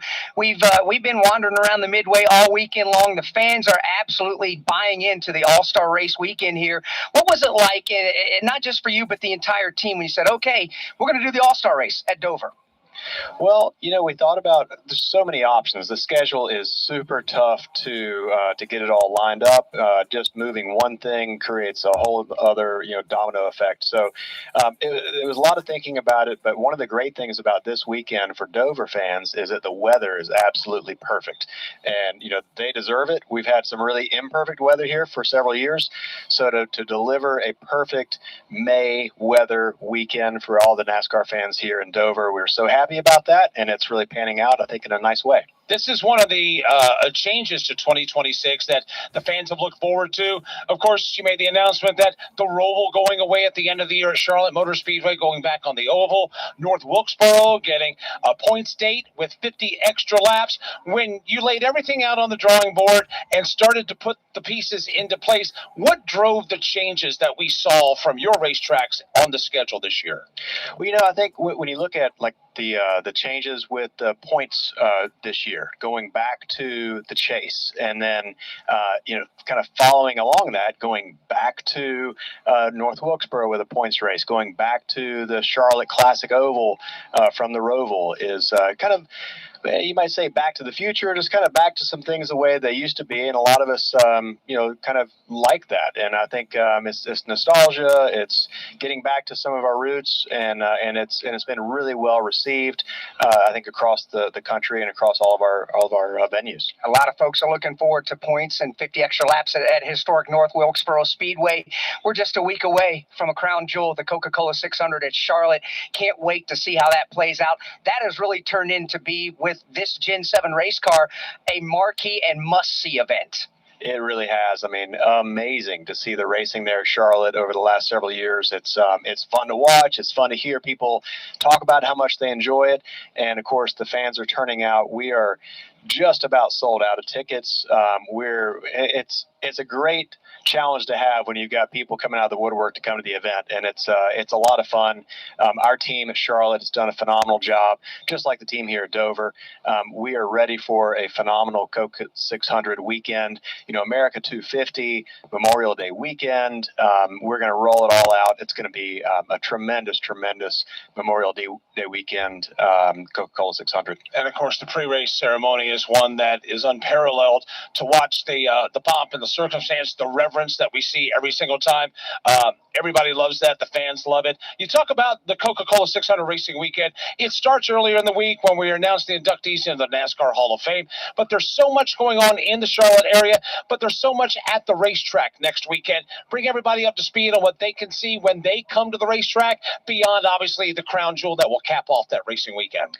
Sure. I think, a lot of us longtime fans know that going to a NASCAR race is always more than just a race. But I tell you what's great is seeing every single race we have new people coming in to join us. And Charlotte is one of those places, as we all know, where everything happens at Charlotte. You've got all the race shops, you've got the NASCAR Hall of Fame, you've got all the festivities.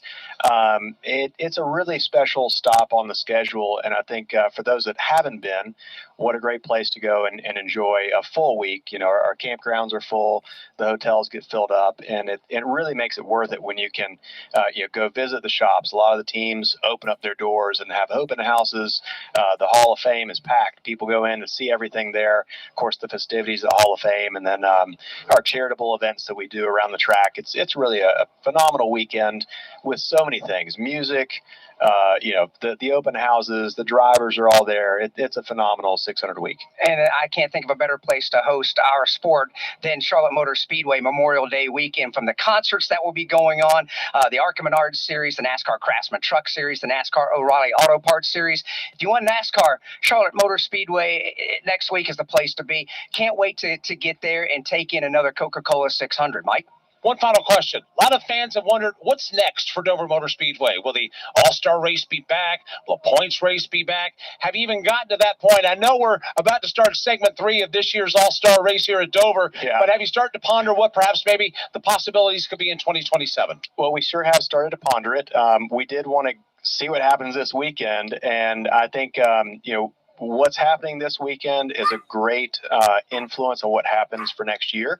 So really happy with how the fans have turned out, enjoyed the weather, the racing. I heard Postman earlier say there's some cars that are unscathed, and I'm looking for a clean car out there on the track. It makes it fun to watch, and so we'll see what happens next year. I'm really excited to see what's going to happen right now at the All-Star race for the next 200 laps. You always are in and around the race fans, and a lot of people have the opportunity to shake your hand and tell you, hey, I love this, or can we improve this or that or the other? What's the pulse of the fans been like here at Dover this weekend? I've had a chance to give a lot of fans rides in my golf cart and, help them come around from the backside to the front and hear where they're from. There are a lot of people that are from, Philadelphia, up and down Pennsylvania, Jersey, and all around the area. And they're back here. A lot of return fans, several new fans. I think they're just having a good time. And Mike Tatoyan and the whole Dover team do a phenomenal job of rolling out this fan zone that is unmatched. I mean, it's so cool. The laundry list of things happening. Follow them on social media. It's crazy, and they're having fun. And that's really the thing. Our business, we are in the memory making business, and my hope and really my joy of being able to have this job is that we get to do something that gives people a chance to make awesome memories with their friends and family. And what a great thing to be able to be a part of that. Well, a lot of memories have been made here today. We were in the fan zone yesterday, did not see one frown, saw a lot of smiles, a lot of pictures and videos being taken. A lot of folks having a great time here at the Monster Mile. Appreciate you swinging by the broadcast booth. Appreciate the hospitality of Dover Motorsports or Dover Motor Speedway here, along with Speedway Motorsports. And I think we're in store for a tremendous segment 3 here this afternoon. I agree. Well, thank you both. Appreciate you having me in. Absolutely. Marcus Smith joining us as the race cars exit the pit lane. We're getting set for the final 200 laps and $1 million on the line. The NASCAR O'Reilly Auto Parts Series races here. The Motor Racing Network. Side by side into one. Zilich trying to get the advantage up high. Puts the squeeze on Eric Almirola. Connor Zilich by half a car length off through. We have you covered from the green flag to the checker. Connor Zilich to the lead, but they're 4 wide behind him. The voice of NASCAR. Here comes Jesse Love to the start-finish line. He'll win at Phoenix. The NASCAR O'Reilly Auto Parts Series races on the Motor Racing Network. Looking for a weekly motorsports podcast to stay up to date on what's happening on and off the track? The Motor Racing Network is the place. Hear from NASCAR crew chiefs on MRN Crew Call. All the happenings from regional touring series and local tracks on NASCAR Coast to Coast. Sprint Car Talk on Winged Nation. NASCAR history on MRN Classic Races. And hear from the drivers on NASCAR Live. MRN podcasts available on MRN.com, YouTube, or your favorite podcast platform. We have the list of drivers that will advance. We also have the fan vote winner. That's coming up next from Dover Motor Speedway. This is the Motor Racing Network, the voice of NASCAR. Do you have $10,000 or more in credit card debt? Are you barely getting by making minimum payments? With credit card debt reaching all-time highs, National Debt Relief is letting everyone know about great debt relief options now available to help people with overwhelming credit card debt. These options may reduce a large portion of your credit card debt. Get a free debt relief consultation when you call 800-212-2828. 800-212-2828. That's 800-212-2828. Every time the siren sounds or lights flash, someone's life is on the line. At Wheelan Engineering, we know first responders carry that weight every day.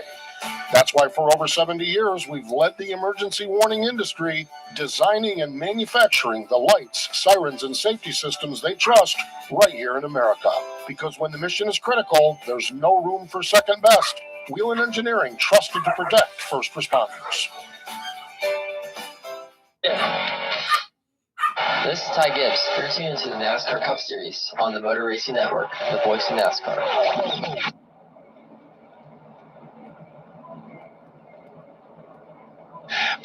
Motor Speedway getting ready for the 200 lap segment 3 of the 2026 NASCAR All-Star Race.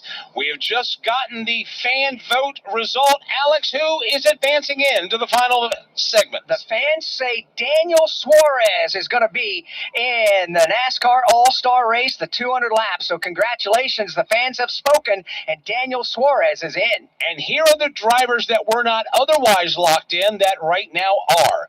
Making it into the third and final segment include Connor Zilich, Eric Jones, Michael McDowell, Alex Bowman, Ty Dillon, Noah Gregson, Ricky Stenhouse Jr., and A.J. Allmendinger. So here's the starting lineup for the final 200 lap segment. The winner gets $1 million. Denny Hamlin will start first. Then it's Chase Briscoe starting second. Starting third will be Tyler Reddick. William Byron starts fourth. Connor Zilich starts fifth. The sixth starter, that is Austin Cindric. Eric Jones will start seventh. It'll be Joey Logano going eighth, Michael McDowell ninth, and Alex Bowman starts 10th. 11th will be Austin Dillon. 12th will be Bubba Wallace. 13th will be Ty Dillon. 14th, Noah Gregson. 15th will be Brad Keselowski. 16th will be Ricky Stenhouse Jr. 17th will be Carson Hocevar. 18th will be Ty Gibbs.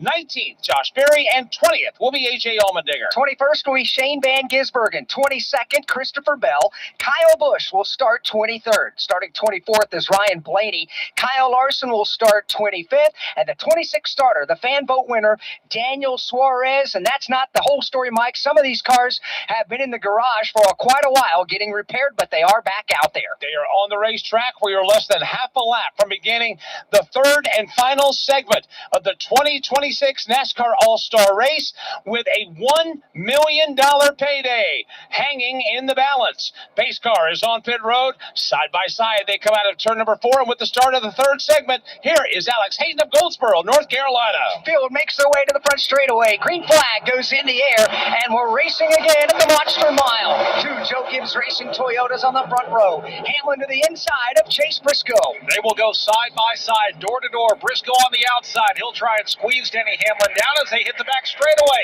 Briscoe with a slight advantage as they go into turn number 3. Not enough, though, to clear Denny Hamlin. Briscoe gets a little wiggly in 3. Oh, Hamlin's digging hard to the bottom of the racetrack. Briscoe's not letting him go. He'll keep a quarter panel up alongside. 3 Toyotas in the top 3. You got Hamlin and Briscoe racing for the lead, but here comes Tyler Reddick digging hard in third. As these Goodyear tires heat up, Denny Hamlin will stay on the inside of Chase Briscoe. Briscoe now, he'll clear him going into turn number 3. Tyler Reddick with a big run on the outside. Onside move for Reddick, topside, can't make it work. Again, all drivers are on the same lap. They all reset, and everybody's on the same lap as we start a fresh 200 lapper, and it's Chase Briscoe pulling the way. Chase Briscoe leading Denny Hamlin, then it's Tyler Reddick. He backed up slightly to William Byron, but he has a very fast Toyota heading into turn number 3. Reddick now will try and make up some ground. 2 car lengths off the back bumper of Hamlin. They settle down, that is, off the corner, coming to the main straightaway. Briscoe, Hamlin, Reddick, Byron, Zilich. They are the top 5, all using the bottom lane of the racetrack in turn 2. These drivers know we have 200 laps to win that $1 million top prize. Denny Hamlin, however, not letting Chase Briscoe get away. Call it 1 car length as they race off 4. To make their way up off turn 4, the front 10 cars going to go single file. First car stepping out of line is Carson Hocevar deeper in the field, going to the outside of Noah Gregson, trying to make that pass. He'll be successful in that endeavor by the time they get to turn 2. Carson Hocevar able to keep it nice and clean, closer to the front. Top 5 look like this. It's Chase Briscoe, Denny Hamlin, Tyler Reddick, William Byron, and rookie Connor Zilich.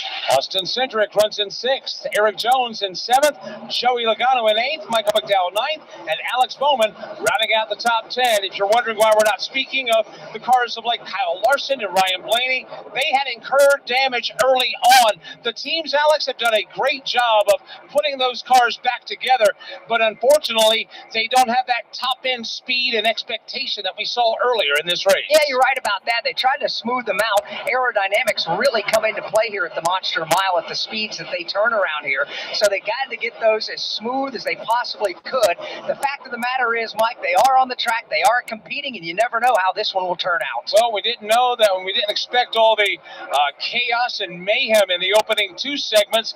For now, now everything is very quite settled and is calm at the moment. But as you know and I know, we've been coming here for many years.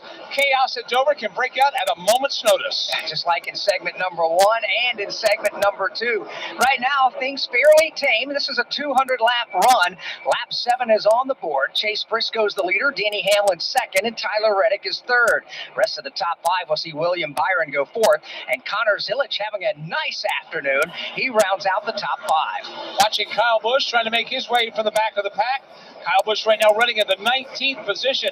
That car had a lot of speed in the early going, Brad. I know he's at the back of the pack, but he's still looking a bit racy back there, trying to grab as many spots as possible. You know, he just drove around Noah Gragson, who has been backsliding since the green flag came out. Gragson tried to look to the inside of Kyle Busch, but he backs things up again. Brad Keselowski off the pace just a little bit. Both Busch and Allmendinger go underneath. Yeah, Keselowski had to roll way out of the throttle in turns 3 and 4. Nearly caught the safer barrier at the midpoint of the corner. Was able to gather that Ford back up and keep it in a straight line. Yeah, for Brad Keselowski now, he was able to gather it back up. Noah Gragson's going to run right behind him. Looking at some of those cars with damage, Ryan Blaney is the second to the last car on the racetrack. Larson with a lot of duct tape on that car, though, has been moving forward. 190 laps left in the third and final segment of the NASCAR All-Star Race. Let's check it on pit road, see what stories are going on there. First to Steve Post. Brad Gilly just referenced it. A lot of duct tape on the Kyle Larson car. That's on the right side. The left side actually looks a whole lot better than I thought after watching the crew work on it back in the garage area. They basically replaced everything on the front of the race car. They also had crew members working under the back of it. When I was over there, all of the bracing, all of the padding, a number of the suspension pieces and components were replaced on the front of the car. Just watching Cliff Daniel lead this thing as the field general he is to get the car buttoned back together. So they actually have the car going. Listening on the radio right now, they just indicated that Kyle just said, the car is all right, just a little bit loose. So they've got a little something to work with. Right now running just outside of the top 20 in the 21st spot is Kyle Larson. So it's been an eventful day for Kyle Larson. Chris Wilner, it's been an eventful 3 days for Daniel Suarez. That certainly has, as a couple of the cars in my section continue to lead, and Chase Briscoe and Denny Hamlin for the fan vote winner, Daniel Suarez. It has been a tumultuous weekend, beginning all the way back on Friday, prepping for the truck race. His tire carrier, Donovan Williams, who works for one of the other Spire truck teams, was injured when a pit car came careening down the ramp down here on the pit lane. He tried to stop it. It ended up clipping Donovan, and he got rolled over. Went to the hospital, was checked and released later on Friday. He will no longer be here for the weekend. So that means they have a fill-in tire carrier. Then to make matters worse, in Saturday qualifying, the right front came off the race car as Daniel finished his qualifying run after the wheel was improperly mounted on the pit stop during the session, and it ultimately was cut down with the brake rotor, cut down the inside shoulder of the wheel. So they had a lot of work to do on that race car, converting the backup to the primary today. Then they got swept up in a wreck. But boy, Daniel's marching on with a wounded race car, finally back in the All-Star race for the first time in a couple of years and trying to make something of it. He absolutely is, and why wouldn't he? Because this is one of those deals, Mike, even though there are no points being paid, you can hang your hat on the fact that your legions of fans, the Daniels Amigos, they put you in this All-Star race with the fan vote. Throw in the fact as well, we just got done talking with Marcus Smith of Speedway Motorsports. We don't know what the future is. Is it going to be a points race at Dover next year? Will it be the All-Star race again? Either way, these are valuable laps. These are 200 extra laps you can come out here and learn an awful lot about this racetrack. My gut tells me that we'll be racing at Dover Motor Speedway for years to come, and we look forward to that. We always enjoy a trip to the Monster Mile here in Dover, Delaware. We referenced Daniel Suarez's challenges in qualifying yesterday in talking to some of the fans and some of the industry insiders. They're like, we need to do that qualifying effort every week. I don't know if everybody would agree with that, but it was great seeing, obviously, the driver having an important part, but also the pit crews taking time and shining when it was their turn to do so. And that qualifying effort gave us a little bit of everything, from Ricky Stenhouse Jr. spinning down the length of the front stretch coming to the green flag, or Denny Hamlin spinning out, leaving pit road, working his way up onto the racetrack. It had a little bit of everything, and the fans that were here at Dover were very entertained yesterday. You're right about that. Now, segment number 1 of today's event was 75 laps. Segment number 2, 75 laps. This, the third and final segment segment is 200 laps in duration. There will be what's called the All-Star Caution at or near lap number 75 here in this segment. So we know that for a fact. Will there be other cautions? Well, that remains to be seen. But we know, Mike, 75 laps is all these cars have run already, at least most of the cars have run already today. After that, we're going to be in uncharted waters strategically in what these crews elect to do. It's been interesting to watch how these vehicles have adjusted to the challenges of the weekend. Resin was applied to the racetrack, and the trucks responded in kind. So did the O'Reilly Auto Parts Series teams yesterday. And we're watching these NASCAR Cup Series teams use the bottom, the middle, the top, the way top of the racetrack, almost scraping the outside wall, almost a flashback to racing at Dover from yesteryear. Here's how they're running. Presented by Sunoco Race Fuel with zero carbon bioethanol. From fueling your favorite NASCAR teams to filling up at the pump, Sunoco is trusted to help vehicles perform at their peak. Sunoco, performance is what we do. Chase Briscoe leads Denny Hamlin by 1.4 seconds here at lap 21. Hamlin again second, Tyler Reddick third, William Byron fourth, and Connor Zilisch is fifth. Austin Cindric is sixth, with Eric Jones in seventh, Joey Logano in eighth. You've also got in ninth Alex Bowman and Michael McDowell rounding out the top 10. Ty Dillon is 11th, Carson Hocevar is 12th, Austin Dillon is 13th, Ricky Stenhouse Jr. goes 14th, Bubba Wallace is 15th, Kyle Busch 16th, AJ Allmendinger is 17th, Brad Keselowski 18th, Noah Gragson 19th, and Ty Gibbs is 20th. 21st is Christopher Bell, 22nd is Josh Berry, Ryan Blaney is 23rd, Shane Van Gisbergen's 24th, Daniel Suarez is 25th, and Kyle Larson is 26th, and the final car in the rundown, Kyle Larson is 17.6 seconds behind Chase Briscoe, the race leader. Front three have gotten away and put some space between each other, but Brad Gilly, the battle for fourth just won't go away between William Byron and Connor Zilisch. Connor Zilisch chasing William Byron. He was topside through 1 and 2. Zilisch now is going to try and take that momentum. He'll draw to the inside of William Byron.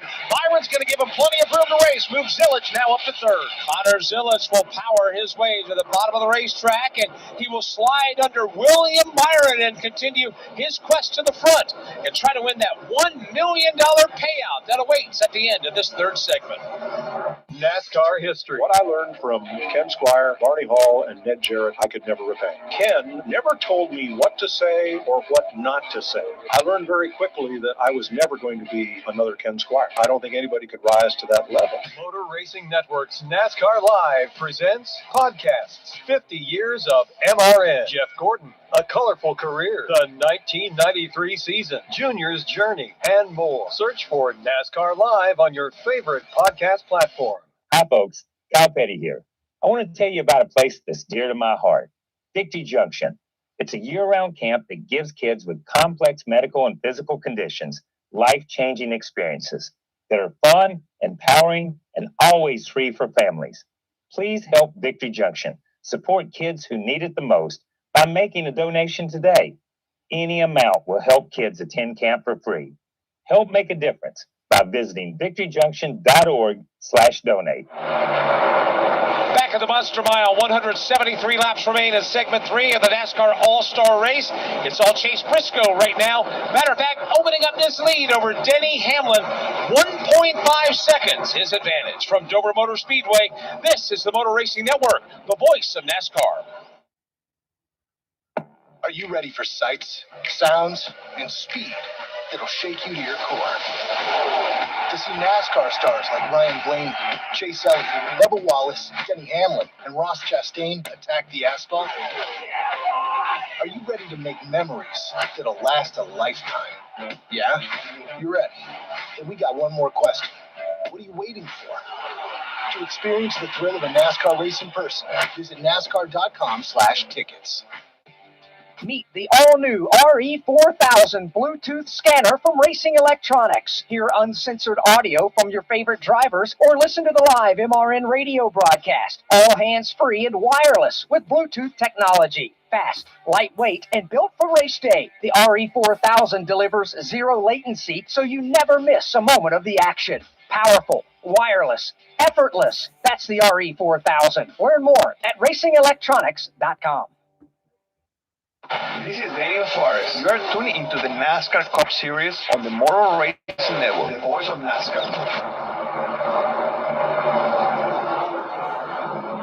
32 laps into the final segment of the NASCAR All-Star Race, and Chase Briscoe has bubbled up to the surface. He has taken the reins of this race right now, Alex, although his lead is getting smaller. Compliments of Tyler Reddick, who has just gotten around Denny Hamlin. Today's broadcast is presented by Progressive Insurance. Save when you bundle motorcycle, RV, and boat insurance. Visit Progressive.com. When we raced at Dover 1 year ago, Chase Briscoe and Denny Hamlin finished first and second, but it was Hamlin who won that race. At the moment, it's Chase Briscoe up front. And Brad Gilly, we've seen it all day long. This Dover Motor Speedway is racy, and you can go just about anywhere you want to. Alex, it is so incredible to see what's happened with the resin that they put down on the racetrack in 1 and 2 and 3 and 4, all the way to the bottom, all the way to the top from there. And just to see what the drivers can do, they have options. And right now, I think what we're starting to see here in this final All-Star race stage is drivers experimenting. Where is their car going to work? I'm watching Chase Briscoe right now. He's leading the race all the way at the top. Tyler Reddick, he's all the way down at the apron of the racetrack. Denny Hamlin somewhere in between.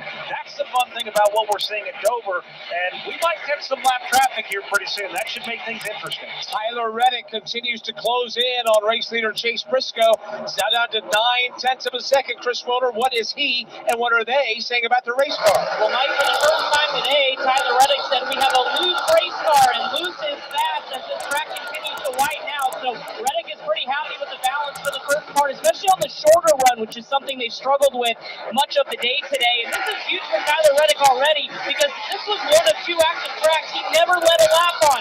He's already accomplished that here today, looking to try to track down Chase Briscoe, a fellow Toyota competitor for the race lead. But everybody happy in the Toyota team for Tyler Reddick right now. But again, these long runs, it's about managing that right front tire. But a loose race car is really good for Tyler Reddick right now. Connor Zilic continues to have a good drive here in this final segment. We still have 164 laps to go. He's being scored 4th, and this is first All-Star race weekend. And not only that, Steve Postie's first Cup start here at the Monster Mile. And he is having a really, really nice day. Let's go back all the way to Friday morning. Had a chance to talk to Connor, and the first thing that came to mind to him was he had a 90-minute practice session. Yes, a 90-minute practice session for a rookie, and he looked forward to working with Randall Burnett and his team through a number of elements. Now, they struggled in that session. The car was very, very tight, and they kept working on it, and they kept working on it. Qualifying yesterday, and then into today's race, the theme today in the race has been very loose. The car wants to step out, but they've worked on it, and they've worked on it. And the last run, the car was good. It got loose toward the end of the run, but it is the best the car it's been. We came into the season with so much high hope for Connor Zilic. We expected him to run up inside the top 10, and we're seeing that today. And I think the amount of time they're getting to work on this car and to change this car and to AP things on this car. Do one thing, what does it do? Do the other thing, what does it do? I think that has really helped this team, and right now they are having a very, very good run. Connor Zilic runs in the 4th spot. Connor Zilic is only 2.3 seconds out of the lead as the battle for the lead drastically tightens up. Chase Briscoe can't get around Daniel Suarez in turn 2. And because of that, Tyler Reddick is now just driven to the lead. He went to the bottom of the racetrack. Daniel Suarez, though, wreaking havoc on these leaders. Chase Briscoe pushing him into turn number 3, but Reddick on the bottom will lead the All-Star race. Chase Briscoe shoved Suarez up the banking of turns 3 and 4. Reddick takes the lead. Now Briscoe is the one that's on the attack. He's on the back bumper of current leader Reddick. Tyler Reddick goes to the high side. He's taking away Chase Briscoe's line right now. They go to the back straightaway. Reddick starts to pull away. Denny Hamlin had a great view of this from his windshield. He's wanting to come to the party.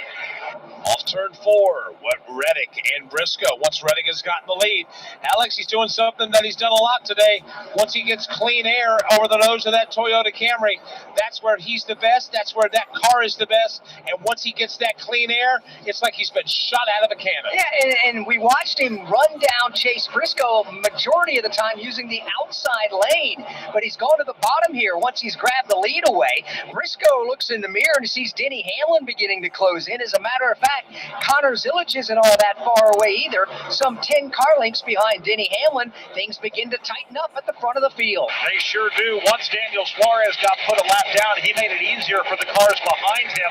Connor Zilic, the fourth one who just got around Daniel Suarez, but a little closer to the front. Denny Hamlin's now starting to bear down on the leaders. Denny Hamlin now trying to make this a battle for the number 2 position, and Connor Zilic not too far away. All eyes on the race for second as Briscoe looks in the rearview mirror and sees a fast closing Progressive Toyota. Chase Briscoe's having to run the high line right now. He has been most of the afternoon. That's been the fast way, but Denny Hamlin seems to have more control over his race car and can go where he wants to. This time, Hamlin stays on the bottom. And Briscoe goes way up the track. Briscoe has the momentum, hangs on to the number 2 spot.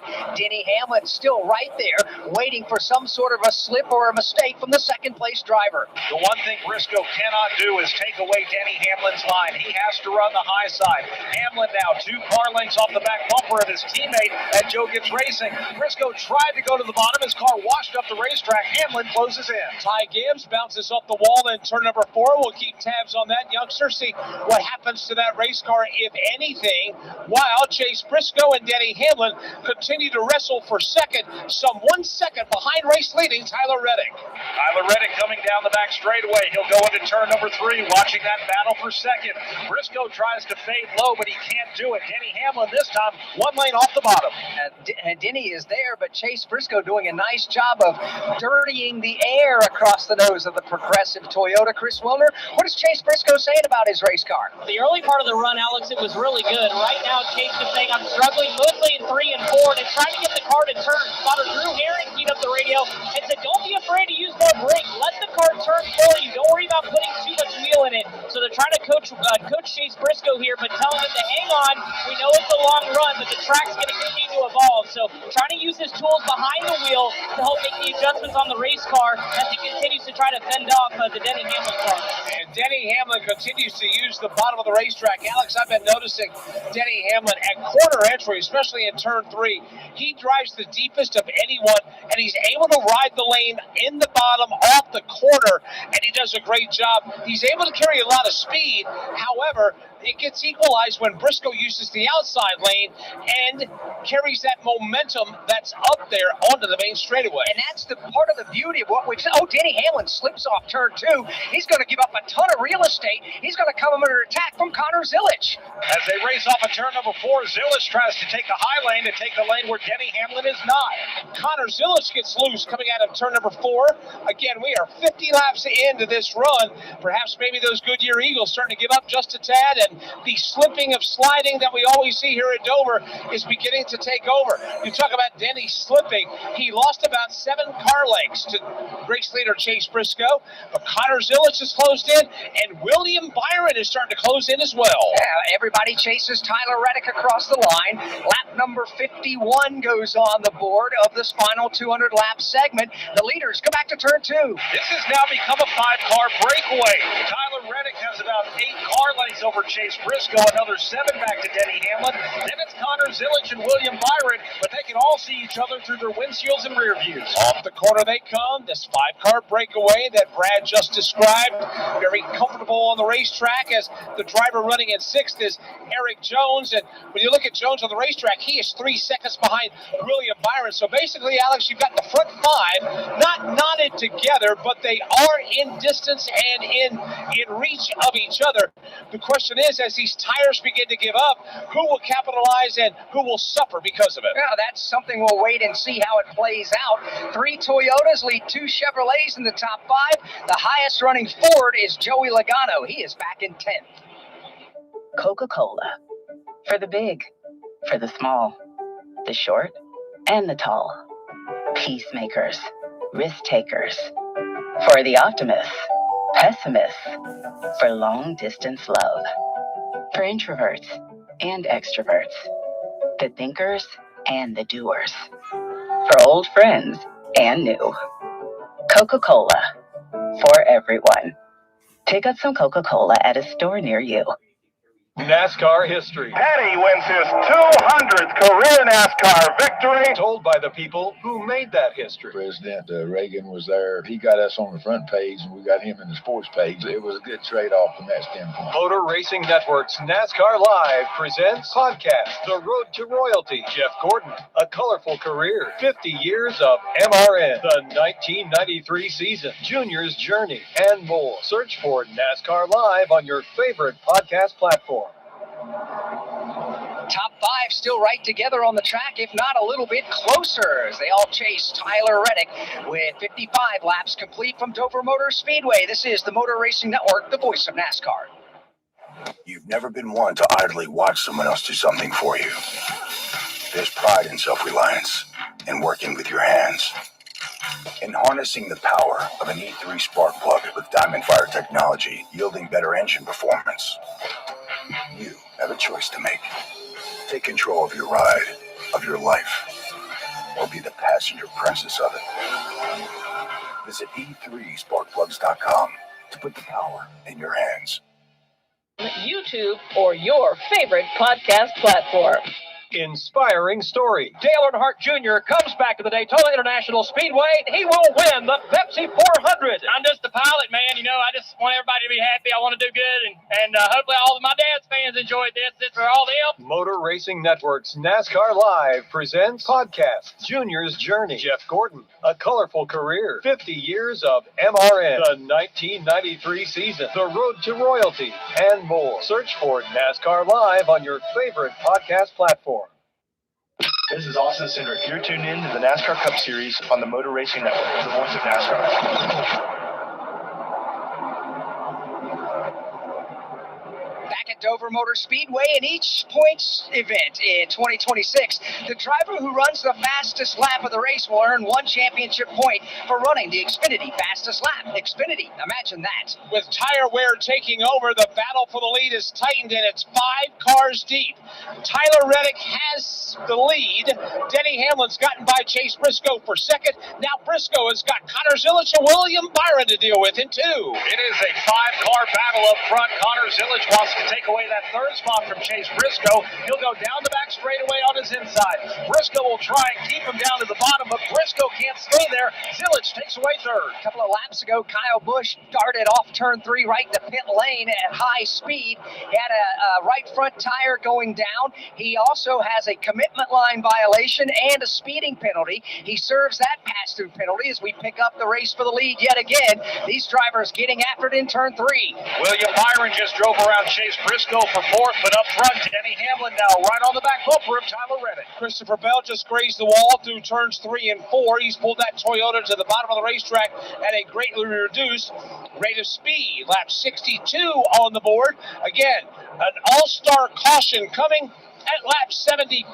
Alex, the question is, can these drivers make it to that all-star caution without having a problem? Well, Christopher Bell cannot do it. You pointed out he bounced it off the safer barrier. Christopher Bell's Toyota is now on the pit lane, unscheduled service. The battle for the lead is close again. It's Tyler Reddick, Denny Hamlin. They've got Bubba Wallace's car in front of them off turn 2. As they come down the back straightaway, Tyler Reddick tries to take Denny Hamlin's line on the bottom of the racetrack. They head toward turn number 3. Reddick once again will go to the bottom. Hamlin is going to take the second route through turn 4. Chase Briscoe is no longer in this discussion. His car has faded, and he is in 5th position, well behind this battle. Clearly, Chase is trying to make it to that all-star caution. Tyler Reddick leads, Denny Hamlin second, Connor Zilisch, William Byron, Chase Briscoe rounding out the top 5. 6th is Eric Jones, Michael McDowell 7th, Ty Dillon's 8th, Carson Hocevar 9th, and Austin Cindric is 10th. Down to the line, lap 65 will go on the board. They're trying to deal with Bubba Wallace's car right now, are the race leaders. Right on the back bumper is Denny Hamlin, or the race leader, Tyler Reddick. They both squeeze by Bubba Wallace. And now Tyler Reddick has about 3 car lengths over Denny Hamlin because Bubba Wallace just squeezed in right in between them. This is going to be great for Tyler Reddick. For Hamlin, he's going to have to deal with lap traffic. Denny had his hands full coming out of turn 2 there, lost about 2 or 3 car lengths to the race leader. Denny is still trying to get around Bubba Wallace, and while he's doing that, That's allowed Connor Zilic to close in. Connor Zilic now is about 2 car lengths off of Denny Hamlin. Hamlin now is able to clear Bubba Wallace. He'll set his sights back on Tyler Reddick, but he's got about 6 car lengths to make up. Reddick goes to the bottom in turn number 3. Hamlin diamonds this end of the racetrack. Here's Connor Zilic now. He'll go all the way to the bottom of the speedway. Zilic runs third. He's 2 car lengths behind Denny Hamlin. Behind them, there's the lap car of Wallace, and then William Byron dealing with Kyle Busch on fresh tires. Denny Hamlin now moves up to the top side of the racetrack. He'll try and carry momentum off of turn number 2. He's narrowed it down to about 4 car lengths on Tyler Reddick. Tyler Reddick is going to have the lap car of Kyle Larson to deal with shortly. Here they come off the corner. Denny Hamlin backing away from Tyler Reddick, and also Connor Zilic backing away from Denny Hamlin. The lap car of Kyle Busch smack dab in the middle of all that in turn 2. Kyle Busch on fresher tires. He is faster than the 2 leaders, and this could come into play. Tyler Reddick now 3 car lengths ahead of Denny Hamlin. Kyle Larson is on the bottom. Hamlin will clear Larson, but here comes Busch trying to get his lap back. Lap 69 will go up on the board. Kyle Busch is 3 laps down at the moment. He's going to try to get one of those back right now, as we have, 6 laps before the scheduled All-Star caution. Tyler Reddick is going to easily let Kyle Busch drive by. No reason to race hard against him right now, but now Denny Hamlin, 2 car lengths of difference, separating the 2 leaders off 4. Tyler Reddick, Denny Hamlin take their cars to the top of the racetrack off turn 4.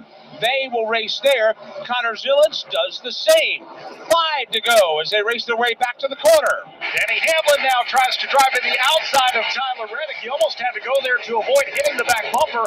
As they hit the back straightaway, he collects things once again. Hamlin now right on the back bumper of Tyler Reddick. He goes all the way to the bottom. Reddick 1 lane up the track. Denny Hamlin has thoughts of the lead again in the All-Star race. Tyler Reddick absolutely refusing to yield the top spot. Reddick pulls Hamlin back to turns 1 and 2, and it's still lap traffic ahead. Both those drivers cannot stay on the bottom of the racetrack. On the north end, Tyler Reddick squeezes down low at the exit of turn number 2.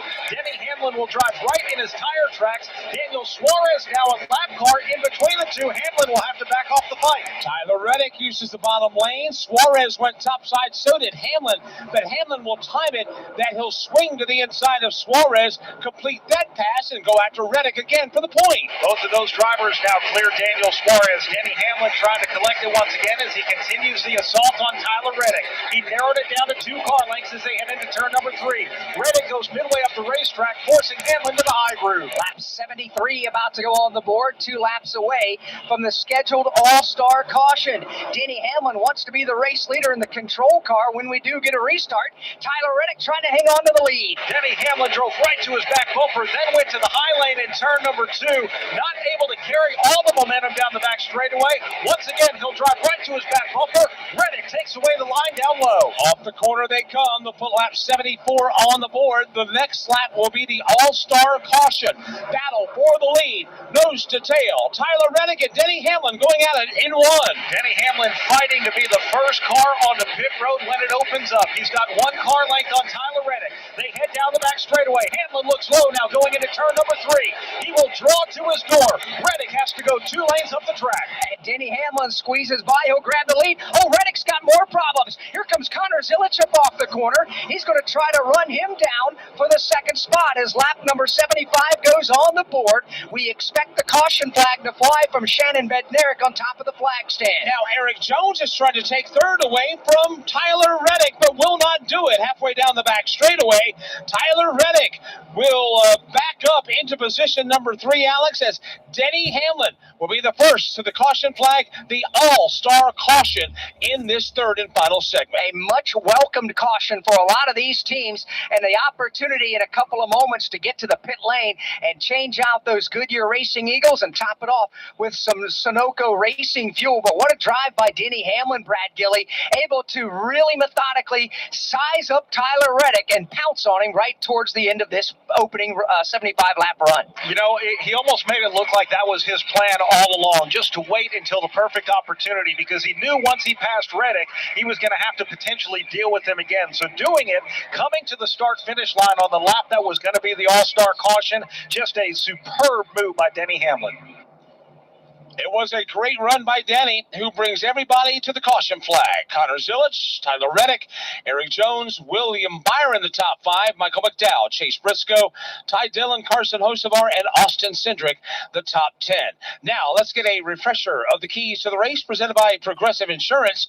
Insurance for motorcycles, boats, and RVs for protection on the road and on the water. See how much you can save at 1-800-PROGRESSIVE and progressive.com. Now that we're in the final 200-lap run, one of the keys we talked about was to protect your race car. It's almost laughable now. We saw more than half of the field seem like they've gotten a piece of a crash or two, at least through the opening segment and second segment. Aerodynamic obviously is important here at Dover Motor Speedway, and a lot of these cars that are still racing in this 200-lap main part of this all-star race just simply don't have the aerodynamics they need to contend at the front of the field, but they'll continue to soldier on here and try to make the best of it. So that is one of them that a lot of these drivers failed to do in segment 1 and segment 2. The final key, Mike, and we're in this last now 125 lap run to the checkered flag. There's $1 million on the line.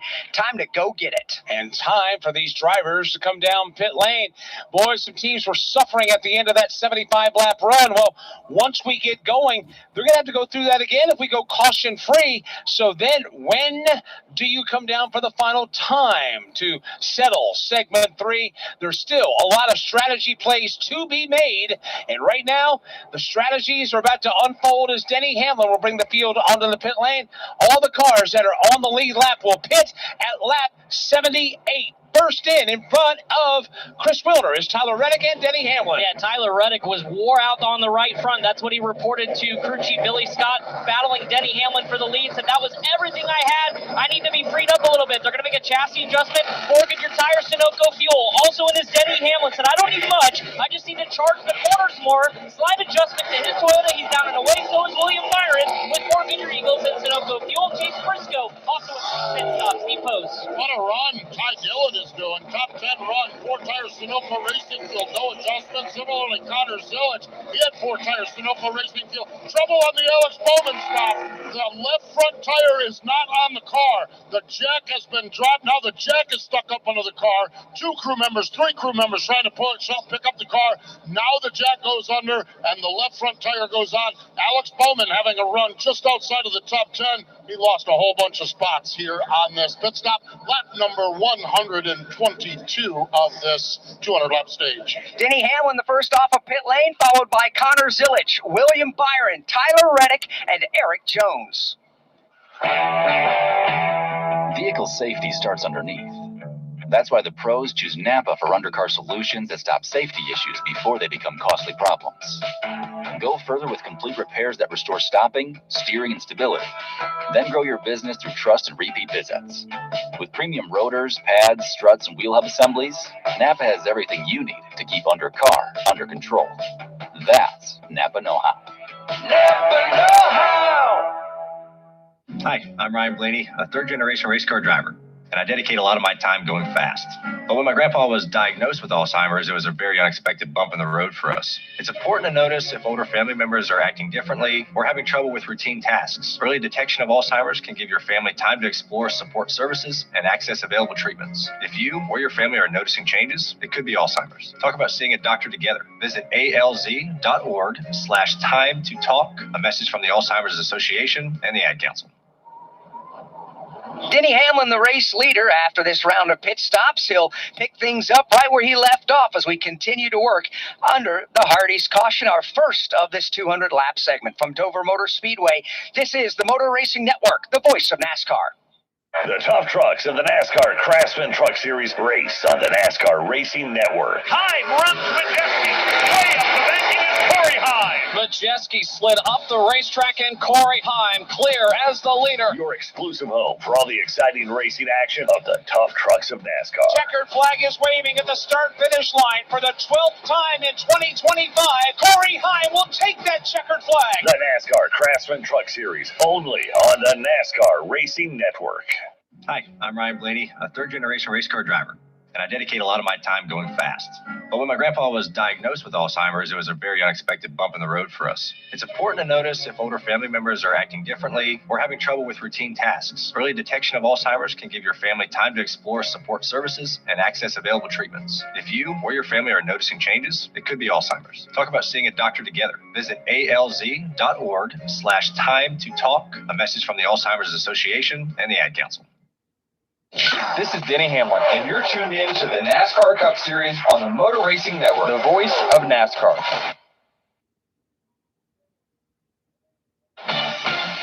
Motor Racing Network's coverage from Dover Motor Speedway is brought to you by Freeway Insurance. More ways to choose, more ways to save. Freeway, your way. And by Toyota Racing. Your race, your story. Be part of the action at ToyotaRacingUSA.com. Some penalties on that pit exchange, Mike, before the drop of the green flag.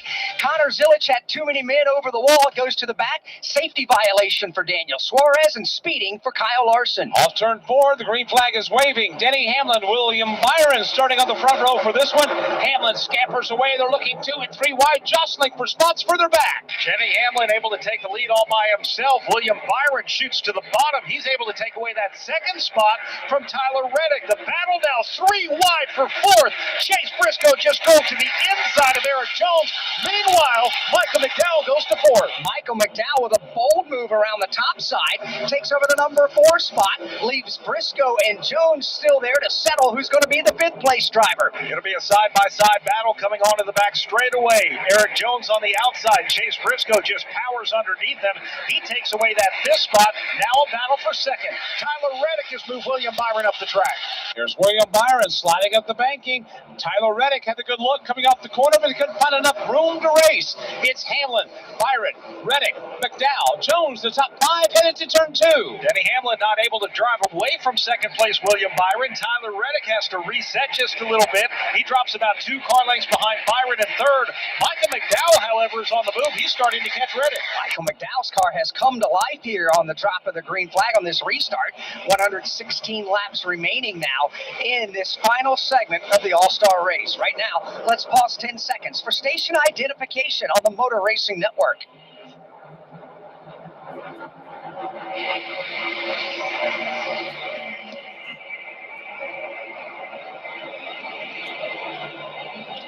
Motor Racing Network is live at Dover Motor Speedway. It's the 2026 NASCAR All-Star Race. I'm Alex Hayden. Alongside is Mike Bagley. We're in the broadcast booth with Brad Gilley out at turn number 3, Steve Post at the exit of pit lane, and Chris Wilner at the entrance. We have just completed lap 85 of the 200-lap 3rd segment here this afternoon in what some will call a very rough and tumble and chaotic all-star race. Segments 1 and 2 have been quite interesting. Mainly segment 1. 2 multi-car crashes, one at lap 2, one at lap 72 of that opening segment. Sent a lot of folks to the garage and damage repair. We've had... 1 second, guys. Not sure what happened there, but give me 1 second to refresh it. Sorry about that, guys. Not sure what happened here. Give me 1 minute to refresh it.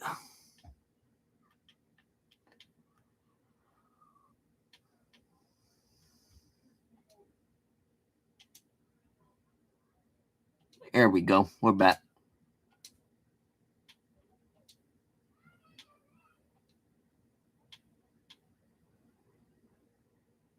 A catch up to do, 1.5 seconds worth to get back up in a battle for the lead. You've also got Michael McDowell in there. Haven't heard a lot about Michael today. He was one of those drivers that got damaged early on, but he's doing a good job on the rebound right now, running in position number 4. Postman. Now, Michael McDowell having a really strong run, and right now the strength of this car is in the long run. So that's what I thought was impressive about that whole move up the 4th spot is he's been really happy with the balance over the long run.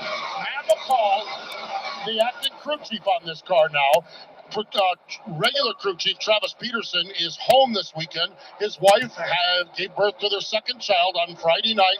Everyone is good. Mama's good. Travis is home being dad. This is a non-points event. You've got Matt McCall here, a crew chief that has hundreds of starts and 4 wins, and he's calling the shots on this one. And they've been really, really good. There was minor adjustments for the early run of this stage, or this segment of the race on that last pit stop. It was a good pit stop, and Michael McDowell really giving the RCA colors, which I like the looks of the car as well, giving that car a very, very good run. Presently riding in position number 4. Coming off of his best finish of the season, which was a second-place run at the Watkins Glen International. He had a great drive there and had speed in the race car, hoping to pick up a win, but was not to be that day behind Shane Van Gisbergen. But here on the oval at the Monster Mile, McDowell again flashing some speed for that Spire Motorsports Chevrolet. But Mike, he's got a mirror full right now of Chase Briscoe. Chase Briscoe pouring on the coals coming out of turn number 4 into the start-finish line. Eric Jones and Carson Hosem are stacked up there as well. But Briscoe again going back to the high lane of the racetrack at turn 1. Chase Briscoe looks like a man who wants to move himself forward. He's currently running in 5th behind Michael McDowell, but you see him charging the corners. McDowell knows it too. He took away the bottom. Briscoe has to go in the second lane. Briscoe will quickly snap the car back down to the bottom on exit of turn number 4. Briscoe has a full head of steam this time down the front straightaway. As a matter of fact, he'll tie for the bottom and pull even with McDowell. And Briscoe now will clear McDowell as they come off of turn number 2. A nice clean pass for both of those drivers. Eric Jones, give him a lot of credit. He wants to raise his way up into the top 5. He'll try and bear down on McDowell. Eric Jones of Legacy Motor Club having a good run here in this final segment this afternoon. Eric Jones running in the 6th position right now. Alex, one of the things I noticed that once we went back under the green flag, everybody was using the bottom lane of the racetrack. After about 5 or 6 laps, that's when folks start to do a little wandering in the corners. The car's sliding up just a tad. Eric Jones, case in point, he'll go all the way up to the 3rd lane, and everybody else, well, they're either using the bottom or a lane variation thereof. Yeah, and I think a lot of that's got to do with how your race car is handling. If your car is super tight, well, you got to do something a little different. Same on the opposite end of the spectrum. If it's loose, you got to figure out where you can get the most grip and maximize your lap times here as we're in another green flag stretch. You know, Mike, the first segment of 75 laps was caution field, big crash. Not one, but 2 big crashes. Second segment, it had cautions in it as well, and it was only 75 laps. Well, here in this final 200-lap segment, we've had 1 caution after a 75-lap run, and that was the scheduled all-star caution. So things are much different race-wise here in this final segment compared to the first 2. But when we got to the end of that little segment there in this final segment, that 75-lap run, there were some tires and there were some cars, I should say, that were hurting for some tires. The tires had given up, and the drivers were backing up considerably. Steve Post, we've got 97 laps to go. We know that the max that these drivers can take is about 75. When do we anticipate the final pit stop coming? Because there's going to be some drivers that are going to be hurting for some new Goodyear radials, or Goodyear Eagles. Yeah, no doubt about it. I think what you look at with this is if they split this to the end, okay? So we came in on lap 75, that's 125.62. We're looking at about lap 140, I would say. 135, 140. Now, there may be someone who short pits it. There are some cars that are not having nearly as much concern with the right front tires as others. We've got some good handling race cars out there. So do they come in and shortstop it? I think that might be the case. Maybe they come in at 130.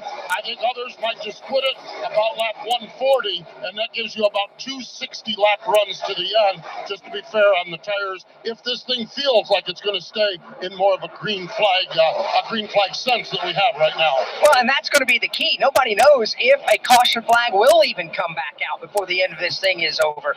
With that being said, we've seen some of these cars that are ill handling that have worn through some tires and have bounced off the wall. Kyle Busch made a last-minute dive to the pit lane with a right front that was cut down. So there's potential, I should say, that we could have a caution flag. So if you do elect, Mike, to short pit and come off the racetrack under green flag conditions, you better hope things work in your favor on that gamble. Good race right now for the 8th, 9th, and 10th positions. Austin Dillon has 8th.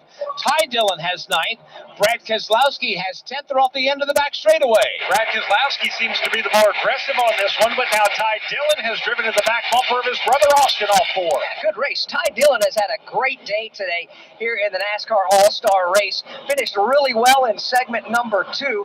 Top 10 run going right now for that Colleague Racing Chevrolet. And Michael McDowell is actually backing up the Dillon brothers just a little bit. He's right in front of Austin Dillon. Austin's going to have to do something with him because Ty is the one who really seems to be on the move. 7th on back, up for contention right now. McDowell's in 7th. Here's Austin Dillon. He's drawn in on the back bumper. Which lane will he choose? He'll swing to the outside and won. Austin Dillon, last year's Richmond winner and all-star here at Dover Motor Speedway. He is now about 2 car lengths off the back bumper of Michael McDowell. McDowell is going to go to the bottom. That has been the lane that Austin Dillon's been choosing here on the north south end. And now that Michael McDowell takes it, that's going to block the advances of Austin Dillon just a bit, allow his younger brother Ty to close in another half car length or so. Ty Dillon now goes up 1 lane on the racetrack while Austin Dillon goes on the bottom. Both of those drivers trying to catch Michael McDowell. They go down the back straightaway. They drop down in the 24 degrees of banking. Every one of these drivers just 1 lane higher than the other. The banking that we're racing here at Dover is the original banking when this track was configured back in 1969. And Alex, it does present unique challenges and circumstances. It used to be drivers would like to wrap the bottom, but over the years, especially back in the 70s and 80s, we saw drivers like Richard Petty and Harry Gant would start at the bottom of the corner. They'll let their cars go way up. And a lot of folks would say, but you're scrubbing off time. You're losing speed. That's not the case. Because if you hit the sweet spot in those corners, when you go up to the apex of that corner and you begin your drive off, the amount of speed and momentum that you can carry is breathtaking. It is. You got to try to make the straightaways as long as possible. That's where you're going the fastest here at Dover. So if you can get the car turned straight, which when you do that as a diamond through the corner that Mike just described, when you turn to come down the hill, for instance, off turn 4, you straighten the steering wheel out and you make the front stretch that much longer to carry more speed down this racetrack. 93 laps to go. Denny Hamlin is all by himself with a 2.8-second lead over William Byron. Progressive knows that boat days can come with unexpected problems. Dang, I forgot the wakeboard. How am I supposed to enjoy myself without my favorite water activity? I mean, sure, we could still go tubing, fishing, or even just relax on a floaty, but without the wakeboard, what's the point? If a real problem comes along, your boat's protected 24/7 with Progressive, so you can keep worrying about boater problems.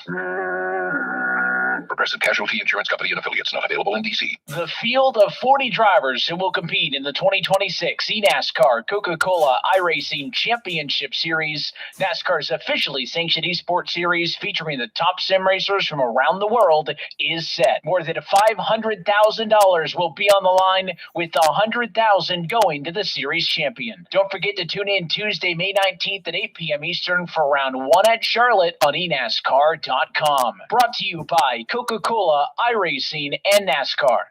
The only thing that's changed since we've been away is Denny Hamlin's lead has gotten larger. He's now up to 3.1 seconds over an advantage over William Byron, Tyler Reddick, Chase Briscoe, and Carson Hocevar from Dover Motor Speedway.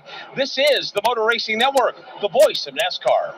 Legendary races to heart-pounding finishes, NASCAR Channel is your 24/7 pit stop for all things NASCAR. Streaming classic moments, iconic rivalries, and behind-the-scenes stories from the world's greatest drivers. Dive into the NASCAR culture with shows about the cars, the teams, and the personalities that make it America's most exciting motorsport. Best of all, it's completely free. Stream anytime, anywhere. No fees, no strings, just NASCAR. Start streaming now on Tubi. We're at the start-finish line. William Byron on pole position. Green flag is out and we're racing. We're in the turn. Here to the inside comes Kyle Larson. He and Hamlin both. We're on pit road. Four tires to up the racing field. The face-off from pit road is Denny Hamlin. Aaron Jones goes off. We are live from the track. The Motor Racing Network, your home for NASCAR racing. Don't miss a lap, pit stop, or side-by-side race for the win. Listen to all the play-by-play action on your local radio station at M.R. or NASCAR.com. I'm Ricky Stenhouse Jr. The NASCAR Cup Series, live on the Motor Racing Network, the voice of NASCAR.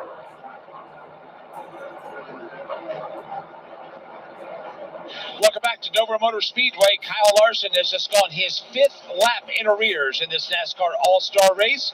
Kyle, one of many drivers, swept up in an incident in the first segment. This mid-race update brought to you by Liberty Mutual. Liberty Mutual customizes your auto and home insurance so you only pay for what you need. We are 114 laps in to the 200-lap distance of segment 3 with 85 laps to go. Denny Hamlin leads with William Byron, Tyler Reddick, Chase Briscoe, and Carson Hocevar. We've had one caution in this final segment. That was for the All-Star caution that came out at lap 75. Total of 5 lead changes among 4 drivers. And as we wind our way through this final segment, it's all Denny Hamlin right now at the top of the leaderboard, pulling away from everyone else as we get down to it here in Dover, Delaware today. Why don't we tell you where your favorite driver is running now with 116 laps complete? Behind race leader Denny Hamlin is William Byron, second by 3.3 seconds. Tyler Reddick is third. Chase Briscoe is fourth, and Carson Hocevar is fifth. Eric Jones having a great day. He's sixth. Austin Dillon, too. He's up to seventh. Michael McDowell is backslid to eighth. Ty Dillon is ninth, and Brad Keselowski is 10th. Austin Cindric is 11th. A.J. Allmendinger is 12th. Connor Zillage, 13th. And Ricky Stenhouse Jr., 14th. Noah Gregson's 15th. Ryan Blaney is 16th. Alex Bowman is 17th. Joey Logano is 18th. Josh Berry, 19th. And Shane Van Gisbergen is 20th. Bubba Wallace is the last car on the lead lap in 21st. Then it's Kyle Busch, 1 lap down at 22nd. Christopher Bell, 1 lap down at 23rd. 2 laps down at 24th is Ty Gibbs. 2 laps down, 25th is Daniel Suarez. And Kyle Larson, as Mike mentioned, has gone 5 laps down. He is 26th. Hearing that we are less than 20 laps away for the final pit stop. Of course, these teams will love to make that final stop under the yellow flag. We have not had green flag pit stops in this all-star race today. And once green flag stops begin, that's where everybody begins to hold their breath, making sure that the caution doesn't come out inside of that green flag round of pit stops. Race leader Denny Hamlin's lead over second place William Byron has grown just a bit. It's up to nearly 4 seconds now. Chris Wilner. William Byron, who's running in that second position, has been pretty quiet on the radio, but the keeper of this group has been making little changes throughout the afternoon. They were way off at the start of this race from what Rudy Bugle told me was a great race car in practice. They've made minor adjustments, and now it's right in the wheelhouse for William Byron. They're just trying to hone in on the long-run speed, but what hasn't missed a beat all weekend has been the pit crew. They made a jackman swap for the weekend with the number 7 of Daniel Suarez, moving Alan Holman to the jack, and they were number 2 on the day in qualifying yesterday. They've been flawless on pit road. If it comes down to one final stop, look for the 24 bunch at least keep William Byron in contention, but the 24 car right now just trying to manage the pace. One of those cars that have issues with the right front early as they get closer and closer to this final stop. It's interesting to watch the performance of William Byron because earlier this year, they had an abysmal performance at Martinsville Speedway. Crew Chief Rudy Fugle says, you know what, we're basically going to white paper this. We're going to white sheet this, meaning start from scratch. Well, they're not starting all the way from scratch. They view this race as an opportunity to try new things, to perhaps maybe throw something at the race car where they otherwise wouldn't if it was a points race. Whatever they've done to William Byron's car, I would say that it's checked a couple of boxes, and I'd be curious to know at day's end and when they've had some time to digest if that was what they were looking for or if there's more that they would like to do. But definitely the performance is much better with this short track aerodynamic package with its 750 horsepower. And William Byron's best finish at Dover has been a 4th, and right now he's running in the 2nd spot, so they've absolutely improved their performance here at the Monster Mile. But when you look at Hendrick Motorsports here in the 2026 campaign, they've had hit or miss races. They've hit some setups. If you go back to Las Vegas, I thought the Hendrick Motorsports cars were really good there. Then they've had some races. Go back to Watkins Glen last week. They just were out to lunch, and we didn't mention the Hendrick Motorsports cars a whole lot at all. So it's been kind of hot and cold this year for Hendrick Motorsports. And in the All-Star race today, William Byron being scored 2nd. Then you got to go down the leaderboard just a bit. Alex Bowman is on the lead lap in 17th. Kyle Larson is 26th, but again, Larson's car heavily damaged in a crash in segment number 1.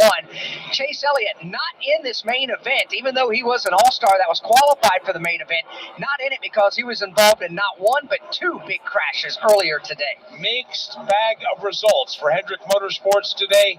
Some not induced by their own efforts, but obviously with William Byron, they've hit on something, and right now he's able to run in the second position.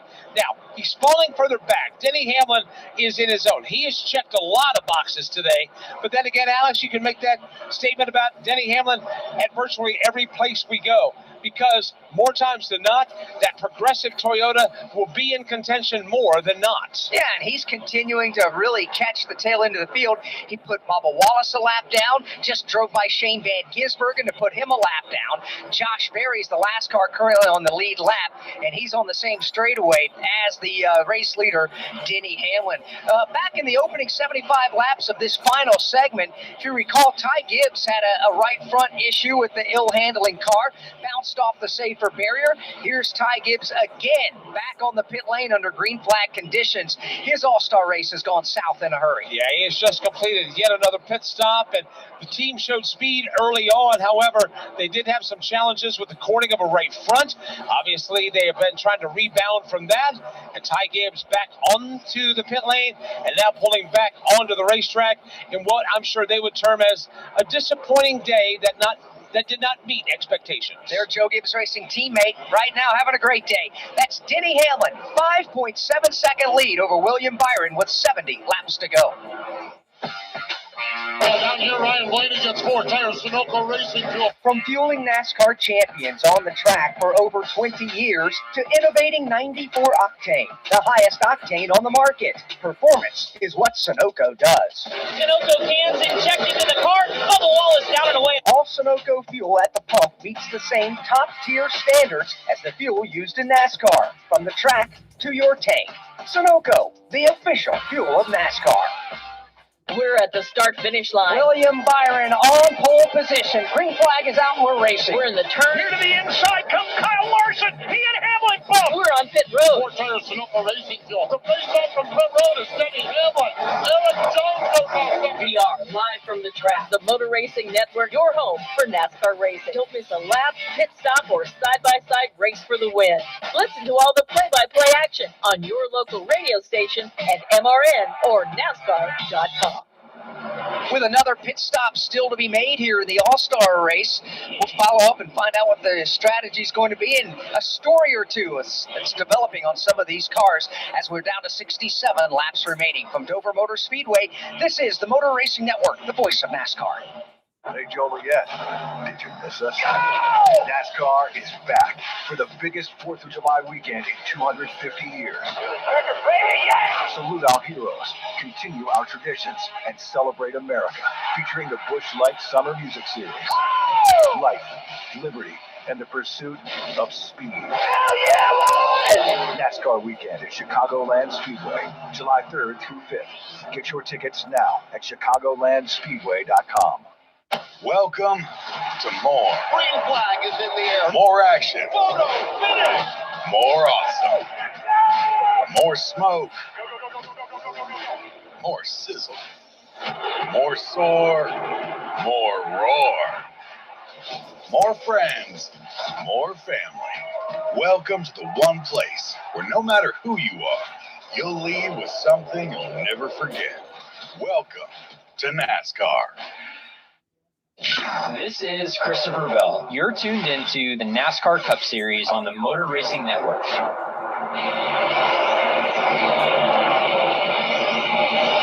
Lap 135 goes on the board. I teased that we were going to have some drivers coming to pit lane for another pit stop and find out what the strategies are. We just had the 4th place car, Carson Hosvar, come to pit lane. Here's William Byron coming to pit road as well. Ty Dillon is there, Ricky Stenhouse Jr. Let's start with Chris Wilner. William Byron is in, said this is a really good run. I need just a little bit more of this long run pace. They're not going to make adjustments and change tires. Goodyear Eagles going on the right side. Now a captain went to the window. Sunoco fuel going in. He'll be down in the way for William Byron. Also, you guys mentioned the first one was Carson Hosvar. 2 laps earlier. Turn number 2. Looks like Joey Logano's gone around, guys. Joey Logano has. He spun, he slapped the wall, and this was part of the gamble. Caution flag is out. Ryan Blaney's on the pit lane. They're getting their service as we speak. Joey Logano goes for a spin over in turn number 1, slapped the outside safer barrier for the second time today. The caution flag is flying. And Joey, just looking at the in-car camera there, the gloves are off, the belts are being loosened up, and obviously a frustrating day for Joey Logano has gotten worse. Matter of fact, he is undoing the window net, and he has just dropped it. And Joey Logano's quest to win an all-star race, another one, has come to an end here today at the Monster Mile. So that'll put us under Hardy's caution number 2, and that was a very inopportune time for William Byron, who just come to pit road, and Carson Hocevar and others. I would imagine that they had lost some laps in that process. As we sit, Carson Hocevar's lost 2 laps. You got to expect him to take a wave around here and get one of those 2 laps back. William Byron is being scored 1 lap down at the moment as the caution flag came out. And Steve Post, this is exactly the type of inopportune caution for some, but very opportunistic for others. Yeah, because it's right on the window, right where we needed to do to split this to the end. So those that have concern, literally 140 is the split point. We're at 139, so it'll be 140 or 141 before we do pit stops, and it is absolutely perfect for everybody, with the exception of those cars that pitted. They find themselves in a problem. We talk about it. Todd Gordon talks about it. He likes to short pit. You like to short pit, but you have this window of time where it bites you, and it has bitten those teams that have short pitted here this afternoon. Sometimes you live by the short pit, Alex. Sometimes you die by the short pit. Sometimes it'll work out in your favor, and then there's sometimes where if you just waited a couple laps longer, you'd been better than what you are right now. Yeah, I feel the pain. I mean, the Bally's Casino's right over there off the back straightaway. Sometimes you can put 20 on red and you ain't going to win, and I can feel that pain. But sometimes you put 20 on red and you win. I've seen you do it. Maybe once or twice or a few times. We work under the Hardy's caution flag. 60 laps to go. Pit lane is going to stay closed, at least this time by. There at the moment are only 12 cars on the lead lap. So pit lane, when it opens, Mike, these drivers are going to have plenty of space to work down there. Right now, 60 laps remain. Denny Hamlin, Tyler Reddick, Chase Briscoe, Eric Jones, and Austin Dillon are the top 5. Good run for Austin Dillon here today, Postman. I know they've got to be ecstatic. It seems like that there are some incremental gains to their performances here in the last couple of weeks. Yeah, you know, it really has kind of picked up, and we spent a lot of time talking about Kyle Busch, but in tandem has been Austin Dillon, and he's had a nice run inside the top 10 in the second half of this thing. The car is still a little bit tight. In fact, Richard Boswell just came on the radio before that caution, and he said, Austin, I'm going to hold you out there a little bit longer than everybody else. They're going to start the pit cycle, but I just have a hunch. I'm going to hold you out there a little bit longer. Well, that hunch paid off for Richard Boswell and Austin Dillon. They're going to try to free the car up just a little bit, but not a lot. It's really pretty good. And Mike and Alex, you're right. The progress we're seeing from Richard Childress Racing, both Kyle Busch and Austin Dillon, sometimes the results aren't showing it, but the speed is showing it. And Austin Dillon's having a very solid top 10 run here this afternoon. And Kyle Busch, even though he was swept up in a crash and had a late race, or not late race, but an unscheduled green flag pit stop earlier, even though he's 2 laps down, Kyle Busch earlier in the early segments had a lot of speed in his Chevrolet. Richard Childress Racing has certainly turned a corner here in the handling of their cars and finding some speed here is as of late, as looks like Kyle Larson's coming down the pit lane yet again. His car is 8 laps down for Kyle Larson, and he's just rolling on down the pit lane right now, even though it's closed. That is a day where I'm sure that at the end he will be ready to go back to North Carolina. He's had enough of the state of Delaware. Matter of fact, Alex, watching him roll down pit road, the window net's already down. He's not even gotten to the garage yet. No, yeah. I think Kyle Larson said, okay, that's enough. We've learned what we can learn, and with a beat-up race car, it's hard to learn exactly what your car can do when you think about making a notebook for next year, and Kyle Larson, with the window net down, has taken his car on to the Cup Series garage. If you're flying Kyle Larson's plane, you might want to get those engines fired up because he's going to be coming at you, coming in hot here a little bit. But, that's understanding. And Kyle Larson is not the only driver to witness frustration and experience frustration here at Dover. Dover can make you probably one of the happiest people in the whole state, but it could also just aggravate the living daylight out of you. Yeah, and there's quite a few today that have just been aggravated to no end.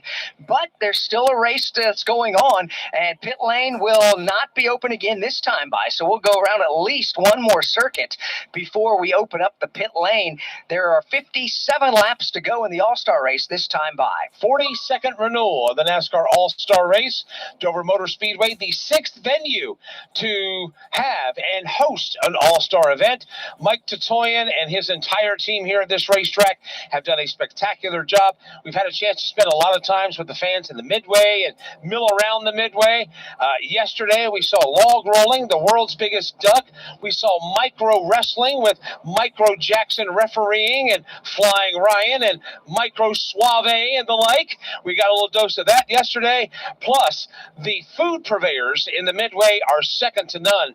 And that's just the tip of the iceberg. There was a lot for the fans to participate in and do over the course of the entire weekend. They have giant pools out there with live seals swimming around and jumping out, posing for pictures. They have stingrays out there in a pool. It really is remarkable. They have lumberjacking going on out there and log rolling in a pool. You and I, we tried to get out there and log roll, but they wouldn't let us do it. Well, you're a log roller, aren't you, Alex? I am from way back. I sure am. You mentioned that Dover hosting the All-Star race for the first time. You know, Charlotte Motor Speedway has hosted the most, 34 times. North Wilkesboro Speedway 3 times has been the All-Star race host. We've done it at Texas Motor Speedway twice, Atlanta, now Echo Park Speedway 1 time, Bristol Motor Speedway once, and now Dover puts their name on that same list. Pit road is still closed for the problem in turn 2 with Joey Logano. When he hit the wall, there was a lot of fluid that was put down on the racetrack, and the car coasted to the bottom of the banking in turn 2. Well, they're in the process of removing the car, but also tending to all of the fluid that was put on the racetrack, and you can't open pit road, have the drivers pit, leave pit road, and run right through that scene. So what the safety crews are doing right now are making sure that all of that is buttoned up for when pit road is open, that the drivers will have a safe journey back onto the racetrack and not have to work around any safety equipment. You know, if you've never been to Dover Motor Speedway, it really is a unique facility. We mentioned a moment ago the Bally's Casino right on the backstretch, the harness racing horse track in the infield, and that provides different viewing opportunities for race fans and, quite honestly, crew members and broadcasters alike. The grassy knoll, that the horse track sits high above the pit lane, for instance. The backstretch of the horse track is parallel to the front stretch here, and the pit lane, and fans can sit up on that grassy knoll, get a great view of not only the racetrack itself, but pit lane as well, where it's about to get busy. The Pacers and Trotters take center stage here in the fall and in the winter. Right now, obviously, they're in dry dock. By the way, add Ty Gibbs to the list of drivers who've had enough. He's taken his Monster Energy Toyota Camry to the NASCAR Cup Series garage. Pit stops right now. 55 to go. We start with Chris. The potential money stop for $1 million for Denny Hamlin said this is the best car we've had all day. Don't touch it. It's going to be 4 Goodyear tires and Sunoco fuel. Going on Chris Gale's call. He's down and away. Chase Briscoe also in. Needs a little bit more turn. 4 tires and fuel. Tyler Reddick needs a slight adjustment. He's already down and away, Steve. Austin Dillon is in, 4 tires, Sunoco Racing Fuel, minor adjustment. Connor Zilic, a solid recovery after that pit road problem. He's down and getting away our 4 tires, Sunoco Racing Fuel. The race off pit road, Denny Hamlin goes out first. Chase Briscoe goes out second. Tyler Reddick, Eric Jones, and how about Austin Dillon's crew, putting him back on the racetrack in position number 5. Great stop down there for all of those teams, for Hamlin's crew to hold serve and maintain the top spot.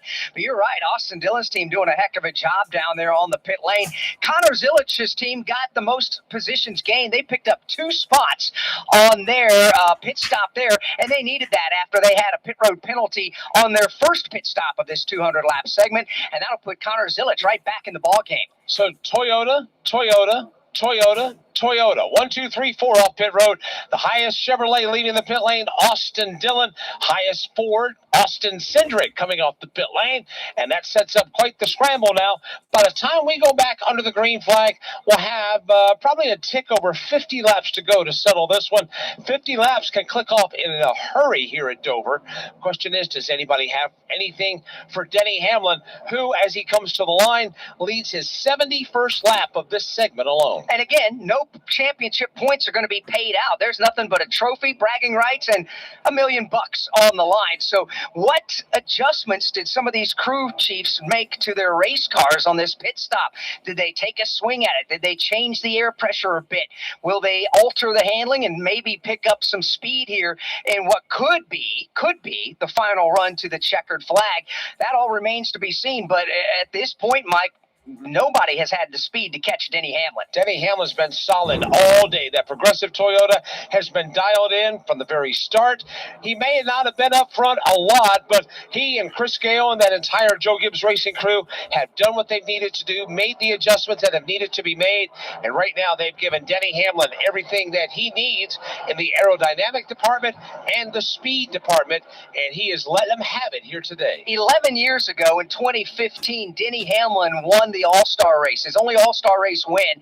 He started on the pole position when he won that one and only All-Star race. Well, he started today on the pole position as well, and Denny Hamlin has been the car to beat for the entire afternoon. There are 53 to go this time by. We are going to get the one to go, says Shannon Bednarik on top of the flag stand. Drivers will choose what lane to restart in. Denny Hamlin will go to the outside lane. Chase Briscoe will go to the bottom side. And then third place, Tyler Reddick chooses top side. Eric Jones in fourth will go to the bottom.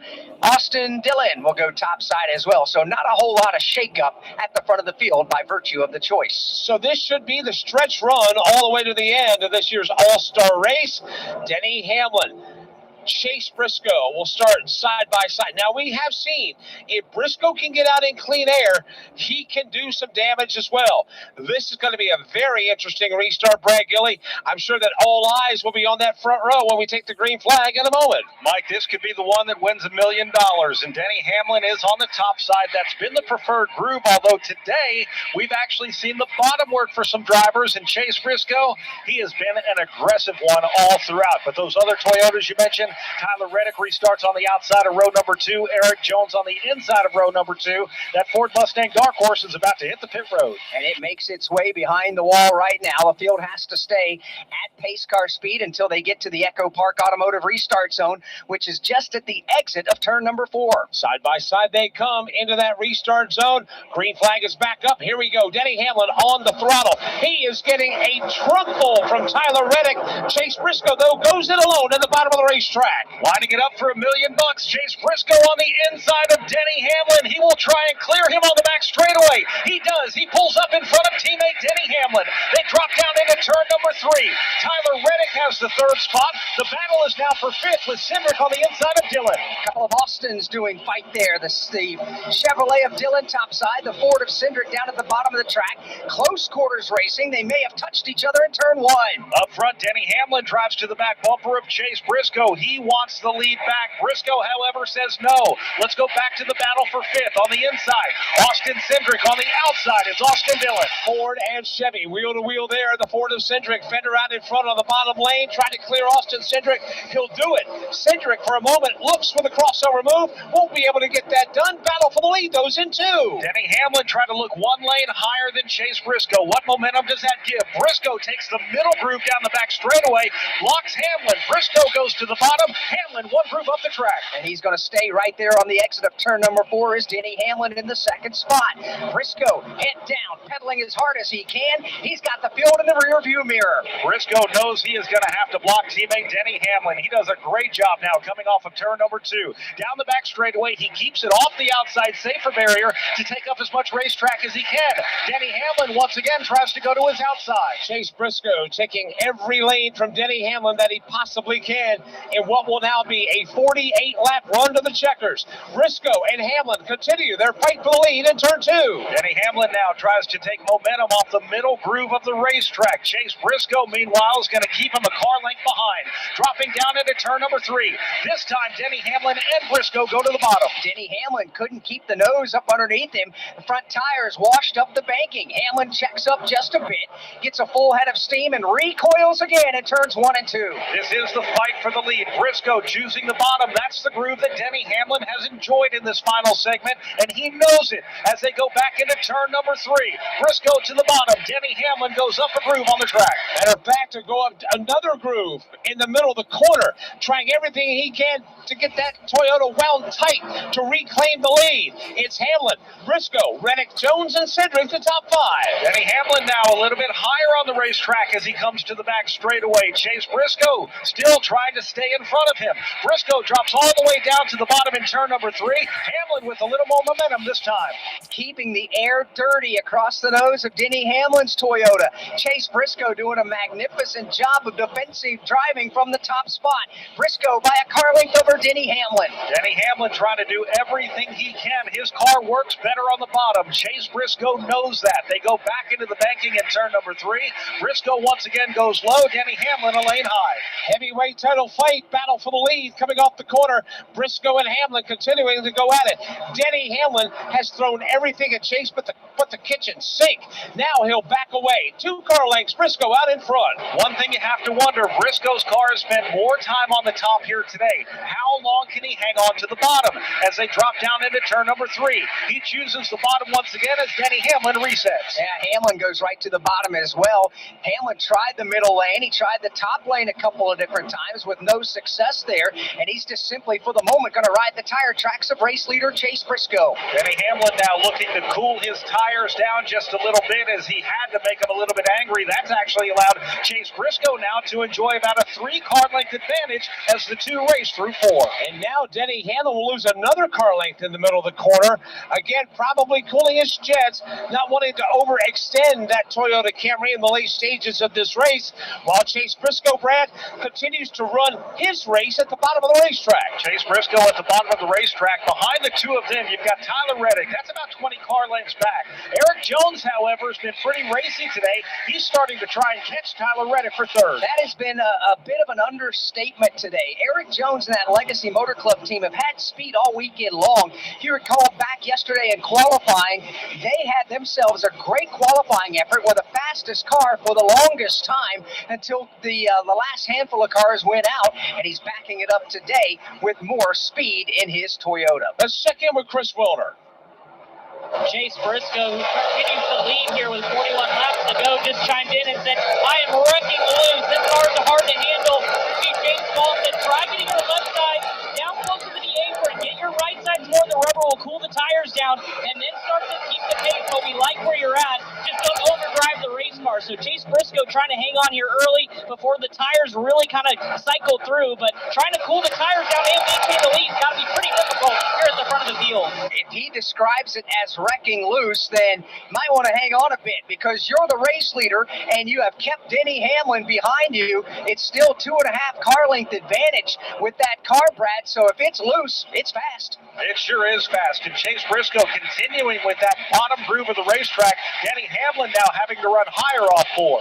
38 to go at the start-finish line. It's all Briscoe and Hamlin up front. They have checked out from Tyler Reddick by 1.5 seconds. Eric Jones, Austin Cedric rounding out the top 5. Alex, what about the run that Eric Jones has had today? Good run for Legacy Motor Club. Yeah, it has been. We talked a little bit about him earlier in the broadcast, and Eric Jones, this is something that not only he needed, but this team needed. They need a shot of momentum as we get to the summer stretch of the calendar, or of the season, I should say, on the calendar. With Eric Jones and this Legacy Motor Club team to come out here at the All-Star race, no points on the line, but to show pace and to show speed off to Charlotte Motor Speedway when we resume the points-paying schedule next week in the Coca-Cola 600. Momentum is a real thing, and they have confidence in their team and their race car. Indeed, they do. Of course, Jimmy Johnson.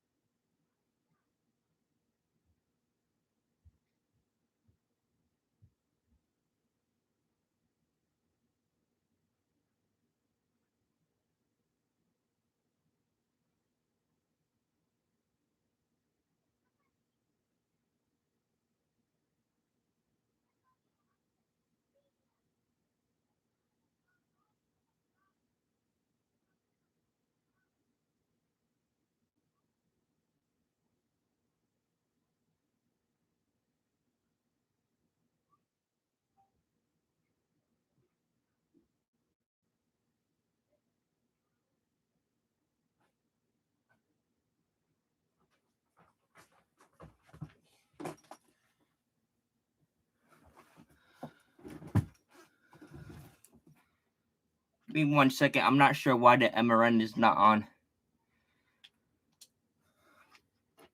1 second here, chat. Sorry about that. I'm not sure why there's no sound. Try to refresh it for you guys, though.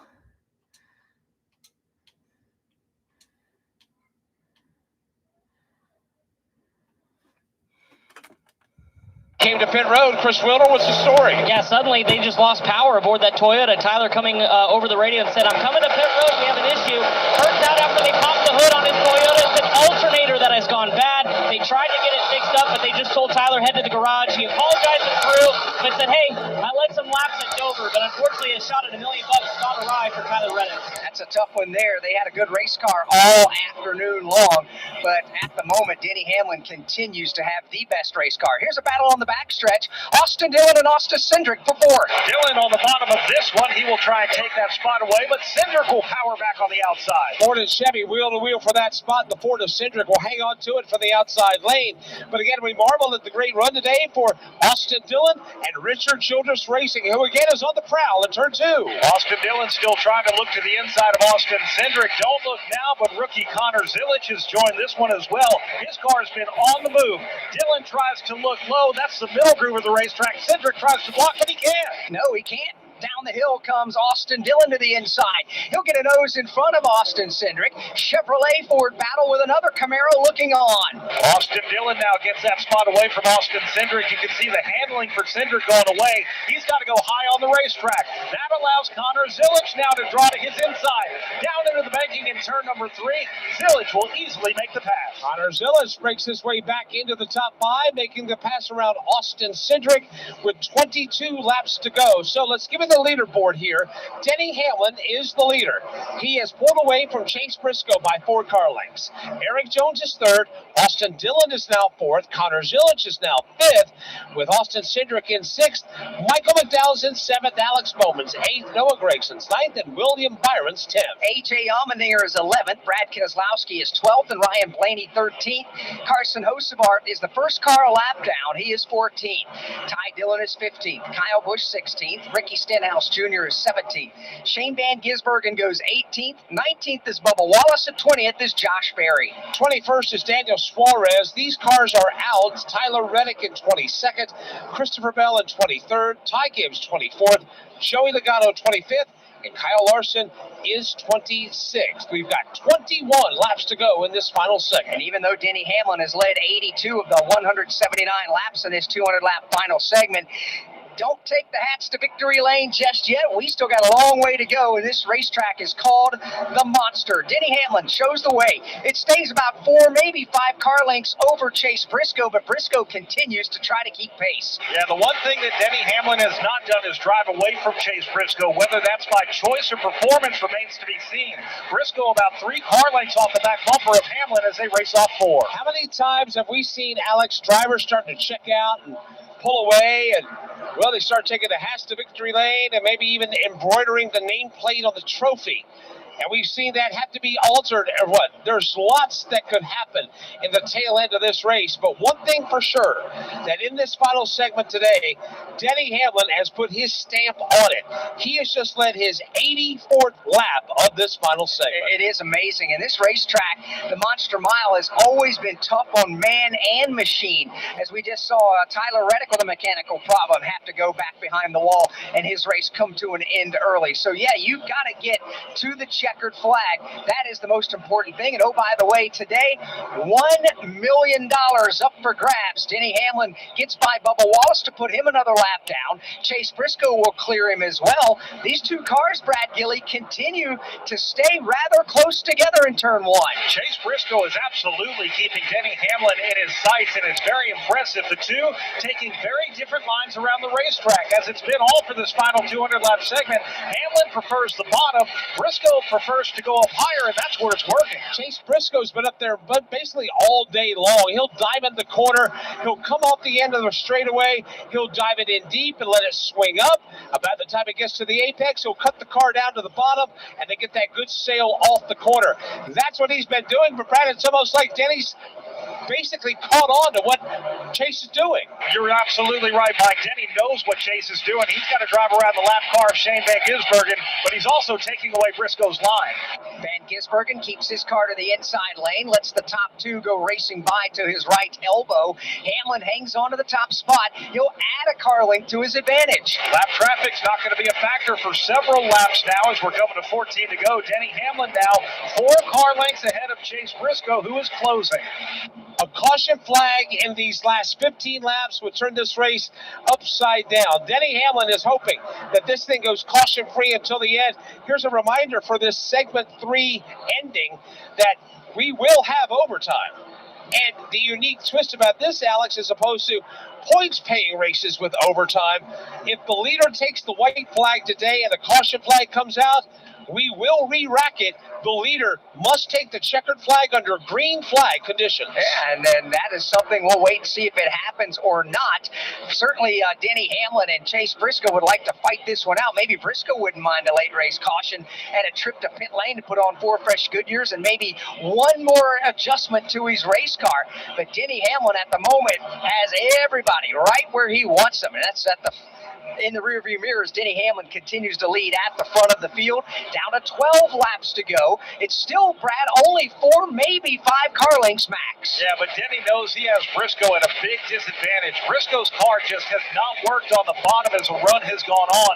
Denny is taking the middle of the racetrack right now where he prefers the bottom, but in doing so, he is keeping Briscoe at bay. There is no doubt that he's the maestro right now. He can pick any lane he wants. He can take that car anywhere he wants, and basically Chase Briscoe is just hanging on. Denny Hamlin is running the show right now, and he is taking every lane he can possibly find off turn 2. If Briscoe is saving something, he's going to have to show it here pretty quick. Denny Hamlin now 6 car lengths over second place Briscoe as they head back to the front stretch. Should anything happen to this lead duo, Eric Jones is third. He is a good distance back, however, to the tone of 5.7 seconds. However, he is all by himself on the racetrack, as Austin Dillon is another 2 seconds behind him. The leaders to the backstretch. Denny Hamlin now pulling away from Chase Briscoe. We'll be talking about this in tenths of a second and not car lengths. Middle of the racetrack goes Denny Hamlin. Denny Hamlin will swing wide off the corner, come back to the start-finish line. It'll be 9 laps to go for one Denny Hamlin. That progressive Toyota, that blue and white livery on those quarter panels and the hood and the roof, very strong right now off turn 2. This is the all-star race. You never know what could happen in the pursuit of $1 million. The next car that could go a lap down will be Ty Dillon as Denny Hamlin continues to stretch. Ty Dillon already 1 lap down after getting caught in a pit cycle in green flag conditions. He's back in the 15th spot. We'll see what he does with the race leaders beginning to bear down on him. Denny Hamlin now off of turn number 2. You see behind him, Chase Briscoe is trying to work the bottom of the racetrack. He is searching right now. Unfortunately for Briscoe, that's not working for him. Denny Hamlin can go where he wants. It may be too much, too little, too late for Chase Briscoe. Last time by, separation between Hamlin and Briscoe was 1.1 seconds. Now, as they cross the line, it's 1.2 seconds. Denny Hamlin's lead is getting larger. Denny Hamlin easily goes by Ty Dillon and puts him another lap down. In doing so, he continues to put the distance on Chase Briscoe, whose car cannot keep up. Down to 6 laps to go. This time by, here comes Denny Hamlin up off turn number 4. Clean racetrack out of the windshield for Denny Hamlin, the Chesterfield, Virginia native. Right back to turns 1 and 2 again. Denny Hamlin continuing to work the middle groove of the racetrack as he hits the back straightaway. That progressive Toyota, very comfortable out here on the racetrack. He dives back into turn number 3, and once again, Denny Hamlin, nothing but smooth through this section of the track. Denny has no traffic to deal with. Chase Briscoe contends with Ty Dillon's lap car. He will finally complete that pass. 5 to go for Denny Hamlin back to the corner. The one thing Denny Hamlin does not want to see is a yellow flag because his car is just as smooth as can be. Denny Hamlin about 15 car lengths in front of Chase Briscoe. They continue to work their way around the track as Denny Hamlin once again hits the front straightaway. Hamlin slides wide off the corner. He'll set sail down the front straightaway. 4 to go for Denny Hamlin. Here he comes across the start-finish line off the end of the front straightaway. Again, sliding wide and taking that Toyota to the top of the banking. Denny Hamlin, no pressure from behind, no lap traffic in front of him. He goes down the back straightaway once again. He'll drop that Toyota into turn number 3. He'll ease his way around the racetrack and hit the front stretch. Very cautious lane right in the middle of the racetrack through turn number 4 to the line. 3 laps to go. Denny Hamlin 3 miles away from $1 million payday. Here goes Hamlin now through turn number 2. His car looks very smooth. Chase Briscoe might be gaining just a little bit, but I don't think it's because of Briscoe's performance. Hamlin, no, he cannot make a mistake here as he goes back through 4. And he also does not want a caution flag. He'll hold his breath as he comes to the line. 2 to go. 2 miles left for Denny Hamlin to pick up All-Star win number 2 of his NASCAR Cup Series career. He started this race on the pole. He won the pole after spinning the car coming off of pit road. Now Denny Hamlin continues to lead. Back into turn number 3 he goes, just a couple more times around this racetrack here at Dover. Right in the middle of the racetrack again, and the second place car, Chase Briscoe, chops off another car length. However, the white flag is flying at the start-finish line. Final lap, Denny Hamlin works his way back to turns 1 and 2. Denny Hamlin has just been on it all day long here at the Monster Mile of Dover. He will hit the back straightaway, clean racetrack all in front of him. He'll go into turn number 3 for the final time. Denny Hamlin goes to the bottom of the racetrack. He'll let the car drift wide in the apex. Here he comes off turn number 4. He'll rocket off the corner to the start-finish line. Denny Hamlin wins the 2026 NASCAR All-Star Race at the Monster Mile. Chase Briscoe finishes in second. Eric Jones comes across the line in third. Austin Dillon fourth. Connor Zillage round out the top 5. Let's go to pit road. And a round of applause for crew chief Chris Gale. High fives to the crew as they leap off the pit wall here at Dover Motor Speedway, as Chris Gale is now an all-star champion. Here is the crew chief as he watches his driver celebrate and finish this one off. What a dominant performance here this afternoon, and led 103 laps of the final one. Chris, this was a race of survival for so many. How did you make it look so easy, so dominant? I mean, that was Denny, right? Like, we were worried about when we inverted for the second stage and getting caught up in something, and he did a great job of having enough speed and putting himself in position to avoid that. I mean, we were also fortunate, right, with so many guys having problems early. That made a thinner field for us to have to come through. So it was a good day. I know there's no points on the line, but what does an all-star win mean to you? It's awesome. Yeah, we'll take the $1 million, right, and move on. Absolutely. You'll take the $1 million indeed. That's Chris Gale, winning crew chief for Denny Hamlin. Denny Hamlin scores the win, presented by Sunoco Race Fuel with zero carbon bioethanol. From fueling your favorite NASCAR teams to filling up at the pump, Sunoco is trusted to help vehicles perform at their peak. Sunoco, performance is what we do. Every hero's story has a humble beginning. Every legend had to earn their stripes. Every superstar had a dream. It's been a fairy tale season. Every home track is the start of something special. That's just good old short track racing. Oh, little retaliation. Holy cow! Learn more about NASCAR regional tracks near you at NASCAR.com/regional. Meet the all-new RE4000 Bluetooth scanner from Racing Electronics. Hear uncensored audio from your favorite drivers, or listen to the live MRN broadcast, all hands-free and wireless with Bluetooth technology. Fast, lightweight, and built for race day, the RE4000 delivers zero latency, so you never miss a moment of the action. Powerful, wireless, effortless. That's the RE4000. Learn more at racingelectronics.com. NASCAR Live Race Day continues on the Motor Racing Network.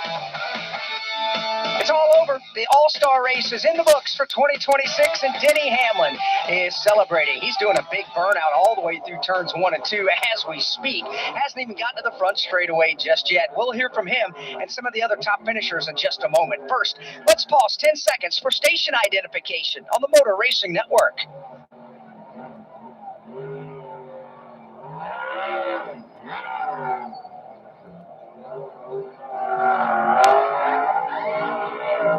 Motor Racing Network is live at Dover Motor Speedway. The NASCAR All-Star Race is in the books, and Denny Hamlin has won it. I'm Alex Hayden. Alongside is Mike Bagley. Brad Gilly called everything in the turns for us today, with Steve Post and Chris Wilner working hard on the pit lane. All season long, the driver who runs the fastest lap of the race will earn 1 championship point for running the Xfinity Fastest Lap, celebrating speed on the track and the reliable performance Xfinity brings to your home. Xfinity.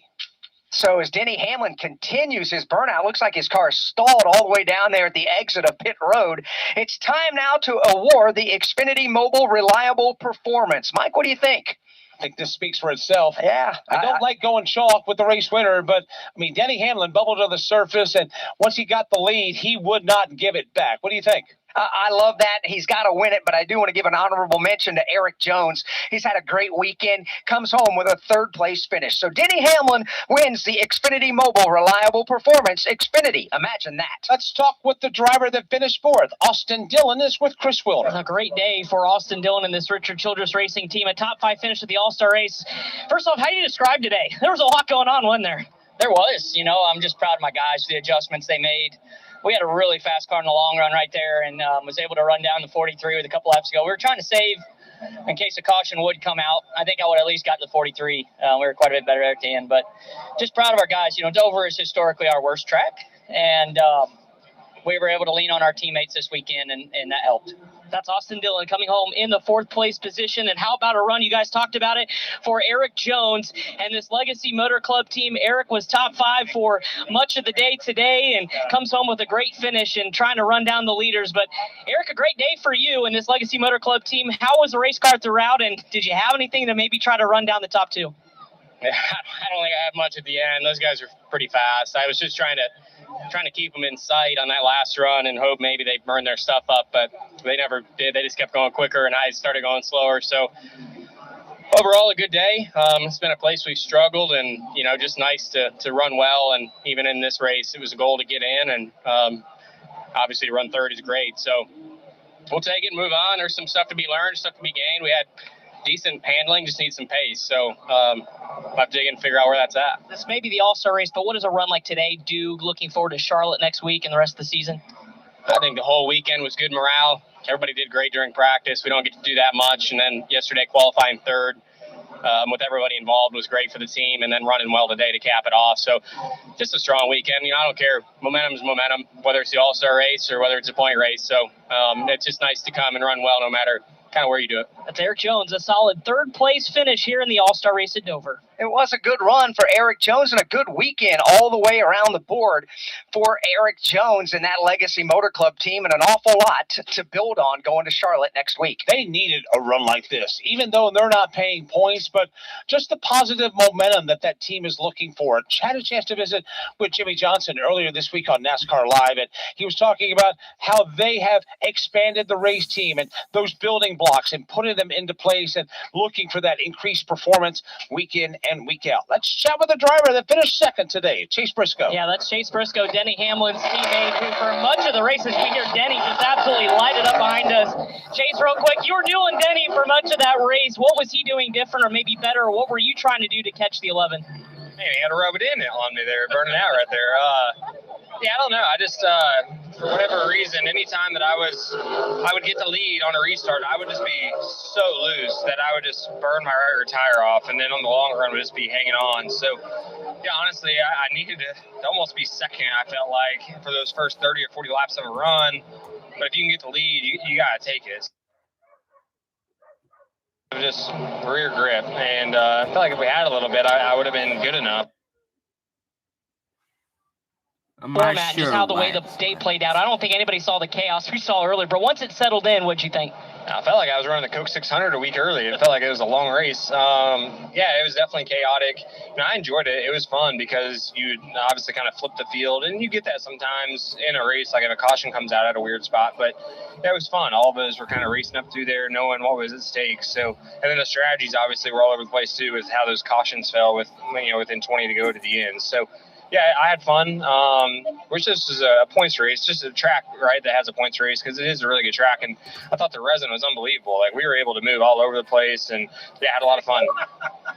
That's Chase Briscoe, who finishes runner-up here in the All-Star race to his teammate, Denny Hamlin. It's a great drive for Chase Briscoe, and there's a lot of people that echo his sentiments about hoping next year is a points-paying race here, and why not? Chase Briscoe's finished second now, back-to-back years. But unfortunately, second back-to-back years to Denny Hamlin, his teammate. Yeah, I'm sure that could be frustrating. A little internal team rivalry there. Let's get the thoughts of Connor Zilisch, who finishes in 5th. Yeah, and he just told me, long day. Looking at your Chevrolet, it's pretty dirtied up. But how would you describe your first All-Star race and completing 350 total laps of absolute insanity? Yeah, I had a lot of fun.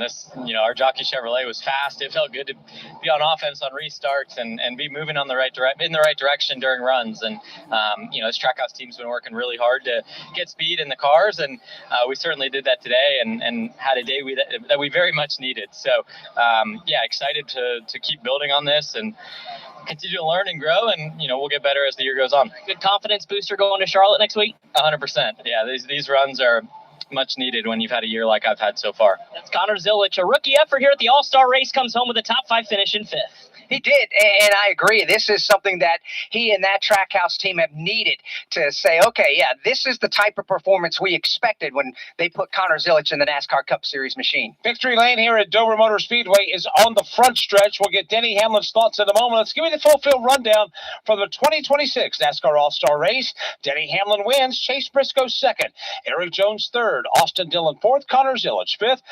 Austin Cindric finished in 6th. It's William Byron in 7th. Michael McDowell in 8th. Alex Bowman 9th. And Brad Keselowski finished 10th. With Noah Gragson finishing 11th. A.J. Allmendinger was 12th. Ryan Blaney 13th. He was the last car on the lead lap. Carson Hocevar finished 14th. Ty Dillon 15th. Ricky Stenhouse Jr. was 16th. 17th, Kyle Busch. 18th, Josh Berry. 19th was Shane Van Gisbergen. At 20th was Bubba Wallace. Daniel Suarez was 21st. Tyler Reddick was 22nd. 23rd was Christopher Bell. Ty Gibbs 24th, Joey Logano 25th, and Kyle Larson finished in the 26th position. Alex, this All-Star race gave us a little bit of everything, obviously with a rough and tumble opening segment, and then we even had more action in the second segment, but everybody got their sea legs under them, and that's when the performance took over, and that's when Denny Hamlin just did his number on the field this afternoon. My hat's off to track president and general manager Mike Tatoyan and his entire team here at Dover Motor Speedway. An afternoon all-star race for the first time in 35 years. They really knocked it out of the ballpark. A fantastic weekend all the way around. The fans showed up. They showed out. Denny Hamlin did the same. This was a great all-star afternoon here in the first state of Delaware. I very much look forward to what is in store for the rest of this season when we get back to paying championship points starting next week in Charlotte. And that will be with the Coca-Cola 600. The Performance Racing Network will have the call of that one. Let's get the thoughts of race winner Denny Hamlin with Steve Post. Denny Hamlin down here. We will yield to Mom every time as Mom gets in there and gets a hug. Denny, you described this kind of as a butt whooping on the radio on the cool down lap. How good was this car, and just how good were you guys all day long? Yeah, really good. This team just did an amazing job working on the car, and I knew yesterday that we had all the feels in the car that we really needed to go out there and do what we needed. And with the format, I thought it kind of played into our hand. Having to put us back to the back there, that's typically where we're our best, is coming through traffic. And so, this progressive team just gave me a car that was a rocket, and I was lucky to drive it. How did the car race? How did the racetrack? We had so many variables with the resin, with the race car and everything. I know you've got a lot of data to download, but what did it feel from the driver's seat? I thought they did an amazing job with the track this week, and everything. I wouldn't mind the race being about 2 hours shorter, but beyond that, I'll tell you, this is I thought Dover and NASCAR did a great job, mixing things up for us and obviously challenging us in a lot of different ways. Finally, a weekend off from the point gathering, but how does this help going forward to Charlotte and Nashville and on beyond? Well, I mean, it's just our intermediate package. Anytime we're turning left, this 11 team's really, really strong. So I just, we're hitting our stride. We're nailing all the setups just right, and again, it's lucky for me to be able to drive this. I'll say congratulations, Denny. There we go. Denny Hamlin picking up the win here today in the NASCAR All-Star Race. And becoming a two-time winner of the NASCAR All-Star Race. I'd like to thank the voices you heard on the broadcast today. Brad Gilley, who covered the action high at top turn number 3. It was Steve Post and Chris Wilner on the pit lane. For Alex Hayden, I'm Mike Bagley. Thank you for spending your All-Star weekend with us here on the Motor Racing Network, where we congratulate Denny Hamlin, winner of the 2026 All-Star Race at Dover Motor Speedway. So long, everybody. Motor Racing Network's coverage of the NASCAR Cup Series All-Star Race. That'll do it for the All-Star Race here at Dover Motor Speedway. Denny Hamlin picks up the win. Pretty good race. A lot of action going on. A lot of side-by-side action. Thought it was a pretty good race. But hopefully you guys enjoyed. Appreciate you all being here. You guys are awesome. If you haven't already, make sure to smash that like button, comment, subscribe, and I'll catch you guys on Monday for Wild Thing Karts at Stafford Motor Speedway. Peace out.